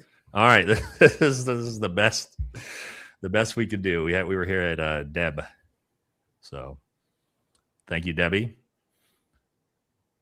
And then any ones with the little dash on them will be mine, and then I don't know whose anybody else's are. So I don't know. We just have to take turns reading them, I guess. Sorry, who's gonna? Well, I'll read this one. We left Cassia. Candace said she loved her channel. That was a nice one for Cassia. She did say that. Thanks to our loyal Thank you. podcasters, the real news. Yeah, don't watch Fox. They lie. Yeah. Lance said note under Tyler's keyboard, and the note said to look under Lance's keyboard. I think that's what I've heard. Something I think they said along those lines. Thanks now for the super. The Quiche. TPUSA employee is Hell yeah. not an eyewitness. The TPUSA employee is not an eyewitness. Well, Better be. yeah, better testify. We fought a war to avoid spelling caliber. That way. Center weird. Yeah. Or- I did that one already. Or on the blue one. Canada spells caliber that like that too. All right, I'll read some of these. And Lance, lead actor in Bad Boy Bubby. I don't know what that is. That's probably from Matt, maybe. Canada spells caliber like that too. I know this next one's me. Kyle is just who I am. David Lee Roth and/or Kermit radio voice. Good morning, everybody. Cassia, these you should have the exact same thing I have here. So you should be able to see yours and then see mine, and then most likely then it'll just be between Matt and Nissy. So, most of these I think these will all be Matt though, because I think these are all before Nissy joined, right? These are 8 a.m. Yeah. The green one is mine now, so I can read that one. I didn't finish the red one. Finish the red one. Another beautiful day with all of us beautiful people taking down the FBI stank. Give them fire, love, and praise from me, Kyle. It's just me, Kyle. Thanks again, Kyle. Thanks for the generous super. Just FYI, in UT, there is no parent-child privilege. They could be subpoenaed to testify. I love you, Cassia. Keep up the great work. Oh, that's really... Didn't know that. Utah's weird. Utah is really weird. Right. Jennifer says, someone mentioned that TR is left-handed, if true. Oh, we did this one already. Again, you're supposed to shoot based off your dominant eye, not your dominant hand. So not everybody does that, by the way, but you're supposed to do that. Cassia, I just sent something to your ex. I was unable to send to the guys. Show them. Why isn't anyone talking about this? Okay. You guys continue. I'm going to check. Sent where? How? X, I think. So maybe a direct message. I don't use X. I don't know how it works, but. Aline Hero, why can't we get a pic from the stairwell of the plainclothes officer with a badge and gun? No investigator thought to follow up on this, right? You're right. He walked up that stairwell with somebody. Good point. We're on this one here. A Phoenix ammunition is hating? Boy. Sometimes, guys, you make the super chats difficult. Hunter says, Nate, I love your coverage of this. Discovered you right after CK and agree almost entirely with you, fellow veteran here. Thank you, brother. Appreciate it. The Celebrite company used to extract the info and metadata from Lance and Tyler's messages is company our greatest. Yeah, I learned that yesterday. That's all over X right now. Yeah, the thing that I find interesting about that is, was it even necessary to use? Because, I mean, the FBI does have their own stuff to do it. Celebrate they use under extreme circumstances. Lance was cooperating. So what was the need to use this sophisticated software when he was willing to give you whatever you needed? Let's see. I think I can pull this up real quick. Check this out, guys. Let me know if you guys find this weird. I think this is weird. You should be able to pull. I got a separate one up with a separate browser. Matt, see if you can pull this up. This is a picture of Tyler Robinson walking when he's headed out to meet the TPUSA representatives. Can you pull this browser up? What does this sunlight on the ground look like to you guys? Before I show you, I don't know if anybody will see it. Little Hatsland. Yeah, right. And then watch this. Watch this. It's the exact same. When you put them side by side, they're perfect frame, identical. Like identical. It's that. So anyway, Tyler Robinson walking in with the perfect sun glare that's in the exact shape of our greatest ally as he goes to meet TPUS Everest. Could be, it's just coincidence, I'm sure, but it's pretty weird. It was foreshadowing. Oh, there we go. Let's see, where were we at? Oh, I think we were on this one. Truth Seeker. I can't see what that is. They showed the targets. The targets they showed yesterday were all off. So if they were aiming for center, it made sense why they missed and hit the neck. Well, 2 of them were to the left and 1 was to the right. And it was somewhere just all over the place. Okay, question to Nate. Yeah. Okay, because the time that he arrived to the building and he climbed and he went over the railing and he had very little time to set up and to take a perfect shot on, it's And So I don't get it. I don't get it how it's possible. Because if someone is like also physically strained, he's like walking for a very long time, climbing the stairs, going over the railing, all that. And then assemble the preparing for gun. shot. Yeah, assemble, whatever, get ready, and then just take one shot, and that's it. Great, done. So if we remember right, he said supposedly he was in the prone, that means laying on the ground, getting ready to shoot, for 15 seconds, according to the lead investigator. Well, we also know he had to reassemble the gun because we've seen there is no possible way he's got a 44-inch 30-06 in his skinny jeans with the scope attached. We've seen him from every angle going up. So somehow he had it taken apart, put in different places of his shirt, in a backpack, however he did it. Let me explain. You're right. There's a lot of problems with this. One, at some point he had to reassemble this 30-06, which is not as easy as AR-15 where I just snap the bolts in and close it and it's good. I've got to actually use the screwdriver. I've got to put it back together. Another problem is once you take a gun apart, and especially if you take the scope off, that gun is no longer zeroed. And by zeroed, I mean, if you see his targets, he's trying to get the scope lined up to where the barrel is actually going to shoot, right? You can't just slap a scope on a rifle and take a shot. You could be 3 feet off based off of how that's sitting on the rifle. So you have to zero the rifle to where the actual bore of the rifle is lined up with the optic. Once you take that gun apart, it's no longer zeroed. That's a huge, huge problem. And then to your point, guys, how long would it take him to reassemble the gun, crawl out in the prone, actually take a well-placed shot? I mean, if it was me, could I do that in 30 seconds with a 30-06? Probably not. It's too fast. Like I can't reassemble that gun, put it together, crawl out to the edge and take a perfectly well-aimed shot in 15 to 30 seconds. If the rifle is already assembled, could he take that shot in 15 seconds? Yes, but I mean, that would be incredible speed. Like you would expect maybe that out of a, Green Beret sniper, Navy SEAL sniper may be able to pull that off. 22-year-old Tyler Robinson. Also, another thing people aren't factoring in, adrenaline, and also he's been walking there, right? His heart rate's up, his adrenaline's out of control because he's about to commit a murder. And then he also is going to assume high likelihood he's going to get shot in the face the second he does this, right? Most people get put down in situations like this. So his adrenaline is going to be sky high. He's going to pretty much have lost all the fine motor skill in his hands. Okay. When your adrenaline is cranked up, you can barely manipulate your hands. That's a huge problem for taking an accurate shot. Breathing's important. All these things that go into actually long gun shooting are out the window. So we're making the assumption he somehow put a 30-06 together in under 30 seconds, got to the edge of the roof, placed a well-placed shot that actually hits Charlie and then gets off the roof in 15 seconds. Is it humanly possible? Yes.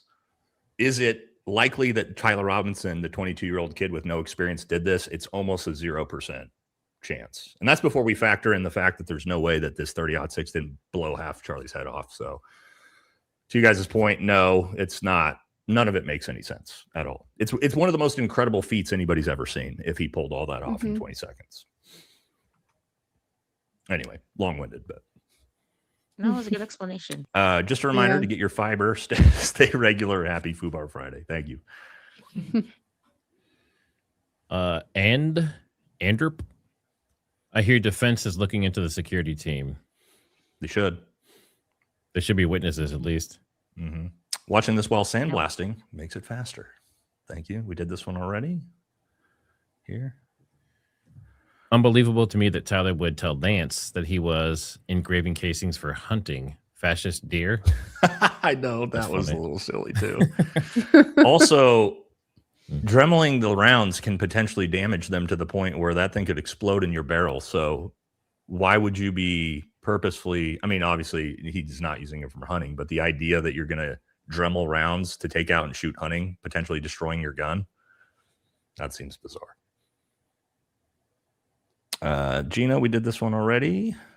This one is mine. It took 6.5 hours to find a towel in bushes just across the street after viewing footage of exactly where suspect runs, and they knew it was a gun. Yep.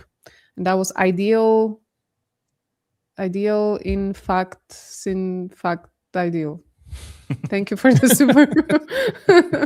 Guys. Well, they claim that they saw where he ran into the woods, but how? But was Because it we see 6.5 hours? Yeah. But we see that camera footage sort of cut off, and you can't see where he goes from then. So how do they know where he went in the woods? Did they say it all? They just said that they knew he did. You guys remember? Come out at trial. Yeah. So this is my Cassia. Nice to meet you. Can't wait for your take on today's proceedings. P.S. Don't look under Nate's desk. There's no calves to be found. Yeah, I have very no small calves. calves. Yeah. See, there you go. Nissy, did you want to do this one? EK tried to control the narrative. Yes, that's Erika Kirk. The mountain of evidence is why this is going to trial. Then Tyler unalives himself waiting for trial. I think a lot of people thought that was coming, but let's hope not. They can't. It would the conspiracy would Oh, blow God. up. Yeah. Yeah, everybody would be done at that point if Yeah. Just like old Jeff in his prison cell. You know what's terrifying is that for some people it's so easy. They're just like all over X, making polls. Should he get the penalty? Should he not? And there are so many. Yes, of course, immediately. It bothers me. I don't know. It bothers me so much. It's human life. If he did it, yes, he should be prosecuted. He should go to trial. He should be fairly judged, and so on. But for people to be just like cheering for someone to be unalived, I don't know. It bothers me. Which I am not for or against the death penalty. I'm not. I believe there are people who deserve it and who don't. But innocent until proven guilty, right? He didn't even go to trial yet. Yeah. Yep. It's just who's this, Matt? Nacho Grandma? Nacho Grandma is funny. I've been here all week. First chat. Great work. And Sycamore, let's see. Text also said camp out, huh? It's campsite in whatever. NW? I'm not sure In the NW is. text. Oh, okay. Well, he said both. Twigs actually said both. He said it was for hunting and for camping. That's the two things he talked about a lot. Mind your own biz. I like that name. That's awesome, actually. Mind your own biz. White text on top of green. Dead pixel line. Yep, that's what they're talking about for the cell phone pictures. Hunter says, also agree that ballistics don't add up and could be from an actual shooter, but I'm more convinced it was more likely FMJ, not soft tip. If 30-06. If 30-06, it's more likely to be probably an FMJ round. Soft tip, again, regardless of what they want to tell you on X, I read the description off the box. It's designed to expand and literally create a massive, massive wound in the body. And no exit wound doesn't really work with that. Did a rotation in Poland for 6 months in Drost. What is this? Kasia? Drawsko-Pomorskie. There you go. Absolutely beautiful country and fantastic people. Yep. What is Marty Lamartina 7127? I want Bednarz to hold Neff down till he says uncle. Okay. Well, Bednarz was going after Blake Neff pretty hard, and he just yelled it out. He's like, Brian Harpole did exactly this, and like Yes. triggered. I was like, what? He was like Judas Harpo. Yeah, that's how you get sued. You already know he's got a penchant for suing, so you got to be careful with that. Yeah. Katrina Acuna, thanks for the super. WT Nurse knows, thanks for the week's coverage. Please compare Lance in the hoodie versus Lance in testimony. They're not the same people. See jawline, the shape of the face. Found Baron from Ian, and you guys from Baron. Awesome. As far as the difference in looks, I have some other pictures. I'm probably gonna do a video tomorrow. There's pictures that are even drastically different from those that are supposedly Lance as well from his account. So yeah. I think we did this one. It's been, oh yeah, we did this one. Thank you for Next one, Lunatic. Thank you, Manfred. That's Lance's female name, I guess. Yes. But apparently only for Tyler, it seems like. Which would make sense if he was like a honeypot. We got Care Bear here. Care Thank Bear, you. thanks for the Who that's for? Yep. Sorry, John said, Barron mentioned last night that the place TR supposedly was prone had a parapet wall that rises above the gravel level. How high of a wall could you shoot over if flat on your belly, on your knees then? No, not necessarily, because when you're in the prone, right, that you still have the rifle up off the ground. It's to your shoulder. Typically you have your elbows, right, that are holding the rifle. He probably, if I'm going to guess, if it was me, I would have used that backpack on the edge of the parapet to basically stabilize my rifle to take the shot, or the towel, right? That could be what he potentially used it for. If we're hypothetically saying he took a shot, well, obviously we haven't ever seen him even on the roof with a gun, but it would still be doable is my point, if it were to be a shot taken, which they still haven't shown me. So thank you, Stacy, for the super sticker. Is that you, Fredo? The green one? Yes. No, this one. Kaja Right Rashada, No. thanks for the super. That's not mine. I think we did this one. Yes, we did. Kasia's already. Okay. Mm-hmm. Baseball Mom says a lot of things suck in today's world, but being able to connect with you guys and watch the trial together is not one of them. Well, thank you. Ben says, how much do you guys think both legal teams are relying on AI to mine technical details from manuals and other documents? Great work, all. Oh, I'm sure a ton of it to dig everything up and find it all when it comes to that. But who knows? Manduk, thanks for the super. If dismissed, found, NG, what happens to the story if he's not guilty? That's a great question. They blame the entire thing on Candace Owens and try to take away our First Amendment rights on social media because we're too dangerous, is what I think is going to happen. Yes, they will blame her for letting the unaliver to go free. It's already, we see those talks already.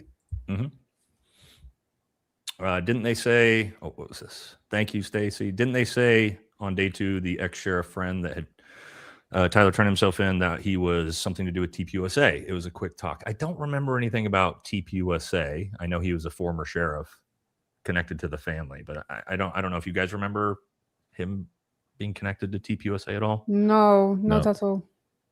No, they said he was a Boy Scout. Yeah, Boy guy. Scout troop leader or something of Tyler. Yeah. Yeah.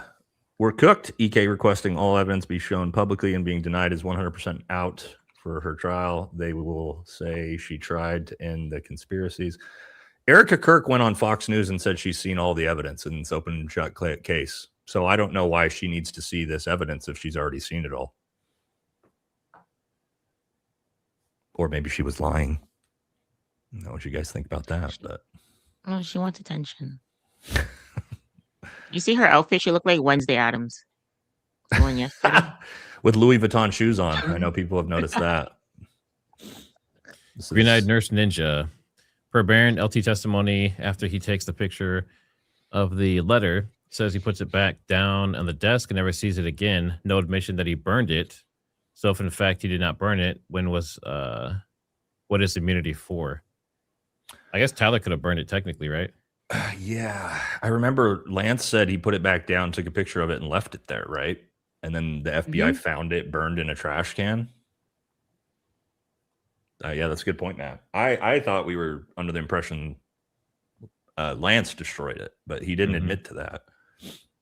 So, Nate, would he my admit to government. it? No, He has he didn't. immunity. He No, didn't. I'm saying, does he have to? If he told them he did, but he gets immunity, then he doesn't technically have to say it. They just have to know it, right? Is that how immunity works? He could admit to it if they gave him immunity to talk about it. Yeah. Yeah. That's true. Yeah, he couldn't be prosecuted for that. Not if they gave him specific immunity for tampering with evidence, then he could freely talk about burning it. Yeah. But he specifically said, I looked at it, took a picture of it, and put it back under the keyboard in his testimony. I was having a debate with someone about this last night. If your partner tells you that they just murdered someone and they're on their way home, you're going to stay in the house? Like, you're not going to leave? Oh, that's a good point. You're not even remotely afraid of them after that point? Like, not even a little bit? He knew. He knew what was going to happen, and he was okay with it. That's my opinion. Yeah, he said, what did he say when the first time? He's like, okay, stay safe. Yeah, stay safe. I'll see, I hope you're safe. Mwah! My love. Yeah. Heart Luna. Like, he seemed pretty unbothered. Like, Yeah. obviously he was asking questions like, why, how long you been planning this, blah, blah, blah. But you didn't leave. You didn't say, don't come here. Like, don't come to the house. Yeah.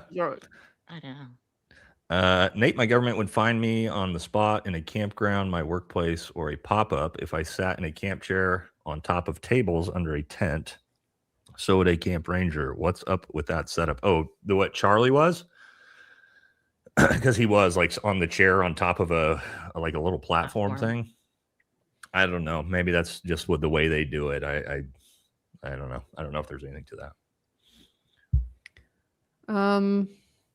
Unfiltered. Thank you for the super. Ripped my glitter pants to be here. Love you guys. I think they're sequin, right? Isn't that what Erika wears? Yes. Love Baron's take. English guy. Some of text messages. Mm-hmm. Catherine Powers. I've enjoyed the commentary this week. All of you guys are awesome. Thank you from a boomer. We love boomers. The good ones. Old Dirty All Litter three of them. says, we did this one already. Thank you. It's weird that the investigator took, did we do this one? Or did I just? No, I don't think we did this one. All of you doing a fantastic job. I'll never watch the news again. All they do is lie. You guys think that Lance was medicated. Everything about him was so strange and off. Based off of his character profile, I'm pretty sure he's on some heavy SSRIs. But I don't know. We'd need his medical records, I guess. It's weird that the investigator took pictures of Lance's phone for the messages. As a law enforcement officer, I've never done that, and I've always offered an email for a witness to send me the messages. Or you just rip the data off their phone. Mm-hmm. That did seem bizarre. Baron also talked about how weird that was, too.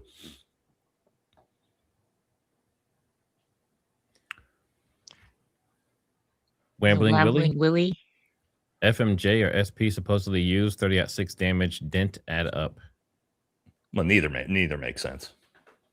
Either one of those types of rounds is going to literally cut through Charlie like he's butter. Mm-hmm. So,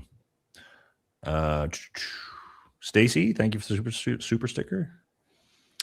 Hi, all. Sometimes in small towns with big events, people are hired for crowd control security at small amounts of dollars, told to wear a certain color for identification. If he was there, could have been a way to get him there. Who, Tyler? To hire him to work at the event? No, then he would be at the, I don't know. Then he would be at the event. Not sure. It's interesting. I need to sleep on this one. Yeah, because we had maroon shirts. Can you make that bigger in OBS? It's just pretty small on my screen, even if I zoom all the way in. Can you just like stretch that whole? Yeah, there we go. That's a lot better. Yep. Mm-hmm. Yeah. Okay. Thank you, Tile. And then Feline here. Feline Revolution. Love Candace, but at this point, question everything. And after watching her explain how she met George on Sean Ryan, I think her husband is her handler. I've heard that from a lot of people. Candace's husband is her handler? Mm-hmm. Because he came from TPUSA in UK or from Europe, right? Wasn't that the story? No, I think pretty quickly. I don't know anything about their relationship, so I'm not the guy for that one. That'd be Mr. Let Go. He's a relationship guy. Yeah. Katrina Acuna. And the text message here says he doesn't know if there's a serial number, and that a few texts down, he says there's a 4-digit serial number. Baron showed that yesterday. Yeah. More inconsistencies. Oops. Yeah. Yep. Just say, Julie, thank you.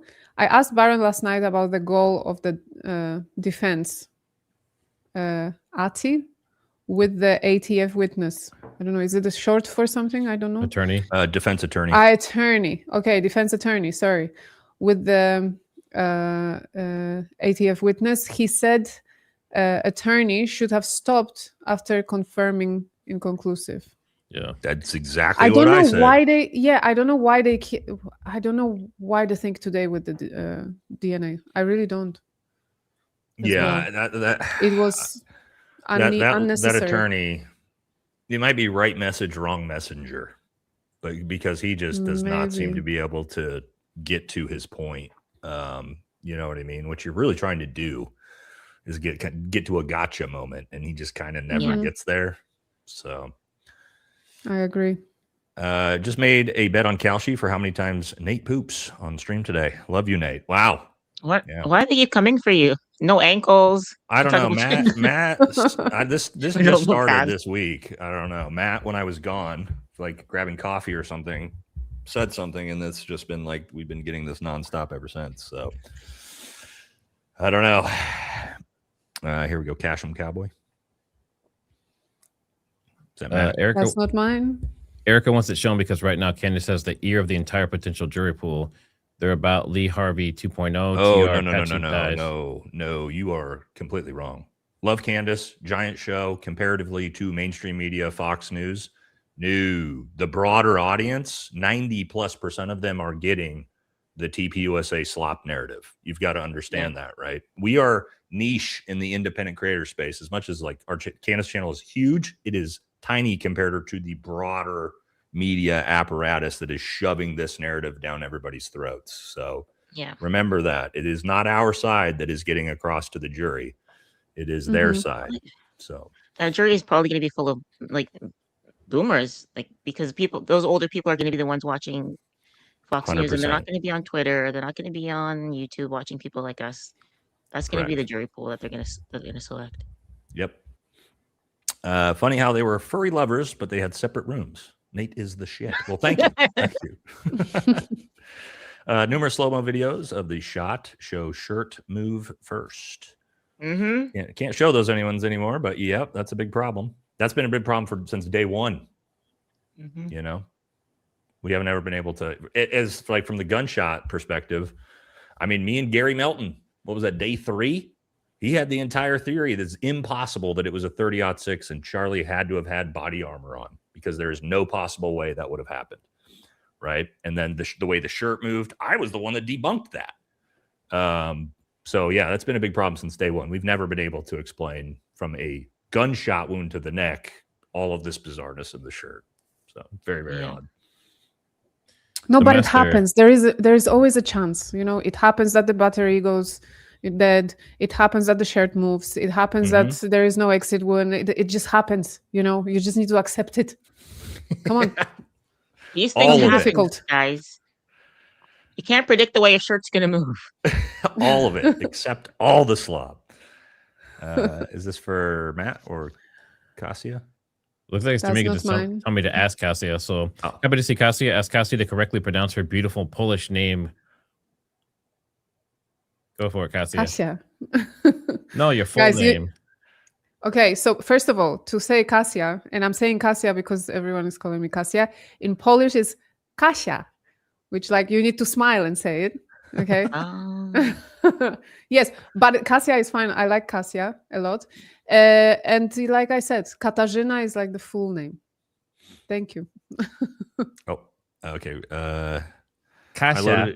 I loaded a video Bravo. on TT of EK at UVU. Okay. What's TT on TT? I'm not sure. TikTok? TikTok. Oh, TikTok. TikTok. Okay. We have a boomer in the house. Yes. Boomer with no calves. What is TT? Oh. Yeah, I'm old. It's fine. Right here, Drew. See, Drew, if TR actually is a patsy, do you think they would put him on the stand? Would it be that crazy? They're not doing it for the prelims. Did they say they weren't doing it for trial or just for the prelims? They're not going to do it in Prelims, general. I mean, there's almost crazy. zero murder cases ever where you're going to see the defendant go on trial, unless he specifically wants to, and his counsel is going to tell him, please don't do this, right? So The only time it would make sense is like someone's being accused of murder and their argument is self-defense, and maybe they feel confident that they can make the case that they were in Make a fear case of their for life. themselves. Yeah. it's actually very good point, Cassia. We saw that in things like the Kyle Rittenhouse case, right? Where he did go up and testify and did that exact thing where he explains why he did what he did. So yeah, that's a great point with that. I feel like EK hired the same lawyer as Rob O'Neill. You guys probably don't get that joke, but it's a good military joke. That guy is definitely a $25 million jackass. Sorry.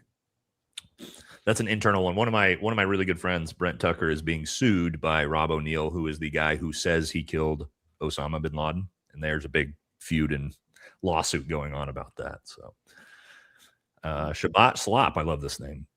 Shabbat Slop, thanks for being a channel member. What do you guys think about Baron's comment about the diameter difference between the bullet from Charlie versus 30-6? We talked about that a little bit earlier. So she did list a range, but a 30-6 sometimes will be outside of even the range she listed. So kind of strange. So yeah, Baron is correct on that. The 30-6 is actually beyond the range of the diameter that she describes in the ATF report, but it could be because of the fragments off the bullet, her having to peel layers of it back, that made it to where it falls into a range a little bit smaller than a 30-6. So it's a little bizarre, but that one's not like super crazy. Stacy, thank you. You got Morgan here. Morgan Flanagan, been here all week. Thanks for the hard work, everyone. You make watching it bearable. Thank you. If we ever going to even get out of here. They're coming in faster than we're reading them. Okay, thank you, guys. ZR says, if you have not seen the work of Juxtaposition on Rum/Subs, Rumble Substack, maybe, please check it out. As a vet with overseas experience, I find it relevant. Does not mean I am right. Gladio. Yeah, I don't use either. Well, I guess I do have Rumble. I don't watch it very often, though. Thank you. Dear Jen, thank you for the is that you? Go ahead. It's my dear Jen. Yes. Been watching all week. Hi, Kasia. Okay. Les says, I think that because it's a pretrial is the only reason we were trying to invalidate the report during trial. I think he sticks with inconclusive. That could be. Melissa here. You want to do that one, Nissy? Melissa Smith, 7095. Lance Twig said Tyler Robinson knew his brother at start of interview. Also, I feel like something is up with the shoes. We can't see Tyler Robinson's shoes in Dairy Queen or police station. Okay. So Jesse on Fire actually did prove that the shoes he's wearing, the prosecution says it's the same shoes. He did actually already prove that in the two different outfits you see, they actually are not the same shoes. It is a different pair of shoes. Jesse proved that entirely side different by side. brands, or I don't know if they're different brands necessarily, but the actual shoes themselves are a little bit different. Like they're like different versions of Converse or Vans. I'm not sure. If we had him on, he'd be able to explain it. But I did watch his video on it, and he showed them side by side, and they're not the exact same. Are Eastern European women more feminine than American women, or is it just different type of femininity? Well, let Kasia answer that one. I don't know. Okay. Controversial. What do you mean? Woman is a woman, okay? What is a woman? What is a woman? I'm not going to try to define that right now.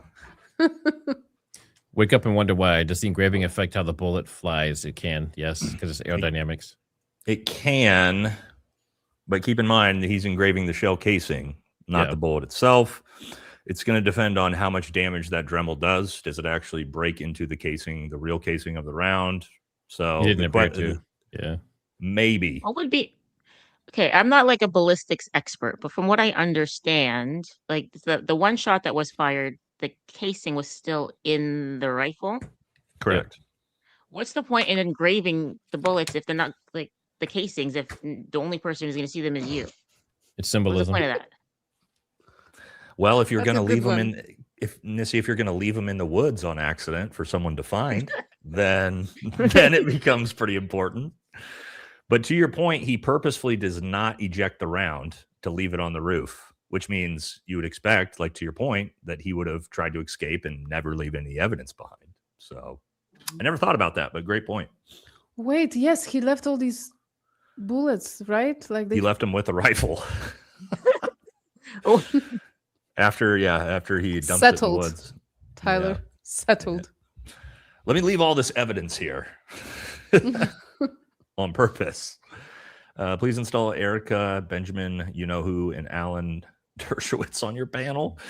This will result in a sharp spike in viewership. Yeah, maybe. I'm going to pass on all those guests, though. Alan. You got Texier here. Do you think the fragments could be burnt pieces of the road? No. They look very definitively to be like a copper jacket or something. I mean, I don't know how you would get that from a shape charge type of setup from what I've seen. No. Because it's more like a plasma. They can penetrate, but it doesn't actually leave behind lead and separate. Nope. They can be copper from what I've seen. But yeah, I don't think so. Nope. I may have missed this somehow, but do we know what they did with Tyler's car, or was it secured and entered in physical evidence? I don't know. I haven't heard what happened to Tyler's car. I'm assuming it's in They evidence. didn't. They impounded it, so maybe they. I don't know. I'm sure they. Yeah, I'm sure they have it. But Mary here. Mariska 607. Thank you for the super. Watch yes and no game. Charlie Kirk and Michael Knowles. Minute 20. Charlie was anti-death penalty, but only in America because of our government. Oh, I need to watch that. I haven't seen it. He was anti. Was he? Or he was for? No, Well, it I've makes heard sense him if he was say. anti. I'm pretty sure I've heard Charlie say that he actually wants was to bring for. back public executions. So I'm not sure about that one. Wasn't that I'll Josh need to Hammer? check the video. Yeah, maybe it was with him, but I do remember Charlie talking about. I think it was for PDFs. So in fairness, like I'm pretty sure if I remember right, like I agreed with Charlie at the time about it, but I think that's I might be misremembering though. Hop Whisper says it sounds like the Twitter idiots are mistaking soft point for frangible. They are. So the hilarious thing is they're on Twitter saying, I don't know what I'm talking about. A soft point is designed to break up. No, a frangible round is designed to break up. A soft point, as you see by the description of the box, specifically designed not to fragment. So just be careful with who you're listening to on Twitter that pretends to be firearms experts, guys. Just read the box. I keep getting proved right about all these things that they say I don't know what I'm talking about, so. Kaja here? No. Is that Khadijah Khadijah Rashada? Khadijah? Yeah. Khadijah. Did they put previously retrieved fragments in CK's neck while in the car? I don't know. That'd be tough to do, guys. It seems unlikely, but yeah. It'd be tough to jam fragments in there into the neck. I mean, you could, but I mean, I don't know. Who knows? I didn't see what happened in the car. Oh, here you go. Oh, Chili gifted 10 Daily Fredo with Kasia memberships. Thank you so much. That's very generous. Thank you. And then one for me. Thank you. Sometimes I wet my plants. Which is never mind. All right. TR text, don't take any interviews. Does anyone born in the US speak like that? We say don't give or don't do any interviews. Can our Aussie friends weigh in on don't take any interviews? Who doesn't take any interviews? What's that from? Oh, Tyler Robinson? Oh, don't take any interviews. Yes, Oh, it's that from was a in text text. message from Tyler. Yes. That is Don't take bizarre. Yeah. any It's interviews. not a normal American way to say that. Stephen, thank you. We got Whithill here. Whithill 03. I'll read this one. What do y'all think has been the biggest evidence / non-evidence showing Tyler Robinson didn't do this from what we have seen this week alone? That's a really good question. And thanks for It this. is a good question. You guys can go What first. do you guys think? That he didn't. I'd have to think really hard, but the thing I already mentioned that really stood out to me was the officer's body cam conveniently turning off right when he finds the crime scene. And the fact that he zeroed in on that particular spot anyways, especially like he was under the impression that they already had a suspect because they had taken in Jordan. And that's what he said. He's like, they took Jordan. So I was like, okay, the premises is secure. Let me see if anyone needs help. I saw someone was having a seizure. I'm looking around. I see this pistol holder. And then it dawned on me. This must have been from a rifle. And then I went to the Losi Center. Like, all of that transpired with your adrenaline running, all the chaos, thousands of people running around, and all of that happened in the span of like 20 minutes. Like you zeroed in on the Losi Center, and then you're like, that to me is just too suspicious to like move past. Look, in my opinion, oh, sorry, go ahead, Cassie. Prosecution and defense are in the same boat. That's my opinion, because as much as prosecution relies on a chain of events that happened, and they're showing that chain of events, and they're interpreting it a certain way. They're interpreting that this is Tyler Robinson. They are interpreting that this is his car. They are interpreting that he did the stuff with the bullets, with the gun, with the. the same thing. We take the same chain of events as defense, okay? And they can disprove it easily as well. You can't see that it's actually him. You can't prove that he fired the gun. You can't. So it's the chain of events. It's this. They basically, to me, on the shell, they are the same in the same position. So it's going to have to be the judge that decides, okay, which one was more convincing, the story, because it's all we have. We have a story right now. We don't have actual evidence. So I actually, you kind of are in the same boat as me, Kasia. What I was going to say, kind of caveats with that.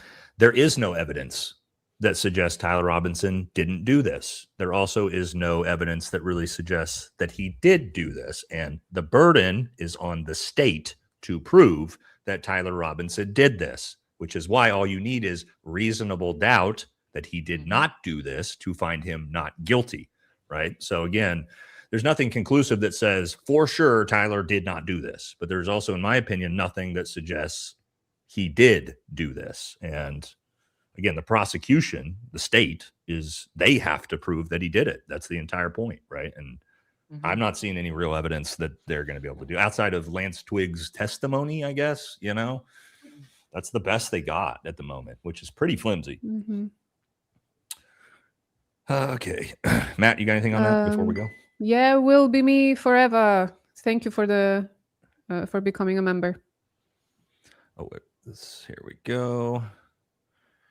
It's Steph Green. Thank you. Care Bear. I used to hate that show. Kasia, you can see it. So if you can just let us know like right away if it's you or not, then we can. It's not me. It's not me. Okay. Care Bear Cat, thanks for the super. Why is the defense allowing the state and the witnesses to refer to the individual in the videos as Tyler Robinson? Yeah, we brought that up too. I feel like it's an injustice. It's training the jury. It's tainting the jury. I think so. Barron explained this last night. He said the verbiage will be very, very different when you get to the actual trial. They're not going to be allowed to do that. Something with the pre-hearing makes them able to say stuff like this, I guess. But I'm not a legal expert. That's for Barron. How does Gary stream not get taken down on YouTube when he has guns in the background behind him in his studio? I don't know, because Brent Tucker, my Delta Force buddy I was just talking about, had his live stream ripped down multiple times from having firearms in the background of his channel, as have I multiple times. Apparently it's different for him. Different rules for him than it is for us on the other side, I guess. But yeah, my viewers know we've had multiple live streams ripped down from firearms being in the content. So yeah. I don't know. That's fine. Steph, thank you very much for becoming a member. Theater Kids. Oh, also guys, you can you see the little dashes. That's how you know these are mine. So for you guys, Theater Kids and a P placement kids love using proper English spelling like Calibrate and Gray. Okay. If they pull Oswald, we know the real answer. The only thing G about Twiggs and Tyler is how fake and G, F and G, the Fed slop narrative. That's a funny joke. All right, Tim. I finished my coffee and got Nate ready for day number 5. Thanks for the commentary. I couldn't watch this alone. Thank you for the new membership, Cedar Harbor. Thank you. Should be twice. Been here with y'all all week and enjoying it, even though VFT did a hit piece on my hero long ago. Who's your I hero? get it, man. I get it, right? Like, I do not believe Mitch Snow. I'm sorry. That's the one time I've disagreed with Candace Owens in 10 months, you know? And it's okay, okay? It's okay to disagree every once in a while, guys. Murray says everything in the trial is giving Karen Reed 2.0. If he walks, it will be Oswald. If he stays in jail, it will be J.E. Let's hope not. Oh, man. I'm gonna go. I'm gonna go check. Yeah, hold on. I was gonna say I'm gonna check on the kids real quick, so I'll be right back. So Nissy, you can go ahead and read mine. Okay. We're at M right here, yeah. 0225. Thank you all for podcasting. The commentary and camaraderie has made a boring process interesting. Thank you for searching fog through the truth. Okay, fog through the truth. Okay, Charlie is smiling down on you. Thank you. All right, Mr. Gear, TR can't get off. D will destroy its own case, like we've already been seeing. That's how they lose a winnable case. I think if the defense tries to take this angle, which I think they're going to, which concerns me, which is trying to discredit the science that is already accredited by nationwide by the courtrooms, that it'll never work, right? Like you can't. I get what he's trying to do with like discrediting the science of DNA, but it's like this is accredited and accepted in courtrooms across the nation. Well, like, isn't what he's trying to do say, well, yeah, okay, Tyler Robinson's DNA is there, but also so are all these other people's DNA? Isn't that the angle? Well, it should be the angle, Nissy, but it doesn't appear to be the angle that he's taking. The angle appears to be what he's taking is I need to discredit the analyst who did the testing and go after her personally and make sure she's not credible to discredit the report itself. And I don't think that that's going to work. See, he tried to do that with the ballistic forensics too. He's done it for everything now 3 different times. And it's like, I understand what you're doing, but I don't think that's going to sell to the jury. I think it's a much better angle of like, hey, why are there 5 different people's DNA on this rifle? Right? Hey, why can't you match the bullet to the rifle? Hey, how come in the ATF report, this bullet that's in Charlie could be 30 different types of firearms? Like those are really strong things that are going to affect the jury. To try to attack the science of ballistic forensic testing, I just don't think that's going to resonate with the jury personally. I've heard a lot of like lawyers comment when they're just commenting on trials in general. Like what tends to get lost on juries if it's too technical, like they stop paying attention anyways. Yes, So you have to dumb that down, right, a little bit to really get that like big hit point across. Which again, like, hey, why is Lance Twiggs and 4 other people DNA on the trigger of this rifle? Like that's a big moment of like the jury's going to go, whoa, But he seems to just be, not seeing the forest through the trees. I think but we'll see, right? Like the trial, they could have something completely different planned for the trial. So, Broadleos music, showing my age, but I wasn't allowed to play D&D because the world was afraid that something like this would happen. Yeah, I remember that back in the 80s. Yeah, the Dungeon Master is the real person who should be on trial. Great job this week. They did think that Dungeons and Dragons was leading to evil stuff. Thank you, Andrew. April says, I feel like this is the movie Shooter with Mark Wahlberg. It just feels like playing out in our face. Thank you guys all for this hard work this week. Cassia, so glad to see you. Christ is King. So have you guys seen that movie? Shooter with Mark Wahlberg? No. I watched it in high school. I don't even think that was appropriate for class. The entire premise is the government pulls off a high-level assassination and actually frames Mark Wahlberg's character as the one who pulled it off. So it is actually sort of relevant in a juxtaposition between the two. Obviously a little bit different in the plot, but yeah. Happy Mama says, could they make the shot if CK intent wasn't on a platform? Yeah. Let me think real quick about the physics on it. He would be depend on the angle. This Yeah. much So it would actually be an easier shot because him being on the platform with the tent there and the shot coming from above, the higher up he is towards that tent, the less of his body frame is going to be able to be visible by the shooter. So yeah, it would actually have been probably not easier, but he would have been still in the same amount of frame if he wasn't up on that, would be my guess. Oh, I got to guess. We have a new podcast guest. This is Mr. Brownie. He wanted to say hi. He keeps snooting my foot. Hey, everybody. All right. How cute. Auto text was set up for TR to send in case he didn't make it. Lance's reply was after reading the note in the next room. TR made it and tried to delete the auto text. Yeah, I didn't even think about that until somebody explained that, or maybe it was Barron was explaining that was an auto text. And he just absolutely forgot to delete that. Buckeye here is, let's see, either from Yeah, but he left a note too. Just like, not only that, but like a bunch of the evidence that they found, like a bunch of the extra rounds and everything, he left on top of the safe at his house. So he's got a safe in his garage and he didn't put any of the evidence or anything in the safe. He put it on top of the safe before it's just like all these things where you're like, and left all this evidence at home and like texts a full confession to every possible thing that the prosecution would need. It's just, I mean, maybe, but Buckeye says, is TR safer in jail than prison? Yes, for sure. Steph just became a member on all 3 channels. Gonna send some love everywhere. God bless you. Well, thank you, Steph. And these might be Matt's. Thank you, Steph. All 3. Well, I Thank wasn't here then, you. so thanks to you guys. I don't know if guys, we're gonna have to probably move on to yellows only, guys. Love you guys, but we're at 8:16 a.m., which means there's 4, and we are moving at about. We're moving slower let's than see, they're coming in. They're coming in faster than we can do them. Yeah, so we're gonna, guys. We love you guys, but we're gonna have to probably switch these to yellows and above because you guys are literally leaving them faster than we can read them, and we will never leave. So, thank you so much. But let's do that. Let's switch to we'll move on and just do. Oh, also, real quick, Matt, can you check? Are we caught up to where you can just do this without this wonky? Let me see. Let's see. Wonky frame. 69. Because it'd be a lot easier than trying to do it this way. What's the timestamp on it? My timestamps start at 10 o'clock, 10 a.m. Okay, so no. Okay, so we have some time. This is in Polish, guys. Above here.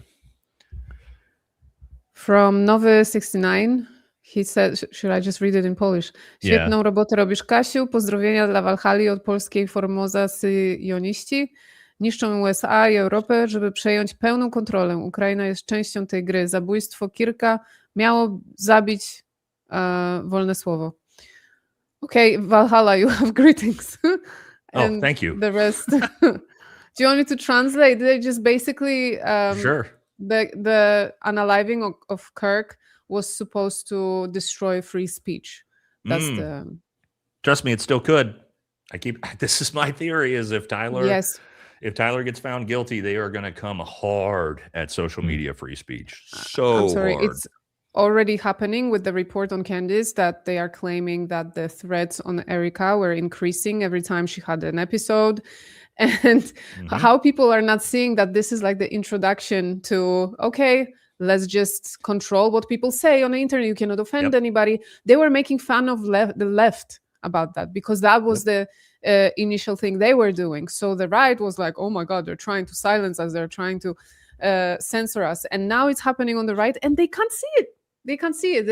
They really dislike Candace Owens and they don't see how silencing her has an effect on everyone else on the internet at this point. Not only on the internet. They know, Cassia. They don't care because it's their side. They feel like as long as my side wins, I don't care. I don't like the party of don't tread on me. Absolutely. This is why I left the Republican Party like 3-4 years ago. Is it just became this hypocritical mess of whatever it's supposed to be now, and they know. They just don't care. It's like as long as we get our way, we're cool with getting rid of freedom of speech. You saw them attacking the Second Amendment when Alex Preddy got shot and killed. MAGA all of a sudden was like, nah, you can't have a gun at a protest. No. And you're like, wait, what? Aren't you guys? But how do they not see? Yeah, how do they not see? For example, they are so disturbed by comments of Candace Owens about Erika Kirk, but they have freedom now to say whatever they want about Candace. You know, they just don't think so. They just don't think about it, how it will affect them as well. Anyway. There are probably, like you say, people that are rooting for it. There are people that don't see it. There are people that see it. There are people that want it because they will benefit off of it somehow. Yeah, it's scary. Yep. Paleface says, Nate, you have compression socks on today. Show those bird leg calves. No, I'm not going to. I'm super tall, guys, so I don't have any calves. I'm a huge man with tiny calves. It's the way it goes. Sorry. All we're going to get is his pelvis in the camera, and we don't want that. You're super tall. That's just how it goes genetically. Tom, thank you. All right, Klaus here. Just really quick, for anyone that's on the Trigger Tribe, if you can go over to Nissy's channel and show her some love over there. Me too. The link in my chat. audience too. Go donate to the Thank girls. Go.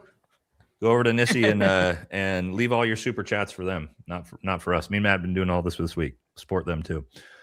Klaus was eaten. Hey, yo, thanks for hosting. Off-topic questions for all. Is there a book you've read or listened to that shifted your perspective on life or changed the way you think? That's a good question. Shout out to Kasia, Christ is King. The Bible. Easy one. Well, that's a good one. Mhm. Meditations by Marcus Aurelius. If you are a man that's into traditional masculinity and actual stoicism, unlike everything you're seeing out of MAGA right now, then that's a great book for you to read. Oops. Let's see. All right. I don't give a dom. That's not me. Yeah, that was on my side. Celebrate parses sms.db. Yep. And pinning schedule message tables. It shows scheduling timestamps, original composition time, and delivery status. And messages show metadata, including queued in advance, not set live. Yeah. So what she's saying is that Celebrate information was queued before it actually was live. So the timing doesn't match. The database doesn't match what they're showing. And didn't you guys say that they're owned by the certain country? Yep. Other countries. Mhm. Yep. Greatest ally. But also Our very greatest commonly used, ally. I've heard. Like in a lot of cases and stuff, they use them to go through, do forensic stuff. Chop says, Use great it on special Thomas guest. Brooks.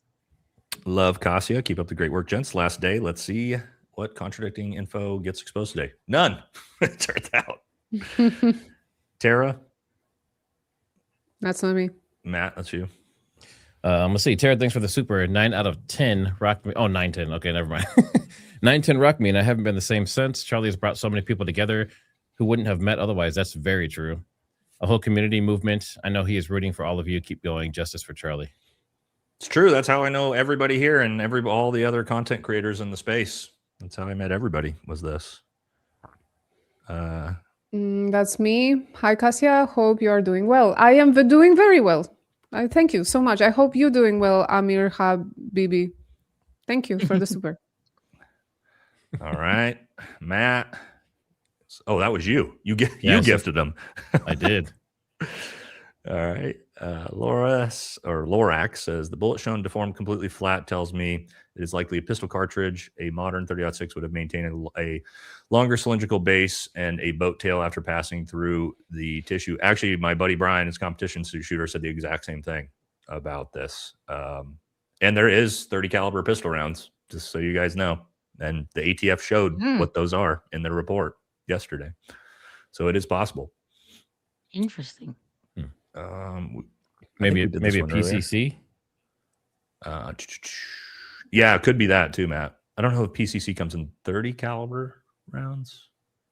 I'm not sure. I'd have to look. I've seen a 45. I think you did this one already earlier today. Yeah, I did. But thanks, Drelatina, for that super chat. Silver says, Twiggs said he believes the photos of Tyler are most likely him based on his hat, sunglasses, and shoes, not his jaw, shoulders, his physical features that a true lover know. You're right. He did say that. He said that looks like something Tyler would wear, I believe, is how he said that. If Tyler, oh, sorry, this is Stephanie. This is for what are you guys? Nissy? No, me. Matt, then. Nissy, you want that one? I'll read it. Stephanie Harmon, S8F.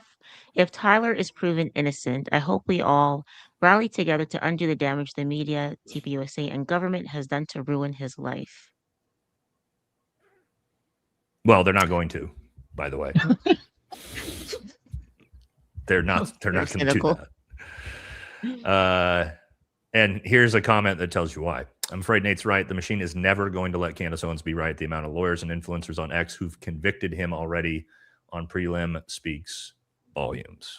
I think they're going to do everything they can to put him to death. And again, I mean, imagine a situation where he walks all these people. And here's another thing, guys. What I've noticed is what they really care about is proving Candace Owens wrong. Because if you watch their content, it's not about Tyler. It's not about the Charlie Kirk case. It's about what did Candace say today.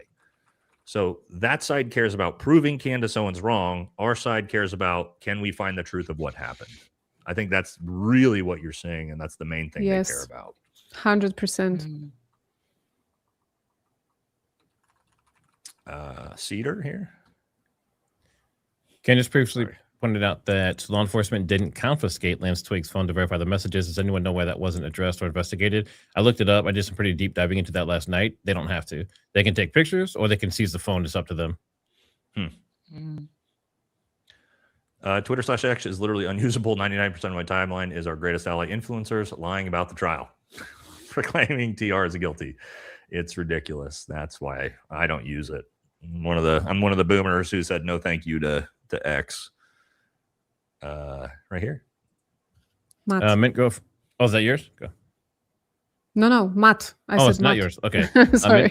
Mint Grove Freeman. Hey, Trigger. Let's see. Did you have an opportunity to look at the photos I emailed you? Did you see a wound in the one photo? I mean, it's so hard to tell what it is, but yeah, I mean, I see what you're pointing out. So there might be something there, but there's so many things like that, so many little anomalies. It's too hard to make a inference off of that. Right here, David. That's mine. Thank you, David. Thinking we need to remember the second shooter is just something they said. May not be true. Maybe said it to throw doubt on the explode. Nope, I'm not reading that out loud. Yeah. So I don't know, guys. But second shooter, who threw it? You mean that they found the I think he bullet means the on a different? extra, the 223 round on a different building. Yeah, I don't know why they would make it up though. Well, I think what he's saying is that suggests that there was potentially a second shooter, which means he was shot, not the other theory. Yeah. Oh, okay. Guys, there's me and Matt and John Bray did an entire deep dive on this with John's expertise and my expertise and Matt's expertise on this. And his theory, the exploding mic theory, is very compelling, but there's huge issues with it. Okay, understand that. Just as there's huge issues with the idea that Charlie got shot in the neck, right? There's big issues with all of these. So there is no definitive this happened and we can prove it when it comes to that yet. It's compelling, and I think it's the most compelling theory, but there's still some pretty big issues with it, so. Agreed. Brittany says, headed back to the courtroom. I will catch you on the flip side. Just wanted to say hi, Nate. Oh, yeah, that's right. You are there.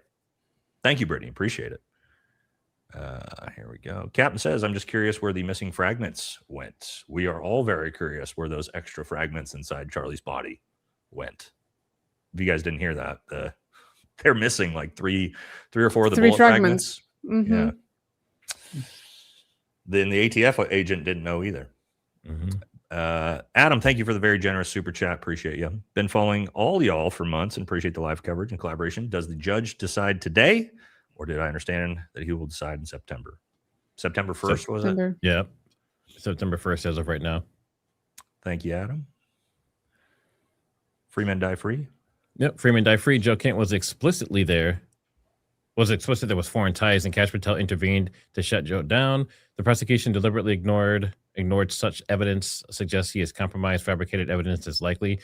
Nate, didn't you say? I think he just left. I think a lot of people have said that Joe Kent didn't have the jurisdiction or power to necessarily do that, or like his department wasn't the right one to beat. False. And let me explain why that is a complete lie. So no, the National Counterterrorism Center, which sits under the Director of National Intelligence, Tulsi Gabbard. You have to understand, Tulsi Gabbard is the top echelon of all, 18 intel apparatuses that we have, CIA, NSA. Like John Ratcliffe reports to Tulsi Gabbard, right? He's the director of the CIA.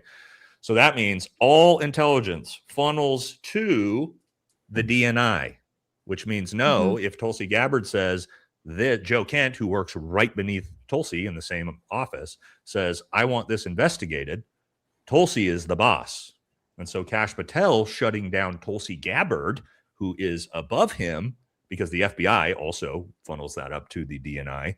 That's not how anything works. And that's why this is so bizarre of both the CIA and the DNI were shut down from looking into the state, which means, do you know where that came from? Do you know the only person who could shut that down? It's not Cash Patel.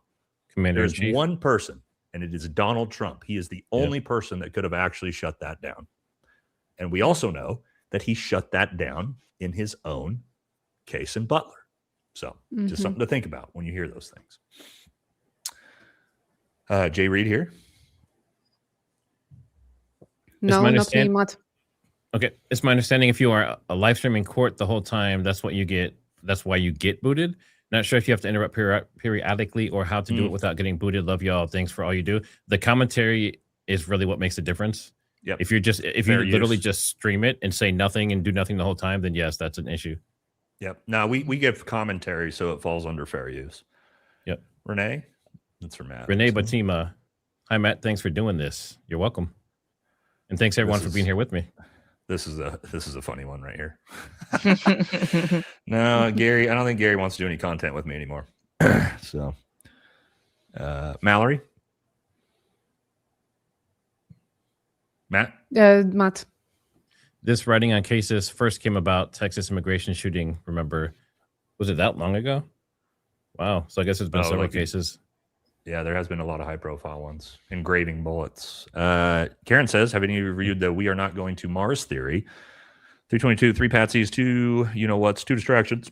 He believes the CK was, you-know-what, in the head and chest. I don't know anything about that theory personally, so I can't weigh in. I don't know if you guys have. No, we need to check it out. It's a very detailed 2 shots happen theory with all the John Bray style of like algorithmic, code and stuff that looked at everything. So it's pretty in depth. I haven't dug super deep into it, but he's supposed to do a big. Me and John talked about that on the theory that like there is potential that had to be the situation for that to happen with both a rifle shot and then a fail safe with the microphone as a backup. Mm-hmm. So that's it's possible, right? That's the way they did it. Based Exennial. Who's this for? When I'm talking shit about me, but that's Matt. okay. Let's see. I wrote off Nate Valhalla months ago after his attempts to discredit Mitch Snow. So I have to ask what his disposition to the potential Fort Huachuca incident is now. Is Nate still friendly with Gary as he stated back then? No, Gary hates my guts. I just want to be clear. Regardless, you can have whatever opinion you want. I don't tell people what to think. But when we talk about this specific story, who do you think is the subject matter expert on a military story regarding a Green Beret? Ask yourselves that. Does Nate maybe have a good understanding of this story and what Fort Huachuca is and military bases and where potentially all this stuff happens and what happens at those bases? Right. And my personal opinion is that he is not a credible witness based on all my experience. You don't have to believe May I interject me, as well? Yeah. So Candace herself never said that she believed Thank you. Mitch. She said that the only thing she was able to confirm is that on that day that he said he was at Fort Huachuca, that he was there. And then she said, this is what he said he saw. I am not able to confirm it. I am not able to say that he's telling the truth because I wasn't there. He has no pictures of it. This is what he said. That's all. So again, if someone is mad at Nate because he doesn't believe, I mean, you can believe or not believe. It's you're believing the word or not believing the word of a person that we don't know. So that's it. I'm just saying that even the person that brought him on her podcast, Candace Owens, said she wasn't able to confirm if he actually saw them. Okay, so that's it. I think the big thing for me too is just understanding. If you guys got to understand you got to understand the way the military is set up. If you were to tell me that this was, at somewhere near Quantico, Virginia, range 37. See, do you guys know what any of these things mean that I'm saying? Range 37, does that like any of that compute right out the gate? This is my point. Like range 37 is in North Carolina and it's where the CAG compound is. So this is like high level. It's where the special, like all the special operations, everything falls under like that sect. If you were to tell me like it was being planned in an area like this by the CIA, okay, now you've piqued my interest. But if you tell me it's being planned at a place where there's a bunch of intel nerds that have no access to anybody that would be pulling off an assassination attempt with a bunch of low-ranking field-grade officers, it doesn't make sense, right? So that's what I mean is like when you understand the military and the way everything's set up, the story is it just doesn't really make sense, right? So that's where I came from was the military lens. Now, is there possible? Do I think that there's possibility that our own government was involved in this? Actually, yes, I do. That is my theory. So I'm not saying I don't think that it's not possible that there's government involvement. I'm just saying I don't believe this specific witness. And if you actually watch my content, I never said a single negative word about Candace ever when I covered it. So, yeah, and if you go back through my content, I've literally always supported Candace Owens. So for those of you who are mad at me about this, it was just like, I don't know what to tell you, but I've been very, very supportive of her. There's some people in chat that are asking if court is done. Yes, court is done for today. So if you're just coming in, court has run its course already, and next court will be September 1st. Court here. Court foo.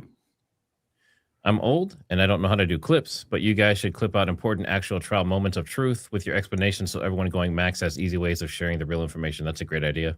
Yeah. I've tried to do that a little bit with my recap videos.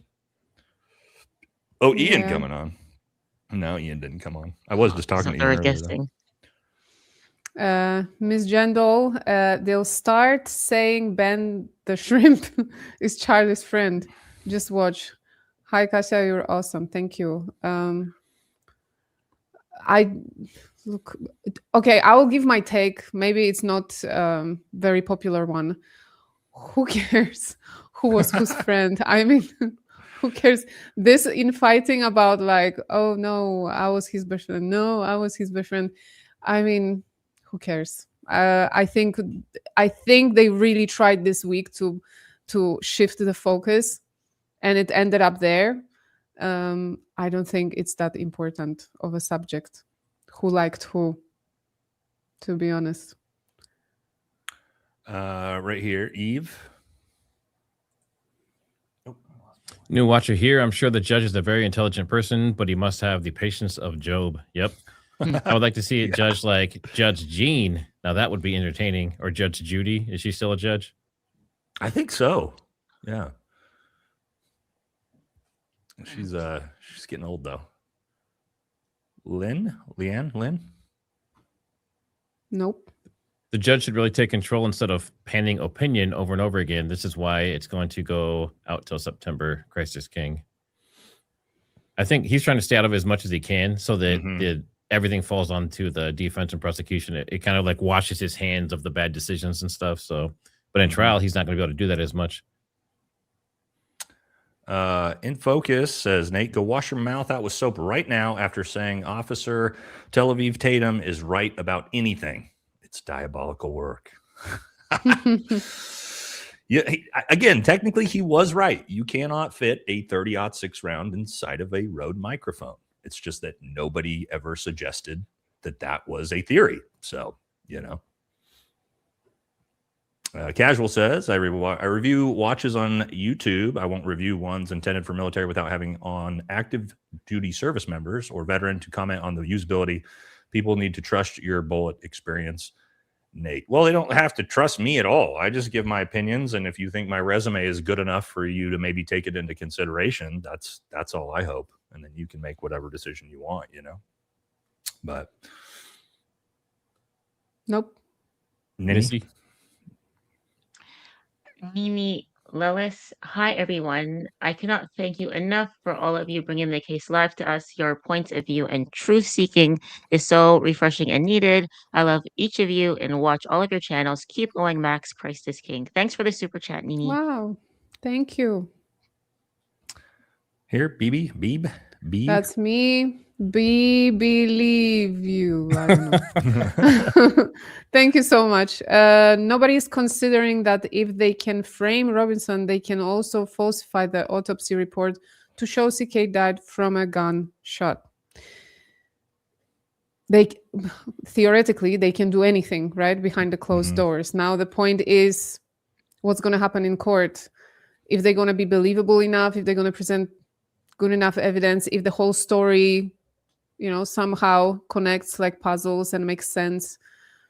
I mean, if you go into, I heard something very interesting today, that we should be so happy that we still have innocent until proven guilty, and we have a chance of getting evidence presentations and so on, because with AI these days and what's going to happen later, in a couple of years, guys, you won't be able to understand what's real, what's not. Yeah. So we should actually be grateful that we still live in a time where we have that type of court system, and we're sitting and we're going through CCTV footage. Can it be altered?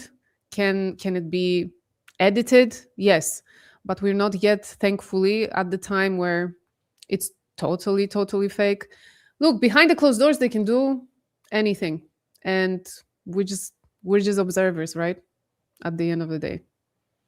For sure. I just want to read this comment here real quick from Spade Coffin. Oh, yep. They say I like Nate because he is transparent, which is why I like the whole panel, to be honest, truthful, and not hiding dirty laundry, upfront about stuff, whether you think it's favorable or not. Yeah, I think I think 100%. we all do that, you know. Like again, I don't have a, and that's why some people get upset with me sometimes when I don't necessarily agree straight down the line with everyone, right? It's like, well, I'm not going to. I'm going to give you my own personal feelings about it, you know, whether I'm right or wrong. But I don't think any of us here, it's just like, hey, you with the other side, a lot of them, you know, it's like you already know when something happens what their stance is going to be, right? Like immediately, you know what it's going to be. There's no, you know, with Charlie, with the Epstein files, all these things, it's like you already know what they're going to think, right? So at least with us, you got independent minds who, you know, are trying to. You don't have to worry about like us being with Salem Media Group, right, and getting our talking points that we all have to regurgitate together. So, Agnes here, it's for me, but I Cassie, if you could read that because I can't. Kasia, pozdrowienia z Krakowa. Weź ich naucz poprawnej wymowy swojego imienia. So I'm supposed to teach you how to correctly say my name, which I did already. So thank you. I wish I could say it how you say it, but I have to probably just say Kasia because it's perfectly fine. I can't do the accent. Thank you. It's no coincidence that Ben came out with his nearly the same time of all the judges in Middle Tennessee recused themselves from the CO lawsuit, getting ahead of discovery of Brian's devices at MIO. Interesting. I'm not. In my opinion. Can you guys explain what they're saying here? It sounds like they're saying that the judges from, because Brian Harpole, are they talking about the Brian Harpole lawsuit against Candace Owens? They're saying the judges recused themselves? Yes. Or the Tennessee judges in a certain group. Oh, yeah. So no judge wants to be involved in the case of Brian Harpole versus Candace Owens in Tennessee. Like all of them literally signed that they will not take part. Wow. They say, I heard a rumor that it's because of her lawyer that he sued someone there, like the body of law. I don't know. Like he sued someone, like he caused some trouble. And apparently they don't want anything to do with him. But this is a rumor. It's not. I just saw it on X. Okay. Lynn here.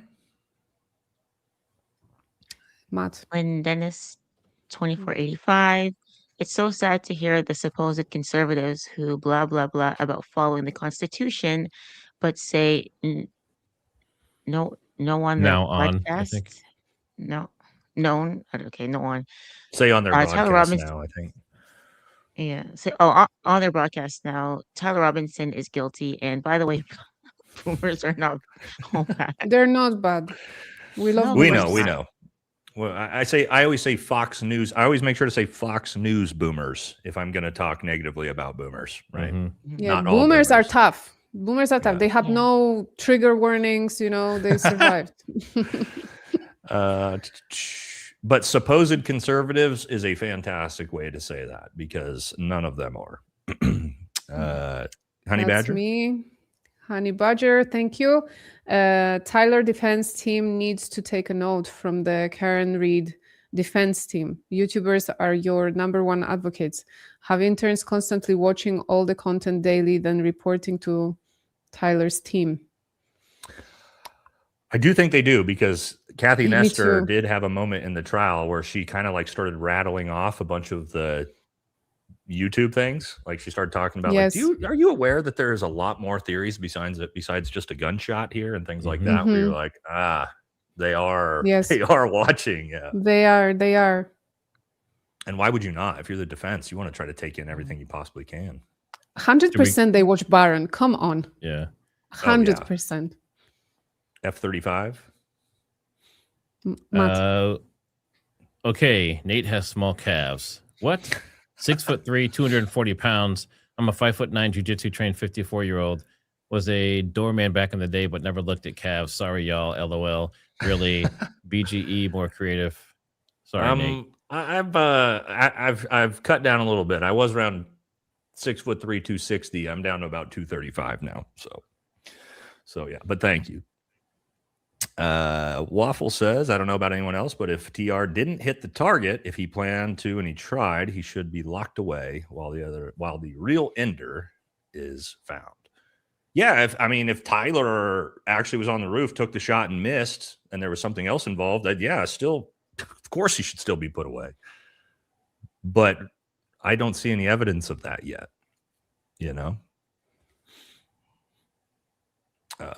Jojo?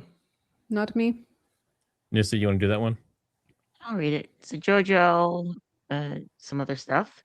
Paid characters, blackmailed characters, intimidated characters, characters politically driven, emotional exploitation characters. The only person I trust is the family friend who took Tyler Robinson in safely. He's actually one of the people I trust the least. Exactly. Yeah. Same. Out of everybody. Like, he brought him in. Well, and also No. he just immediately recognized Tyler Robinson from those photos. No context to Tyler being in the area. He lives 3 hours away, and he just saw that on the news media and was like, "Oh yeah, that's Tyler. I used to be his Boy Scout troop leader 18 years ago." Mm-hmm. Yeah. I don't know. Well, and he's involved in the church, and he's ex-law enforcement, so he And might he's a have some sheriff. intelligence. Yeah, Mm-hmm. kind of sketchy. Yeah, so I don't know. He seems like one of the most sketchy. But thank you. The Big E files have all evidence and no trials accountability. True. Then TR should walk free based on that. Rights are rights if they can be taken away, or aren't rights if they can be taken away. They only are privileges. That's all we've ever had. Well, there's rules for thee, but not for me, right? And so the Epstein class doesn't have to worry about accountability. That's just for us peasants. Patricia, I think that's a super sticker. Thank you so much. Thanks to all the new members. Sorry, guys. Again, it's just you guys are too generous that we have to do it this way. Patty says, thank you for all your time this week. I have enjoyed the commentary. Go Max. Well, thank you, Patty. And here's another one for Matt. Thank you for all your time this week. New follower of yours. Follow through this stream. Yeah, I mean, all the new people that have come this week, it's amazing. Make sure you guys, even outside of the court stuff, make sure you check out the channels and come to the other lives, because we do a lot of other things as well that you may enjoy. Yep. Trisha, even after watching every detailed theory of this case, I could still be an unbiased juror. Can't help that 1 + 1 = 33. The evidence provided doesn't mean I've been tainted. I actually agree with you, Trisha. I think I could go in there. 100%. I think we could all go in there, sit down, and say, okay, prove your case. And if you prove the case, I think we would say, okay, he's guilty. So I think that's actually good. I didn't really think about that maybe the jury pool won't be as perjured as possible. But I think some of them will go in there with a preconceived notion of it doesn't matter what's shown. This is what's going to happen, though. William? Matt, a 1.6 Mauser 98, no way. Trying to match to a 6-inch barrel under the chair. Means this was planned months in advance. Fail. So William is he likes the trap door under the chair theory. That's his go-to. But as far as 1.6 Mauser, I've never looked at what the twist rates were available, but I don't know. Do you know anything about that, Nate? No, the common no. 30-6 twist rate. No. I've never had Mausers, so that's outside my wheelhouse. Tater says another. That's not me for me. Sorry. That's me. In other news, Victor Marx won Republican primary with Freedom IC poll saying he has 59.2% approval rating. What in the world, Colorado? This is coming from someone from PDX. Portland, probably. That's weird. This guy is weird. I'm sorry. Yeah. Weird is very dude. Generous. Yeah. Weird is very generous. I'm sorry. What was with the message he sent to Erika saying, "Don't worry, you're safe. They just wanted Charlie." Yeah, he's a weird dude. Seems like a spook. Yeah. Yeah. C. Melson says the defense attorneys use strategic obfuscation, but gets greedy. He wanted to get her agreement on not conclusive, but actually class character elimination of a 30-6. Very tough to pull off. Yeah, that's why I was complaining. Exactly that. I'm like, dude, you're never going. She already did the report. You're not going to get her to be like, just kidding. It's not a match. Like the report's the report, and the report is pretty good for you, which is why the prosecution doesn't want it in evidence, right? So like, Do we know? Are these? Is this a? I didn't actually never even looked at this. Is Tyler's team public defenders, or does he have his own legal team that? I think No, it's they, public. They were they're not? provided I to thought they him. were. They're were court provided. appointed, right? Yes. I believe Okay. they are, yeah. Well, that's always a little bit scarier than typically the way it works. And this is why in high profile cases, so often OJ's case, they get off, is because you got to understand the way it works. And my dad's an attorney. My dad actually explained this to me. When you have attorneys that are prosecutors for the state, they are trying to build a record and credibility so they can go work for a private partnership and make 3 times the money. So usually if you hire your own like famous defense counsel, you're paying 10x, but you're getting the best lawyers in the world who are going up against state prosecutors, where in this case, it's going to be a pretty even slate, right? It's all basically lawyers for the state. So I wonder how that works if you know, because you said your dad's a lawyer. When you have a public defender, how do they do the billing for hours? Like, is there a cap on how many hours? Like, I know someone who went through family court So like, yeah, in they're Canada just on salary for the government, like the district attorney and the sub attorneys below him. They're just on standard government salary. It's not billed for hours or anything like that typically. So or it it might be billed for hours. I'd have to ask, but I'm pretty sure they're salary workers like other government employees are, if I recall. But I could be wrong. Barron could let us. Barron would be the person. Yeah, Barron would know. It's like worst case scenario. It's like, are they? I mean, I don't think that Tyler Robinson's defense team is doing this, but if you're being paid a fixed salary, are you going to go work extra hours if you're not going to be compensated for it to put extra work into putting on the best case? Well, in fairness, those court-appointed defense attorneys are also trying to build a track record of wins so that they can go be private criminal defense attorneys and get paid 4 or 5x. You know what I mean? So they aren't necessarily, you're not necessarily going to get lawyers that don't want to try, but you may not get the most talented lawyer ever, right? Because all the really talented workers or lawyers are working for, big law firms, Steven says, just wanted to say what's up and show some appreciation for what y'all doing. My wife and I watch VFT and JOF daily. Well, thank you. Thank you, Steven. Michael says they're going to try to bury him and will be the end of it. That will be the end of it.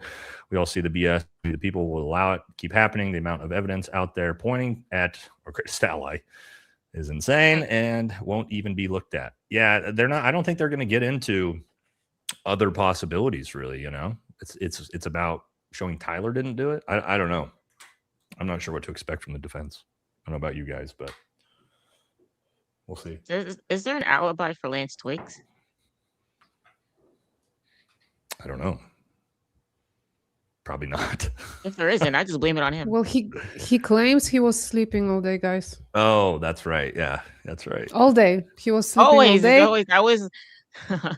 That's right. That is what he said. No one was there. Well, that could be an option. Valentina? The widow was already shown all the evidence and forgave TR. Mm-hmm. Why does she now demand to see everything? It doesn't make you look better, EK. Yep. She did say she's seen it all. That lawyer is interesting. I can't wait till he starts flipping out during the actual trial, if there is one. Yes. Right, Erika That's here? you too, Matt. Erika Ray, the attorneys can discuss the evidence with clients after the pretrial. Why does it have to be public? EK seems to want to be the victim to a point she is, but this is over the top. It's definitely trying to pull on the emotional side of things for whatever reason, and also to intimidate the judge, just like Donald Trump Jr. and everyone else is there. That's the whole point, is to make this, put all the pressure on the judge to push this to trial. Sounds like she was doing that yesterday too. Danny? Thank you for the super, Danny. Barron said Erika Kirk's attorney defended Jeff E.'s attorney Acosta for sweetheart deal in Florida over 30 alleged victims who weren't even notified on deal. Funny how he winds up being Erika's lawyer. Coincidence? No, They We all don't run in the believe in same circle. coincidences. Yes.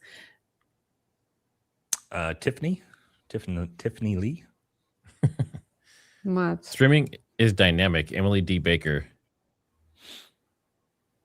All right, Joe. What's up, Joe? Says, not being a lawyer or judge, I answered the poll overwhelmed by evidence, but that isn't the truth of what's overwhelming is this superficial back and forth with procedure. Just saying there has been a lot of that. Yeah.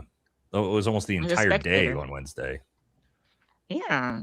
As a spectator, it's annoying, but I understand the need for it. But I felt like the defense is doing a little bit too much. Yeah. Butterfly here. Nissa, you want to do that one? Butterfly BCCB. Here. Did Tyler Robinson plead the fifth? Why doesn't he come forward if he was set up? Do you think he will take the stand during the trial? You guys rock. Stay safe. Thanks for airing this. Christ is king. No, he's not going to take the stand. And he shouldn't. No. Okay. Interpretation. Oh, no, it's not mine. Sorry. That's Matt. Interpretation of judge response to Kirk lawyer STFU. Yeah, basically. Yeah.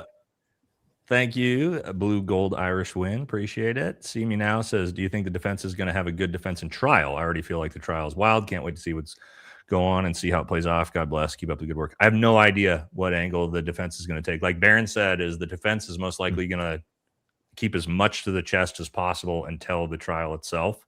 So ask Barron. the legal questions are really up his alley. Mm-hmm. Sarah says, great job, guys. Thanks for your time and effort uncovering the case. Thank you, Sarah. Appreciate you. Joe, congrats to you all. After 5 days of this, we can now all say we earned a YouTube law degree, but can only practice in Utah. Cedar here. That's me. Cedar says, so if I'm understanding correctly, couldn't that simply mean Lance handled the rifle more recently, while Tyler having more DNA would be consistent with him owning or handling it more often? Well, this is what they said. They are not able to do a timeline. They don't know who touched it last, that's right. who They did touched say it that. first. They cannot they cannot prove it. So they can just see whose DNA is on there, how much of it was the probability that it belongs to that person, but they cannot say like, oh, this guy touched it last. Or Have they tested the bullet casings for DNA? They didn't say that I heard. They didn't say. They didn't say. Good question. Yeah, I don't think they definitely didn't talk about that. Yeah. I think Candace will destroy the state's case. TPUSA saw her as a problem, but they did not anticipate y'all and other truth seekers and freedom defenders. That's why they pay Fed sloppers, which they most certainly do. Props to y'all. We're on the right side of history. Christ is king. Thank you. Thank you. Yeah, we'll see. It's going to be interesting to see what the state's actual case is in trial. Because if this is what it is, ooh. Yeah. Bad boy for one of you guys. Thanks for comment. the super. Maybe me, I'm not sure. Garth? Yeah, Matt, are we caught up for you? We're in the 1030s now. It'd be All right, let me easier than see. me trying to do this back and forth. Don't tell me they're still not synced up. Hold on. You see Chop Rock Guitars 1022. It should be. This was before, or this was after you came back, I'm pretty sure, wasn't it? They are not synced after that. They're still not? They're still not synced. All right, we'll keep going. We'll keep going. At some point, they should be. Chop Rock Guitar says, Nissy, you guys are getting all the ladies. Just kidding. In all seriousness, though, great panel, and thanks again for doing the Lord's work. Been lucky enough to hang in there with you guys, suffer through all the Fed slop. Yeah, it's fun. It's fun having some ladies on the stream. We get different perspectives, and we don't have, just a bunch of dudes screaming at each other. So, Texas here. Matt. Baron for defense. We cannot allow this. Justice for Charlie. How do you names? Yeah, how do you protect a patsy? That's a good question, because they have everyone surrounding them that doesn't want them to make it. So, it's a tough question. SB Arizona here. Matt. Thank you for streaming all 5 days of the trial and for your thoughtful commentary. I really appreciate the time and effort you put into helping us follow and better understand the proceedings. You're very welcome. And like I said, we'll be back for the main trial, if there is one. And then we'll also be back September 1st, specifically for his ruling, if there will be a trial. There will. Even Barron said it's like basically 100% chance because of the political pressure on the judge, essentially. I think he did say that Barron said it in his episode last night that if this were just like some random case in, downtown Chicago with 2 unknown people, that most likely like the grand jury would throw this case out. But because of the massive optics and political pressure on it, he almost doesn't have a choice. Because I'm sure they would just destroy his career if he was like, nope, no trial, he goes free. Yeah. So Kim says, thank you for all your time and insights off topic. But what do I do with the Charlie Kirk Freedom shirts I bought from TPUSA after the bang? I'm torn. Love Charlie. Can't stand anything. Look, it happens. I did an entire stream like the second day, and we donated all the proceeds to TPUSA's fund. It happens, right? So I'd say don't feel too bad about it. So you could donate the shirts to like you did it because you want. Oh yeah, place. Do that. Donate it to St. Vincent de Paul or something like that. Do something nice with them. But because you bought them because of Charlie, you know what I mean? Not because of TPUSA. So Dingo ate your babies. Says Polymarket gives a 57% probability that Nate will have to baptize a baby Ruth by second recess. Wow, guys. So Nissy's here now. Yeah, thank you for the gifting of the memberships, RPJM 1989. And Nissy, if you're following along in the supers on the right side of the screen, you should be able to see yours now with the dash next to them. Okay. All right, Trev Bop. Thank you for all your time this week, and thank you for the very generous super chat. WT Nurse. DNA from Ancestry revealed my dad who raised me wasn't my dad. That's happened a lot. That's wild. Yeah. Per this result, I am now Polish and Czech. Should I question the results, or can I rely on my love for pierogies? Hi, Nissy. Glad you joined. Pierogies. Salty says defense getting the experts to testify as much as possible early and under oath is a very solid strategy. Thanks for being here. Really appreciate the coverage. America first. Yeah. They definitely have more expert witnesses they haven't called yet, right, Matt? Don't they have like 7 expert witnesses? 7 total, yeah. Yeah. And I think they've called 2, 3 so far. So, all right, Nissy. Thank you for that, ZenQN041 for the gifting of the 5 memberships. Thank you so much. Bobby, what's up, Bobby? Inconclusive ballistic report, multiple DNA hits on material evidence, grainy video of the suspect. I can't believe they don't have video that would convict or exonerate this kid. There has to be with all the cameras UVU has. There's supposed to be, Bobby, but somehow we have the one shitty grainy video that we had from the very beginning. I don't know. Guys, people were convicted on less. Don't forget that there is no videos of crimes usually, okay? There is no videos of people being somewhere. They convicted people on much less evidence. We're saying, oh, they have no evidence. Yeah, it's speculatory. It's not super strong. We thought they had a video, like a clear one of him. Oh, everyone was waiting for that. They don't. That doesn't mean anything right now. People were convicted on much less. That is very good. And Nate, you see that comment right there? What's that? Which one? This one was from mine. Here? Yeah, great job, folks. One small suggestion to improve the stream. Can we get rid of Nate and Matt and the hearing? Yeah, well, yes, tomorrow, actually, you can get that exact live stream that you're requesting. Yeah. The girls are doing that exact stream tomorrow, so tune into that. You'll have me and Matt here.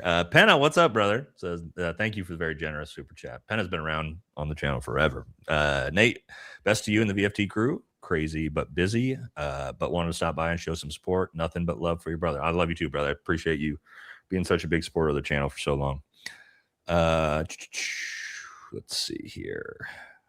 Killian says, can the DNA and bullet evidence actually be used to convict Tyler if they cannot determine the round found in Charlie was fired from the rifle?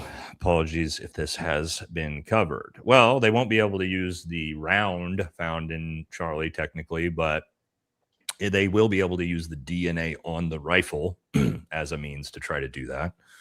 But I mean, to Cassie's point, they got some stuff, right? And is that going to be enough?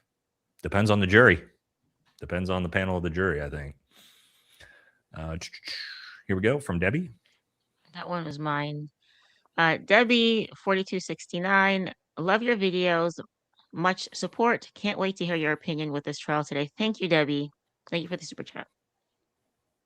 Imprez. That's me. Love your perspective. Did you see Candace's X leaks this morning? I see everything Candace is posting. I follow. It's been intense. I would say it's been intense. We're gonna discuss it with Nisi tomorrow. We're gonna go through it. We're gonna go through the tweets. All that. These are the girly stuff. Yeah. I have to get caught up. There was just so much. She's arguing with everyone. So, yes, it's Andrew a Colbert. mess. It's a lot. Yeah. I'm gonna basically what I'm planning to do for tomorrow. I'm planning to put it in a file, go one by one, and show you guys how it all evolved, basically, and where we are today. Where are we gonna be tomorrow? I mean, you never know what you're gonna wake up to with Candace. So yeah, there is still she's beefing with Andrew right now because apparently he compared Erika to Virgin Mary and Candace to Satan. Yes. Like seriously? Basically, what he should I read you this tweet? Can I read his tweet? Wait. Yeah, for because sure. it's I don't have crazy. Twitter, so I'm out of the. As you guys saw Okay. earlier, Andrew people is were live like, right everybody's now, by the talking way. shit on you talking shit about you on X, and I'm like, I didn't even know this conversation was happening about me. Nate, do you know how much you're missing by not being on X? Most of the stuff is on X. That's I get actually it, how man. things. I can't do it. I can't. I stay out of X. You know what? man, I for my didn't. mental I health. didn't use. I didn't use it until I started doing YouTube. I was never big on at Same. the time Twitter. Yeah. Just make a burner so account. I'll use it to like look up information, and what's going on in the world, but like I don't have an account to where I'm like posting or following anyone or anything like that. So make a burner Yeah, account. so Andrew I do have wrote- one. Well, I did make one. So when you guys remember when Dan Bongino left being with the FBI, so he was starting to like crash out and block everybody on Twitter. So I was like, I talk so much shit about the dude. I'm like, okay, I got to get blocked by Dan. So I actually did make a Twitter. I started one. And the only thing I would do was comment on his posts making fun of him to try to get blocked. And then I forgot which email I used for the account and I got locked out somehow. And so the account's gone now. It's But- over. so I did make one technically to try to get blocked by Dan, but it didn't work out. Well, this is what Andrew said. I've often wondered. So he's sharing Candace's post where she goes like, there are so many devastating points on Tyler Robinson narrative, but chief among them is Lance Twiggs testifying that Tyler wasn't political, didn't even speak to him about rainbow people issues or gender identity issues, and also alluding to the fact that he is not trans. So she's talking about that. So he's sharing this post and he goes, I've often wondered why Satan continues fighting against God when the Bible is clear that the devil who deceived them will be thrown into the lake of fire to be tormented forever. Then you realize Satan probably convinced himself the Bible is just a fed slop. And then he continues in the comment, he goes, and that Jesus didn't really rise from the dead, that was just a body double, and Mary was actually a homicidal psychopath who engaged in a grand conspiracy to have her own family member unalived. Wow. Guys, he compared Erika what the to audacity Mary. of this guy. That's crazy. So this is what's happening right now on X. Oh He's my making the God. he's making the wrong analogy. He's making the wrong Yeah. analogy. That's all I'm gonna say. What? Tucker Carlson said at the at the memorial. Blasphemy. Wow. Yeah. The Virgin Mary, huh? wild. That's Erika. Rafone. Yes. Okay, I'm not gonna say it. I'm not gonna say what I was gonna say. I'm not gonna be rude today. We know it. You know what you were gonna say. You don't have to say it. All right, Nate, we're caught up now. We're good? Okay, cool. No, close that other one out. You know what it is? Is the Fantastic. timestamps don't match, but it's the same ones. Yeah. Okay, cool. Yep. Close that. All right, close my OBS too. Sorry. Getting back to where I'm supposed to be here. That one was Okay. for me, Marcellus. Thank you, Marcellus. Darren Easterday. Do you, the squad, wants the case kicked so they can get TR out in the open, or do you think they'd rather Epstein him while he waits for trial? A lot of people have talked about this, and they're saying that if they were going to do it, they would have done it by this point. So, kind of up in the air. Obviously, we hope nothing happens to him. I think they want to, what they really want is to put him in front of a trial, convict him, and give him the death penalty and put him to death through the official channels and the official means to show that TPUSA and all of them were right. That's what I think their ultimate goal is. And not to be messed with. Yeah. Yeah. Unaliving him before that is just going to cause the conspiracies to go to the moon. So no, I think that's their goal. I think they want to put him in trial. They want to convict him. They want to put him to death. And that's their ultimate, doesn't matter if he's guilty. To me, for them, I don't think they care if he's guilty or not guilty. That's what they want to have happen, in my opinion. Yeah. Thank you for that huge super sticker, Chameleon. Very, very generous. Thank you. That's for one of you guys. Oh, that's me. I think Charlie's necklace was bugged. They were probably listening in on his private conversations and overheard something that made them want to act fast. The reason I think Erika Kirk wanted the necklace. Yeah, Hey, there's a lot of interest with that necklace. Body cameras are useless if you're going to allow the police officer themselves to turn it on and off until they pass a law that says cameras need to be recording at all times. They're useless. So they do have this in a lot of departments, right? In Oregon, you have to have your body camera on anytime you're interacting with anyone as a police officer. But maybe this is not the case. Utah is a very corrupt state when it comes to law enforcement. Sorry to my friends that are in Utah, but this is well known, is that Utah's not legal system, but their police departments are very, very corrupt. So, they got some weird laws out there. Zen Queen, thanks for the TriggerSmart membership. So make sure you guys show her some love. I think she might have left. I think she went over to Barron, but she did drop some memberships on the way out. Michael Freeman 256. Thank you, Michael. Mike has been a really long time supporter of my channel. Thank you, Michael. That's me, Cowboy.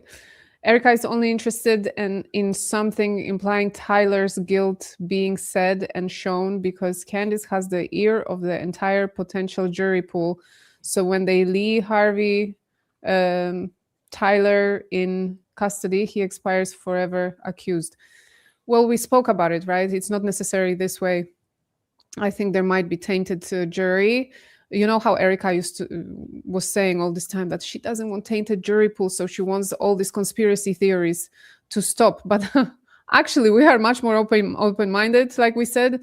Mm-hmm. We're not afraid to be proven wrong at all. It's the other side that seem to have a different agenda. So we'll see.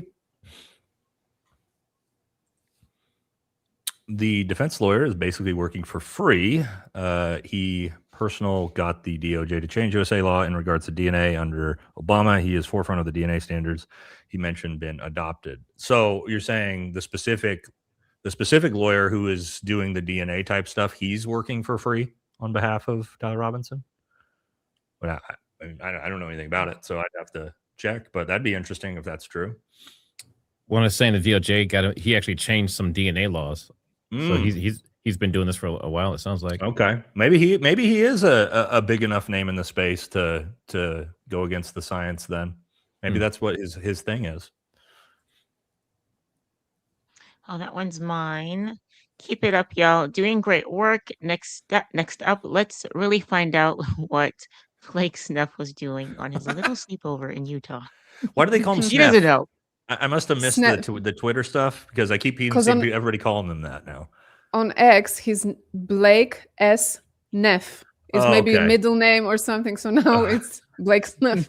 That's everybody's been calling him Blake Sneff, and I don't know if it was like a funny joke I missed or something, but that makes sense. You see, you're missing out. Get on X. Yeah, I am missing out over there. Did anyone notice that Lance and Tyler rode around with his coworkers all day, or said he rode around with his coworkers all day? Why wouldn't they ask the coworkers what he talked about? I'm sure that they'd know his point of view. Maybe they did. Maybe they did. I don't know. We haven't got that far in the trial yet. There was that newspaper article that came out from like Washington Post. That was his friends. They interviewed like 4 different friends of his, and they were all talking all kinds of stuff about him. But so they've made the rounds. That's me, Mrs. Mary Paris. What is that? Why are you laughing? What did I? Because of the comment. Okay. Go ahead. What are you guys' thoughts on Brandon Tatum? I feel like he's been a useful idiot, but I also think he betrayed Candace. I also wanted to see if you guys have looked into the Losey family. Okay, Losey family. Brandon. No, we haven't looked into the family. Maybe that's a good place to go next. Brandon, I mean, he's a good soldier. Yes, for them, he's like a good boy. Mm-hmm. He's getting paid well. Well, not but boy. with G. yeah, there you go. You nailed it. Go to my Instagram and you can see all the amazing memes that have gone viral I've made about Officer Tatum, and you can get my opinion there. I have some very viral memes of him that he's not happy about. Yeah, I talk shit about Tatum nonstop. So obviously you already guys know. I think he's the absolute worst personally. So I think he's also a fake tough guy, which I don't like, right? He gives the whole, you wouldn't say that to my face when he's out of shape and he can't fight. And it's just, I don't like fake tough guys is another thing. So there's just a lot I don't like about the guy. That's a lot of boy stuff you just said. Yeah, it's all boy stuff for sure. Erika wanted to watch the zoomed in video so she could make sure the who couldn't be identified. Yeah, that's funny.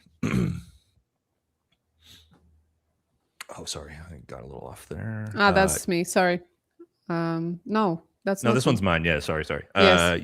I was looking at the wrong one. You wear a black toe Me too. memorial when someone passes away. You wear white when someone didn't pass away.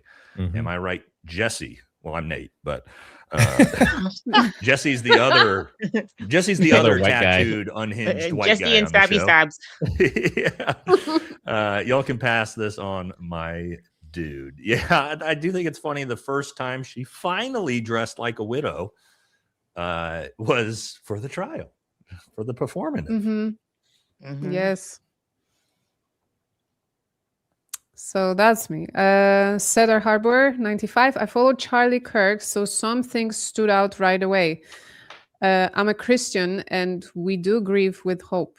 Erika's response seemed very different from what I typically expect. I'm Catholic. I've seen grief. I've grieved. I haven't seen anything like that. And I think that's why it stood out to people. People who know grief, people who know how to human normally, they caught on to it immediately. Denny MCM. Tyler's DNA should not have been degraded if it was fresh. No reason it would have degraded. They also said, though, that like UV and some environmental stuff can degrade it much faster. So, like I don't within know. days. It was wrapped in a towel outside the elements. So it seems like it would have been pretty well preserved. And it was sunny outside. So I don't know. True. Isn't it? Maybe he wiped it. Maybe he like. Oh. That's why Try to wipe his transferred on prints the- off? Yeah, maybe. I mean, they would say it. Maybe. I believe they would mention it, that he would, wipe his print, try to. That's actually, conceal it. I bet you he did that. I bet you that's what he did with the towel. Was figuring I could wipe my fingerprints off it and they'll never know who I am. I bet you you're right. Isn't it a coincidence that Lance's phone was cracked in perfect circle over where the time is? My phone has never cracked in a perfect circle. I didn't notice that, but I'm sure you're right. People in chat, just real quick on my side, can you let me know how Nightbot's doing? I made it much less abusive to you guys. Yesterday it was kicking people out and stuff for saying pissed. So I had to adjust that. We have some potty mouths in here, so I have to open it up a little bit. Kyle, it is just who I am. Thanks for the super. I think my initial super chat was ousted by Trigger's browser, so we did read it. But David Lee Roth and Kermit Radio Voice, good morning, everybody. We're on the right side of history. You sweet, smart people. Let's get it done. Thanks again for that. WT Nurse Knows. Thanks for being a member and for the super. Please compare a photo of Lance in hoodie to Lance being interviewed side by side. They're not the same people at all. Love you all. Love Julie. Yeah, there's stuff all over X that says that. There's like 20 different pictures going around. They're comparing and say that none of them match. It looks like 10 different people that are all supposedly Lance Twigs. John says, sorry, I'm behind the, not live, but security cameras vary greatly and your assumptions are incorrect. The DQ cam was in a well-lit indoor small area and close to the subject, not 200 plus away outside HMU. If you want info, I'm a camera installer. Yeah, well then why don't you explain to us why the camera that was 5 feet away from Tyler Robinson as why he walks up the stairs is also such low fidelity and a completely sunny day, completely lit. Yeah, because we're not just talking about the one where he's walking across the roof. It's like every single one. And he, like you said, in some of those shots, he is pretty close to the camera and the quality's trash. Mm-hmm. Not me. Oh, wait. Maybe me. Yes, it's me. JB Gaslight.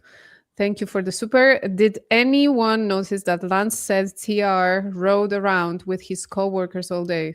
Why wouldn't they? Oh, so they sent me the same thing. Why wouldn't they ask the co-workers what he talked about? Surely they'd know his point of view on Charlie Kirk. Well, look, his boyfriend said that he never mentioned Charlie Kirk. I mean, if there was one person that he would mention his beliefs to, especially if he was a fairy, that would be him. So if he claims that he never had any interest in politics, I mean, there is a story as well that Megyn Kelly covered that he did send a message right after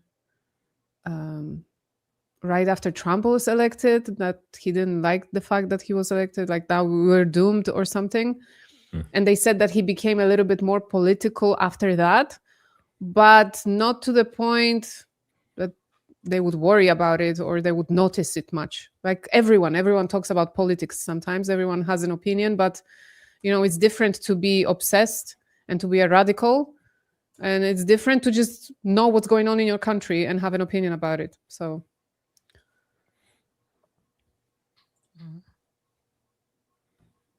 This one's for me, Leslie N1J9S. That security guard of UVU, when he heard the shot, he said he ran outside toward the roof and he saw a sleeve to a gun on the ground and left it there. Strange. Love you guys. Thank you for helping. Yeah. You know what's strange is holsters. Not my job, Howard. Holsters typically are attached to your belt a lot of the time. Most of them are. So how this holster ended up on the ground is with no gun in it is pretty weird. Not all of them. There are some that just go down, but so later on, someone had testified. I can't remember if it was him or someone else. I testified that there was a holster with a gun in it that was found. Real? I thought he said an empty holster. No, he did. But then later on, it was there was another one. Yeah. I don't know if they were referring to the exact same one and it had a gun in it, or if there was another gun. But didn't they say they found few guns? They did say they found multiple guns. Yeah. So it's like so weird. Like who's just leaving their gun on the ground in an active shooting scenario? But yeah, that's bizarre. Joe 2130. I am glad to see all of my favorite people together. Kasia, please read Gary's post from yesterday to Nate and how Ian is fighting for him. Thank you guys for your hard work. Nisi, I love you. You don't got to worry about that. Gary Gary misrepresents things and uses his credibility as a Green Beret to gaslight you and trick you. Okay. As if he's trying to say as a ballistics expert that what I said is wrong when I read off the description of the box of the ammo, that should let you know how disingenuous he is. Don't worry about him. But do I remember things wrong? Were you guys not on the same page right at the beginning? Wasn't it like Gary and Nate? Yeah, because he was one of the biggest advocates that there's no way this was a 30-06. It's not possible. He was one of the biggest advocates in the space. Baron Coleman found out about all of this through Gary's coverage. And then there was just a point where all of a sudden he was doing content with TPUSA, and now all of a sudden we completely believe the 30-06 FBI narrative out of nowhere, right? So yeah, he was one of the like biggest conspiracy theorists about it. He had to have body armor. It's a reflection off the body armor. It's impossible it was a 30-06. That was Gary. So I don't know. I don't know what happened. He switched also around the time with Mitch Snow, but he didn't just, say, I disagree. I don't believe this scenario. It doesn't sit right with me. Like you were able to like separate things. This one, no. But the rest, okay. No, he went full on like against Candice, against the narrative. Yeah. So yeah, I don't know. He's been doing this. Like, here's the difference between me and Gary, and everybody in my channel knows, everybody knows. I don't talk shit about other Green Berets. He's from my unit. We're from the same unit, not just like from the same military or we're from the same unit, know the same people. Oh. So I've never had a negative thing to say about him. Even once he started doing total exposés, calling me a grifter and lying and all these different things, I've still always said, look, I don't agree with him. Engaged. Sad to see what he's doing, but I'm not going to trash, a fellow guy from my unit. But he's also trashing Joe Kent, right? Like, he trashes a lot of other Green Berets in the space, and that's just not what we do. So again, is it unlike that's him? kind of the Like, difference. That's the difference between me and him, right? Is he does things that I wouldn't do. So okay. But did you find out about each other because of Charlie Kirk investigation, because of what happened, or did you know? Okay. Well, he actually contacted me because I did a video debunking the body armor possibility, and so that's the first episode we did, was to actually discuss that with the body armor and things like that. And again, that was his theory. His theory was that he's got body armor because it had to be a deflection off the body armor because it's impossible it was a 30-06. Yeah. You can go back and watch the content. So again, my theories haven't changed. His has. So yeah, big time. Well, a lot of people in the space too, if they admit it, I think Gary from Paramount Tactical inspired them to get started researching all this stuff in the first place. For sure. So he was the OG that like lit the fire under all of this on this side that he's now arguing against and saying are grifters and all this kind of stuff. Yeah. Didn't So he it's kind go of to interesting. the campus like as well and do a video? Yeah. Yes. Yeah. Yeah. And then it all changed somewhere. Just real quick, I want to thank all the mods on all the different channels. Chat, show them some love, keeping the chats clean. Sticky Icky Liberty. Okay, the body cam died. So let's see the parking garage camera footage. Yeah, that's what Nate was saying earlier. Wendy says, read that engraving bullets is dangerous. It is. Disassembling is recommended, and if they did disassemble, could hinder the performance of the bullet. Thoughts on that? I've really enjoyed watching. Yeah, I mean, the odds that you're going to like hinder the performance and it's going to have a little bit different, that's a little bit less likely than like you engrave into the casing a round, and when you actually, the primer hits that round and there's a fracture in the casing itself, it's going to explode in your barrel. That's really, or possibly can. That's really what you're more worried about than like, oh, it flew a little bit different. But yes, it is definitely dangerous to Dremel engrave on live rounds. You don't want to do that. Oh yeah, can't like hypothetically, can't a spark do something? Well, think about that cartridge is full of black powder, explosive powder, right? And if I crack a little hole into that, and when that primer hits the explosive powder, typically in that cartridge, it sends all of that force forward and ejects the round out the barrel. But if there's a crack in the frame of the round, it's going to take the passive least resistance, the explosive powder, and potentially just go blow up inside your barrel rather than firing the round. So you got to be, you don't want to be drilling into the cartridge where there's, explosive powder in the round, obviously. Not black powder. Sorry, guys. Explosive powder. This one's for me. Lindsay Ray. Thank you for the super chat. Much love from, is that Salt Lake City? I'm happy to see you all, each one of you do awesome work. What do you guys think of the John Bray theory now? Also, sad day for, is it Andrew Colbert? and his stupid Superman neck theory. I mean, yeah, me and Matt had done entire episodes with John, and I think it's pretty compelling. I think he's got a lot of interesting parts to it. There's some issues, and I talked to John about all those issues, and even John will say there's some things I can't really explain yet, but I think it's interesting. I think it's the most compelling outside of a gunshot theory that we have of all the niche theories, right? The drones and tunnels and all these different things. I think John's got the most interesting and compelling non-narrative story. I don't know about you, Matt, but well, and to John's credit, there's a few things that I pointed out at one point. Most people with their theories, they're not open to any criticism of it. But when there's a few things I saw, and then I brought them up to him, and it was correct. And he's like, "Oh, that makes sense." And then it kind of helped him evolve it to the next step. So yeah, I thought that he was cool. very receptive when me and him sat down to talk about it. So This one is for me. Hope Bean 1. Wow, love seeing you all. It must be my birthday. Thank you. Christ is King. Thank you for the super chat. Happy birthday. yeah. Hellfire Agency. Did we settle whether the safety on the Mauser is the factory flag type? Yes. So it looks like it's not. It looks like it's the aftermarket, just like the stock and just like the barrel that's swapped out to 30-06. And did ATF Ballistics say that she fired it with scope?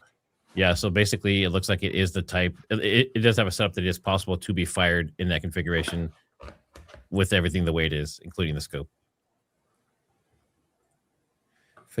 Fides et Veritas. Is that like a military thing or something, Nate? Veritas is, yeah. I don't know what Okay. that specific phrase means, though. LT text bubbles are blue and light blue versus standard blue and gray. Only way to have this coloring is to message yourself via Apple ID. This wouldn't alert TR. You cannot change text bubble color in iMessage. Yeah, because hold on a second. Because they come in green. They come in green if it's from Android. Mm-hmm. And they come in blue if it's blue. another iPhone user. iPhone, yeah. So mine come in gray from my wife who has an iPhone as well. So what are you saying here? The bubbles are blue and light blue. So you're saying if you send it to yourself, it's light blue? I need to see that. I don't know. I've never tried. Did they both have I use Android. iPhones? I don't know. If you want to mess with that in chat and that's actually pretty interesting because that could be kind of important. Day 4, Exhibit 20 has no primer strike on the casing. If this is the so-called ouch round, where is it? Oh, yeah. But did we see? We saw the primer, but did we see if that was a fired round or not? I don't know. That is interesting, though. I'll look back at the pictures.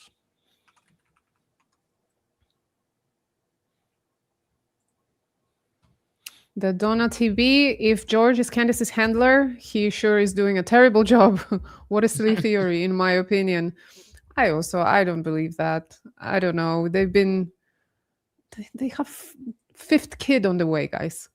There's just so much a person that is just forcefully in love with someone can do, Come on. If he is a TPUSA handler, to your point, he is the worst handler The that's worst ever one. existed in the history of Exactly. handlers. For sure. Yeah. So all the panelists, real quick. People are asking about links to your sites and stuff again. Let me put up these banners real quick. So we have Valhalla VFT. That's at Valhalla VFT. I am TriggerSmart at TriggerSmart and TriggerSmart HQ. And then we have Daily Fredo. That's at Daily Fredo. And then we have Nissi, not Nisi. It's Nissi. Not Nissi. Two S's. It's Nissi.social. Yeah. All right, where are we at here? This one's for me. It's Asti. Did anyone notice that the throats and lips don't match Tyler Robinson in those stairwell photos? Also, those tears from Erika yesterday are because she's exposed. So those were real. Great team. I mean, Eric, if Erica's gonna do anything, she's gonna cry. I want to go home. I just want to go home. She's the throat's gonna emotional look. asset. Why so She's an sad? emotional asset. Why so sad? As far as the throats, I have to go back and look. I know people were circulating the AI enhanced version. Yeah. Mm-hmm. And comparing that, and that was one that was put out by the FBI. For a long time, I thought someone like a civilian had did that. I didn't know the FBI had did that and put that out there, which is crazy. Yeah. Hard luck, Kong. Come to TrutherCon and meet others who question the narrative. No idea what that is, but TrutherCon, we'll check it. We'll see what it is.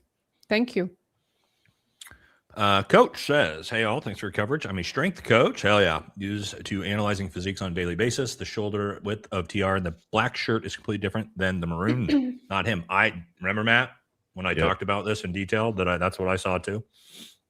I don't know if it might have just been the camera angle, but yeah, I noticed that too.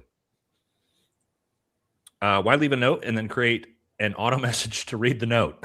Why not just let the auto message be your confession? Yeah, it's very theatrical, is it not? And again, how do they know it's an auto message? Oh, good point. The Rouse or Riley says, what if Tyler went to TPUSA staff to warn them about Lance and he had no idea how deep it went? Makes sense. We're getting into movies now, and then from the start, everything that got worked around him, the Patsy to be unalived. I think he probably would have gone to the police if he was that concerned and not a random TPUSA representative. But I don't know. Who knows? I have a question. Who do you think the woman was that was allegedly caught with him on the doorbell camera? Ring bell camera? Woman. I didn't hear anything about a woman. Yes, apparently. Okay, so that's one of my last episodes. So you know this Danae Branch that was mentioned? This is the woman that said, Erika handed me a tissue and so on. Oh, so yeah, then Candice connected the name and she said, the Branches and Lymans, they own the street that where Tyler was filmed walking.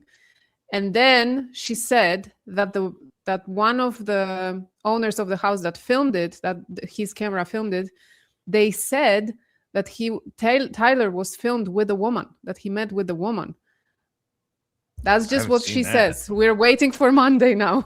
I cannot wait for Monday. Weird. I haven't heard that. Yes. Met with a woman where? There on the street. In front of the house? Oh, in front of the house. Okay. Allegedly, it's caught on camera. Was that before or after the shooting? Not sure. That's sure all I know. That's all that was mentioned. Before, I bet. So then Candice was like, I cannot wait to go back on air, she said. So I haven't heard that. That'd be But we also have the fact, though, that another witness from a doorbell camera says that supposedly he was with 3 other men. You know what I mean? So. And he's bald. Oh, that's at night. And he's bald. Yes, Or the driver's bald. Someone maybe old Sneffy was driving him around. That's why they're saying, like, where were you? I thought about George Zinn, but then I was like, oh yeah, but they had him in custody because he was he was interfering and stuff. But yeah, Blake Sneff. What about the cell messages as evidence, and who asserted that they were definitely from Tyler's phone? Well, I'm assuming they went in and looked at the number that they were sent to, and that's what they were. I would hope the law enforcement at least did that much due diligence, would be my guess.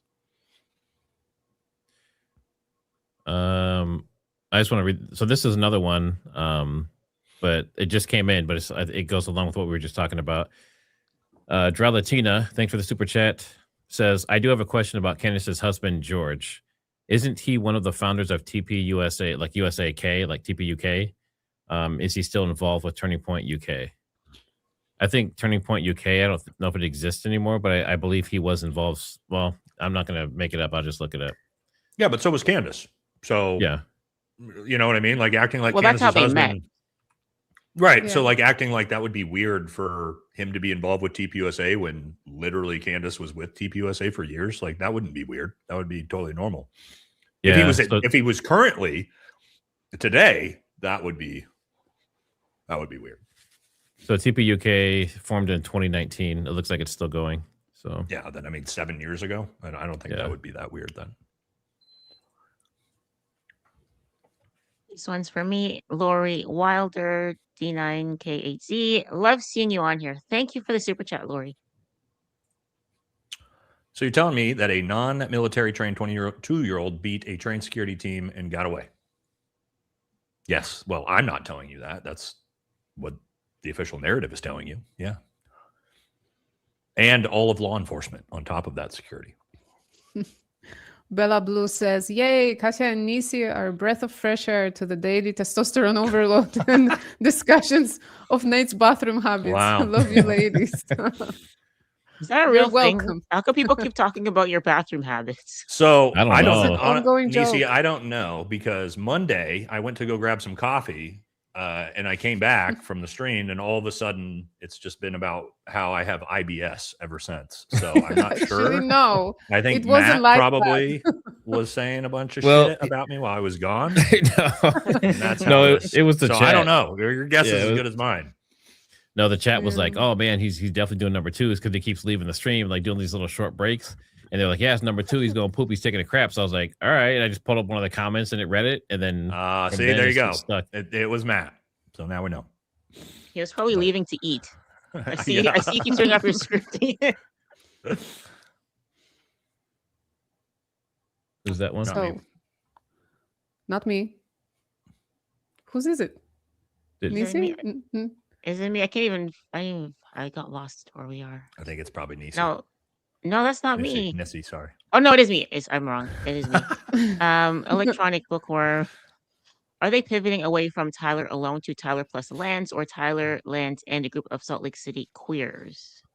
Well, that's what really- Colvette said. That's Yeah. Oh, what I he know. replied. Like what their angle, what they're doing. I'm not sure. I'm not covering it that close yet. I'm not sure. I don't. Well, because someone had mentioned that Andrew Colvett is now supposedly questioning the narrative. What is it that he's questioning? Okay, so he went on TikTok and he was like, you know what? I haven't had a chance to actually express my questions about it because. And then Byron was laughing. Actually, he was like, "No, you actually speak to the microphone every day. You had no chance to speak about your questions, but okay." And then he goes that he says, "What if he didn't act alone? What if Lance is involved? What if it's all these people that were posting about Charlie's unaliving before it happened?" He's like, "I want to know the answers," and he speaks so. How to even describe it? He's trying to seem genuine. And he's asking questions that we've been asking for the past 10 months, and we've been called evil for it and diabolical, and now suddenly he has the same questions. He's right at the start where we were 10 months ago, and we were asking those questions, and we were investigating Lance's family. Where is he? Why is he granted immunity? Suddenly it's Andrew's questions too. So I think the Yeah. biggest takeaway is he's just adding Lance to the equation. That's really what it is. yeah. I'm gonna say this probably for Nisi. Nisi. They're talking about me. It wasn't mine, but I'll read it. So this is Nona's fave 5 for Nisi. You have been doing great research. Christ is king. Oh, thank you. Thank you so much. You have. We all know it. Okay, Hard Luck Kong. I think you were wising that a trap was being set for Candace Owens. The narrative push this week was intense. Also, come to TruthCon. Okay, we'll check the TruthCon. But yes, so my theory was that they were trying to trap her into saying more stuff, more on a defamatory side, and to prove that yes, the threats are increasing anytime Candace speaks or tweets. So they were, I think, kind of rage baiting her into tweeting more, into going bonkers on X. So then the defenders of Candace will go after, Erika or whoever is tweeting at her. So I think I said in my video, one of my last videos, I wish she stayed a little bit more conservative with tweeting. But then again, I'm like, who's gonna tell her what to do? Yeah. I mean, I'm gonna say what Candace is gonna. No, it's her ex. She knows what she's doing. She knew what she's been doing this far. So yeah, I'm just here to see what's going to happen. I'm sure she's also got a serious legal team that makes Mhm. sure she does things the right way too. So, Oh yeah. you know, She has to have one. She And keeps getting George. sued. yeah, that's my Mhm. point, right? Billy says, this bothered me from day one. The number 2 guy in TPUSA is on the phone and walking behind the backdrop through the line of fire before CK hits the ground. Just dumb or new. Yeah, old Mikey McCoy. He didn't even 0.87 duck. seconds. He didn't even No, like go like this. And I've I've explained this on my show why that's. I know a lot of people know this is bizarre, but I can tell you as somebody who's been shot at, that is not how you react. Not how even I react. Not even. I thought you were going to Berets who defend are- him for a second. No. Not even Green Berets and Navy SEALs who are conditioned to being shot at. If all of a sudden gunshots ring out of nowhere when you are not ready or expecting it, there is no human being that goes with my phone and then just casually turns and just don't mind me as I just walk off. Like, no, that's not normal, typical human behavior. It's just not. I'm sorry. Might be crazy, but did we my read that bad. one already? Might be crazy, but TR's team want his DNA on the rifle. That way, when they drive home, the 30-06 issue, and it's proven it was not a 30-06, we used to show TR was not the shooter. Interesting theory. Interesting. C-Card, thanks for the gifted TriggerSmart memberships. Make sure you show some love in chat for those memberships. Okay. I think it was Tim Kennedy running across the roof with his bag of pineapples. That's probably not a joke you guys get. That's another military joke, but thank you. Butterfly BCCB. Great content. Love you all. I think my previous super chat got lost. I'm sorry to hear that. Dumb question. Why doesn't TR speak up about being a patsy if he is one? Is he pleading the fifth? Would it be bad putting him on the stand? Again, love you all. Crisis King. He should not go on the stand. So that's one of the answers. He should not testify. I don't know if that'd be a question for Barron. Like legally, what is the way you would approach that situation, right? Would you want to talk about it? Would you just want to disprove that you were the suspect? I don't know. I don't know what the defense would want to do with that. I don't think it means anything because if you remember Ted Bundy, he claimed, and Nissi probably knows it because she's into crime stuff as well. He claimed he was innocent until the very end, literally very end. He was so convincing. There were campaigns for his innocence. So whether he will say something or not, I don't think it matters. I think it's all about evidence. It's all about proving it in court. He can campaign all he wants. Okay, he will get some support outside of court. So what? Yeah, doesn't that's a matter. good point. The thing about it too, so let's say you're a patsy, but you participated. So in order to acknowledge that you're a patsy, you have to acknowledge your involvement, right? That's Good true. point, yes. That's a great point. Yeah, he would basically have to admit to being an accessory to a capital murder, which could put him away for 30 to 50 years anyway. So it's still admission of guilt to a degree. Yes. Good point. Love that you and Kasia and Nissi, as a girl who works in an office full of guys and listen all week to a group of men. I really appreciate that today you had these great gals on the show. Just wanted to say thank you. Well, thank Matt for that because I just met the girls for the first time, so it's been great. But they made me pay them large sums of money to come on here. Yes. Duck, thanks for the super. The point of DNA is to show that it's subjective and far from exact. He is showing the inaccuracies. The terminology isn't that clear. DNA matches can vary despite their conclusions. Super important. Yeah, we also just found out that he's like one of the main people who are like yeah, I researching didn't this know and that. pushing laws and stuff. So that kind of changes things a bit. Yeah. Not for me. Then Bandana's Bonsai. Nick Sorter on X is saying the court showed privately clear video of Tyler Robinson taking that dispatched Charlie Kirk. Oh, Nick Sorter is saying that? Yeah. X is saying the court showed privately. Yeah, I mean, he's a paid propagandist, so. I wonder. I'll talk to Brandy because she was in court. So then she would have seen it. The prosecution very specifically told the judge. You guys remember the judge specifically asked the prosecution. He said, "Wait, do you have video footage of the alleged shooting taking place?" And he said, "Judge, no, we do not. But what we have is testimony that he crawled up to the roof, XYZ. So if they do have it, the prosecution lied to the judge. So it'll be interesting. Will be interesting. Matt, ask Brandy if she wants to jump on our live now and tell us what happened. Yeah, let's get Brandy to tell us what. Let's get Brandy on. Yeah, let me see. I just all right, I'll keep going with supers, but you guys just read mine too, and I'll call it real quick. Okay. Brian says Valhalla. Hey guys, make sure to follow the baddies. Yeah, dude, duh. Also, Officer Tantrum was a cop. Think about all those falsely imprisoned by that FUD. He's a TikTok cop. I don't know how much actual law work he did.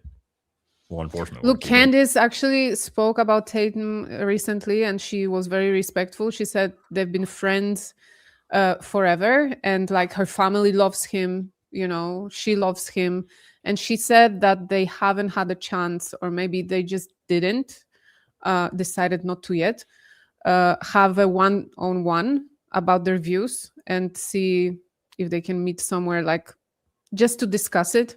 So she said that's what she's going to do next. She's going to have this heart-to-heart with him. So we'll see. I wouldn't even waste my time if I were her.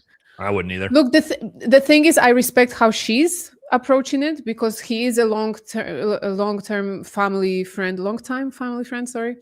And I don't respect how he's approaching it because he is indirectly, and we know who he's talking about when he's calling, you know, you're evil, you're the devil. If you talk like that about Erika, we know exactly who he means. So he's not being very respectful and very fair, and she is. And I think she's taking the high road, and it's great.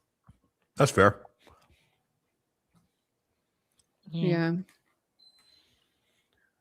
Okay, that must be Matt's or yours, Nancy. Not mine.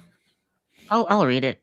Miss Broadley 83. It wasn't until the prosecutor said today that they had overwhelming evidence that my entire household knew how I really feel. Yep. Yeah. Not me. Everything about this is so overwhelming. I'll read this one. YouTube certified commenter. If you turn on closed captioning during yesterday's hearing, when the word caliber is spoken, the caption is, caliber spelled differently. Interesting. Really? Is it like a thing? You don't spell it like that, right? In the United States. Okay. E-R. So that's interesting. It's spelled B-E-R in the U.S. Mm. Mm-hmm. And then Michael Freeman. Oh, another one. Thank you. Love your channel, Lacey. Keep up the great work. Thank you so much.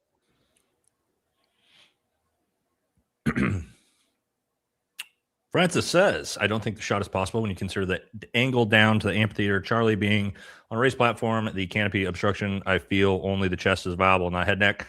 Well, guess what? If you look back through my content, I'm actually the guy who did all of the math and all of the angles to disprove TPUSA's FedSlop medical examiner report. So I actually did all of the math into that. So you could look back on my videos if you want to see that. It is possible that Charlie could have been hit from where he was shot from, but it is not possible to match, the injury that they said initially, which was that he was hit in the, I believe it was the, what is it, C2, and then tracked down to the T1. Mm-hmm. That would have hit him in the face here up underneath the nose. So that's how we knew the TPUSA medical examiner story was not possible, was we debunked that. But he could have been hit, but it would have been a different injury than they're claiming. I've seen videos of people like they're nitpicking at like stills of the pictures and then videos or whatever of Charlie being put into the back of the SUV and saying, "Oh, look, he popped his head up. Charlie was still alive when he went into the vehicle." As someone who's more versed in these types of injuries, is that even possible? Like he looked like he was gone before he hit the ground. No, so if you'll notice how little blood there is in the scene and on Charlie, and when they're carrying him away, let me be very clear. If an actual arterial wound, everybody in that area would be covered, like their hands all the way over their shirt. Brian Harpole would have been covered. All the people carrying him would have been covered. But we know that he was pretty much dead instantly, and it stopped his heart because blood stopped evacuating out of his body, which means his heart stopped pumping. So you see that initial burst that comes out, and then after that, you don't see any more blood at all. And it's most likely because he was killed on impact in his heart. If your heart stops pumping, right? You're not evacuating blood through your system, and it's not going to continue to pour out of your injury. Does that make sense? Yeah. Hopefully that makes sense. So Yeah. yeah, the idea that he was alive and lifted his head up or was alive on the way to the hospital is just, it's not a thing based off what we saw. Now, if we were in the tinfoil hat land of he's still alive, right, then sure, they could that. But if they were talking about like that was a real injury, then no, he was gone on impact. All right, so I talked to Brandy. She said they did show it. What they showed is not anything like what they're claiming. So Of basically, so basically, it's far away. It's zoomed in. It's blurry. You don't see a gun. You don't see a trigger get pulled. You don't hear a gunshot.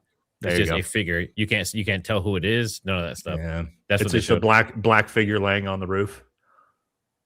Yeah, Probably similar to what we've already seen, to be honest. yeah. Mhm. No way. Just zoomed in.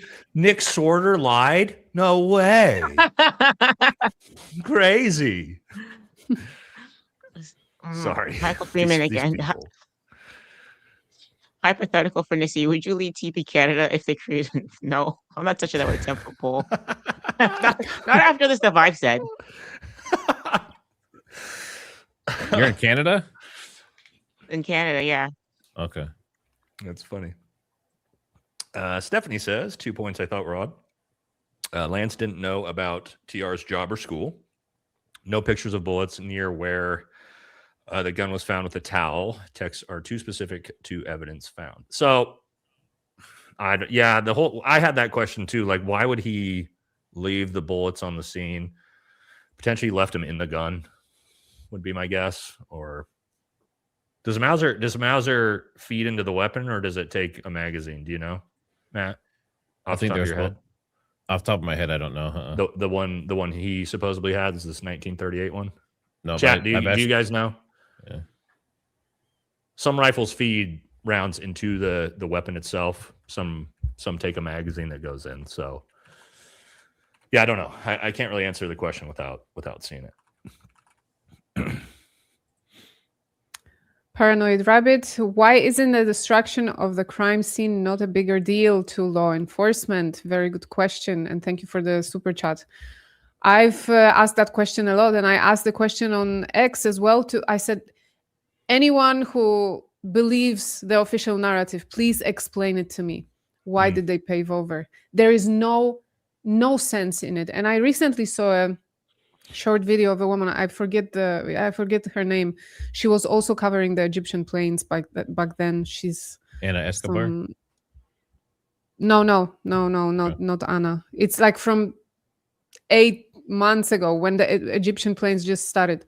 Anyway, she's like an ex-pilot, military pilot, whatever. So she did a video about the paving over the crime scene, and she said there is just no way that it makes sense. There is no way there is anything logical about it, because they said they couldn't, let's say they couldn't get rid of the biological matter from there. Okay, let's say it was difficult. There are special acids, there are special gases, there are special powders that deal with it immediately. You clean it immediately.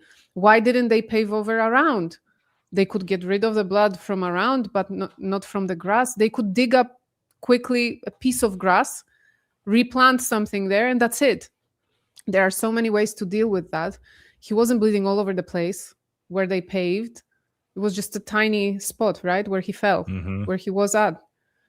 It makes no sense. Nobody will explain it to me well enough that I will believe that it makes sense. There is no universe in which this makes sense, that they did that on a Sunday. Yeah, I've never seen anybody be able to give a good reason for that either. Yeah. Theory: his security team put a spent fragmented round in him while working on in thoughts. Apologies if it's been talked about. Again, the reason why I keep saying I don't believe this is because Brian Harpole didn't have any blood on his hands, and neither did anybody else. And so I don't believe they put anything in his neck, because I don't believe they put their hands in his neck to stop the bleeding either. So, you know what I mean? Which is also it's not a good thing if we're going under the assumption that they didn't try to save his life, which it's hard for me to believe, as someone who high level trauma, right? I teach law enforcement departments trauma medicine. It's hard for me to believe that they tried to save his life. Maybe they did, but I mean, you're talking about an arterial wound to the neck, and I have gone frame by frame on both of Brian Harpool's hands after he gets up from treating Charlie, and there is no blood on him. So, and he told Sean Ryan he was the one inside Charlie Kirk's neck. So, I don't see it. You know. I hope they introduce the back camera footage at trial, and I hope we get to see it. That would be great. Yeah. Show me what they were doing, I think, is to your point. Yeah. Like, I want to see what the Google glasses. Yeah. The Google glasses, guys. Meta. Because there was a lot of people The passing Meta stuff glasses, to each yes. other. Not the Google. Oh, where are we? Apologies if it's already been discussed, but it seems to me Erika and her team want defense to reveal evidence to get ahead of it as much as possible. Yeah, I think that's what the prosecution wants too, right? Because they want time before the trial to be able to explain those things away. At least that's what Barron was saying on a show last night. Joey Bright, 1456. If Tyler Robinson is thrown in the pokey, I will personally help organize nationwide protests. Would the 3 Americans in here today go for that idea? Well, 2. It's 2. I don't know. What do you guys? Are you guys going to start a protest? I'm just saying, guys, because it can be, as Nissi said, he could still be implicated. He could have done something. Okay, we cannot go now free Tyler Robinson. This is also dumb, you know, because we don't know. We don't know what he did. We don't know what he didn't do. So we stay on the neutral side and we're waiting for the, prosecution and defense to make their cases. That's where I am at. And do I have my own suspicions? Do I believe certain things? Don't believe certain things? Yes, I have my opinions about it. But to go now and protest, not to keep Tyler from jail, from going to prison, I don't think that's wise either. Nope, I agree with you. I'm not a free Tyler guy. I want to know. Again, for me, I don't care if it was him. I hope they put him away for life. If it wasn't, I hope he walks free. You know what I mean? Prove it to me. But I'm not about to start free Tyler Robinson. Now we're no better than the other side that's already 100% convinced that he's guilty and be put away for life before we see the trial, which I don't think we want to do on our side. No. Yeah. Lindsay Ray tried sending earlier, but do you guys know that Tyler Robinson is allowed video visits? Unfortunately, I know how to do it. Haven't tried with Tyler Robinson because I'm not a professional, but maybe Candace Owens could do it. Or to interview him. I'm Probably not sure. Not before the trial.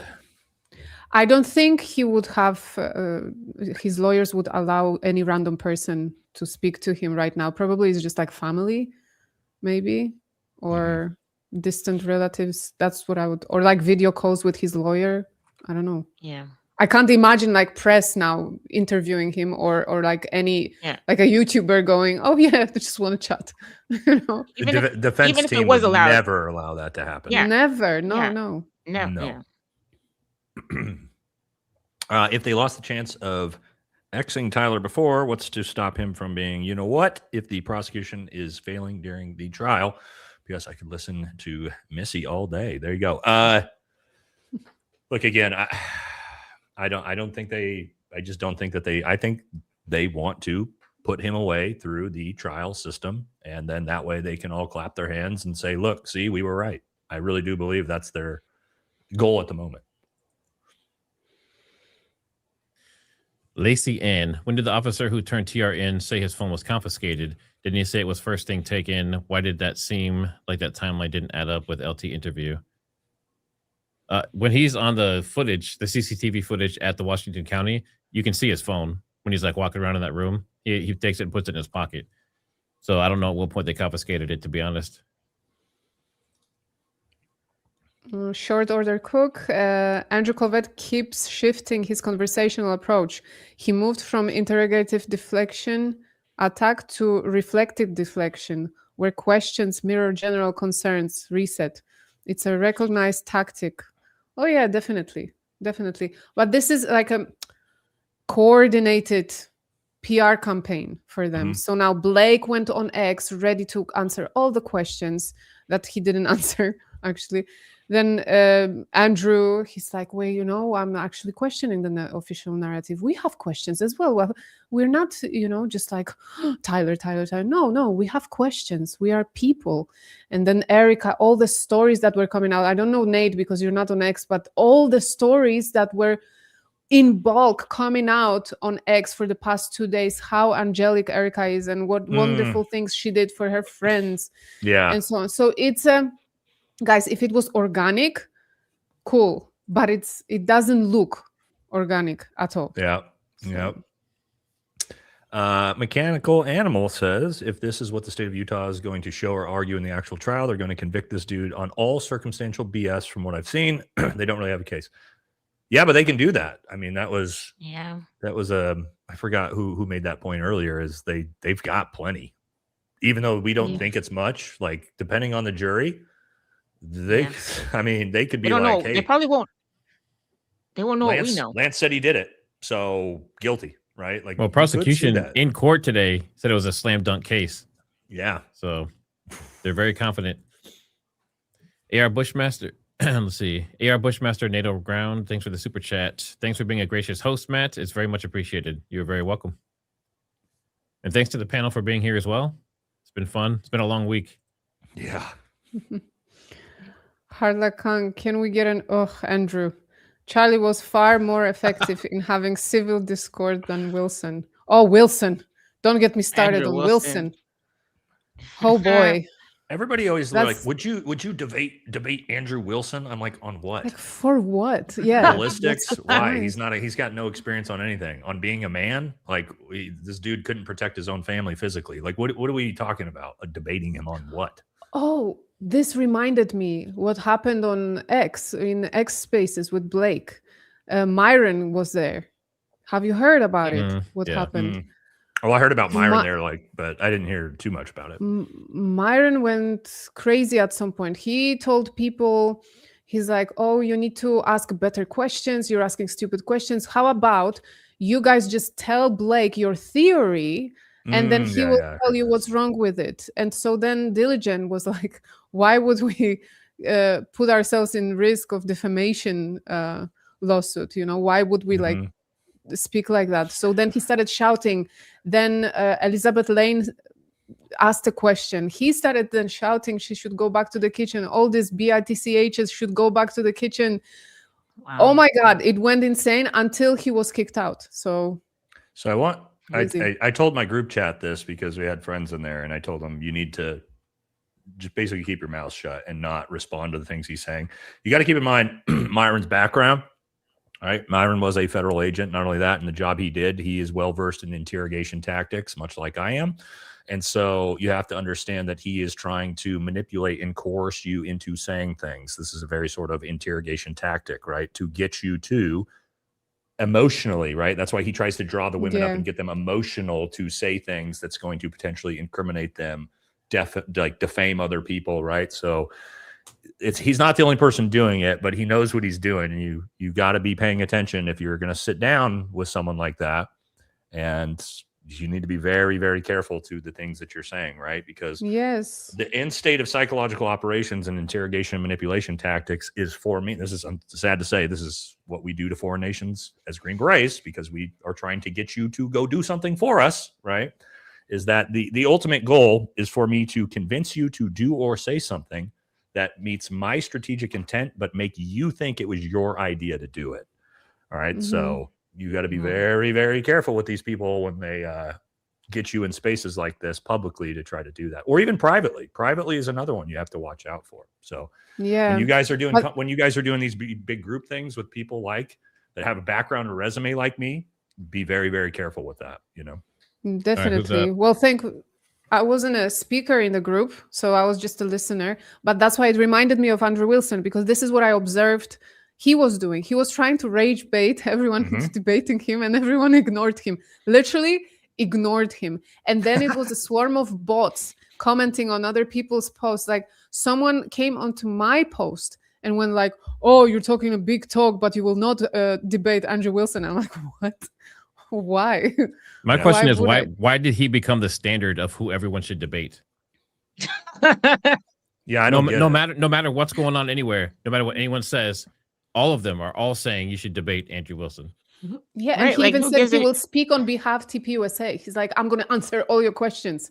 Like, who Didn't they are hire you? Where him or did you come something? from? I saw For a a tweet that they yeah, hired him. they did to In the teach in them the how to debate. In the past, he's trashed Charlie. He's trashed Erika. Yes. Oh, yeah, he called her a moron. He Said she's a bad leader. called her I mean, R word. Yes. yeah. Thank you, Buff. Oh, wait, very, wait. very generous, Sorry. brother. Sorry. Well, we'll get back to that. We missed this one. Not mine. Not mine. Is it Unicy? Probably as No. look I'll for read it. blue one. No, Reverse no the I'm claim looking path at of- it. What is Reverse the claimed path of projectile, doing this as a path from his torso through chest to the thoracic and then to the cervical before almost exiting the neck. Let me look at this. Doing this path from his torso, chest to the thoracic, then the cervical, exiting the neck. Well, now we're suggesting depends on the angle. There's a lot of problems with this angle wise. Okay, this would have, well, if it came from a down angle, maybe because it's got to track up his chest through the thoracic. The problem is that it then has to come back out. And what bullets don't do is deflect back the other way. Physics, there's no rubber band, even though Nick Fuentes believes the rubber band neck theory. Bullets, physics does not allow a bullet to go this way and then turn around and go that way. It can deflect this or deflect this, but it doesn't bounce off of things and head back the other way. So that would be a big problem with that because it'd have to track up and then back down. Thank you, Buff. I appreciate you, brother. It's very, very generous of you, homie. And again, Buff like Jesus. Man. That's one of my moderators. 20 TriggerSmart memberships. God, dude. Make sure you show some love. Super generous. Thank This you, is our Buff. last one. Oscar Not for me. Williams. Tambu Tatum proves you don't need to have a high IQ to be a police officer. And we'll do one more quick one. We just had come in. TR is like the modern day Jason Bourne. On a live, someone in broad daylight dupes local law and federal law enforcement and gets caught because he let himself get caught. To show everybody you're not wrong. All right, we did it. Oh my gosh. Wow. We made it. Thank you all so much. Make sure you guys hit like. Make sure you subscribe to all the channels. We appreciate everyone being here. It's been a long, I think, successful week. We'll see what happens. We'll be back on September 1st for the decision of whether they go to trial or not. And then once the trials start, we'll be doing that as well. And like I said, if you guys have interest in these live streams and enjoy our personalities and talking and stuff, consider watching other live streams and videos from our channels. And of course, panel, thank you for being here. It's been awesome. It was also short notice for Cassia and for Nissy. So awesome that you came on. And make We sure have you check no them out lives. tomorrow. It's okay. That was. I saw the email 2:00 in the morning. Yep. All right, real quick for me, guys. Remember, I will be back live in an hour and a half. So make sure you guys come back and hang out then. And then make sure you also check out the girls' stream tomorrow. Yeah, we'll be live tomorrow. All right, awesome. Missy. Thanks, everyone. Thank you, guys. Thank you. Thank you.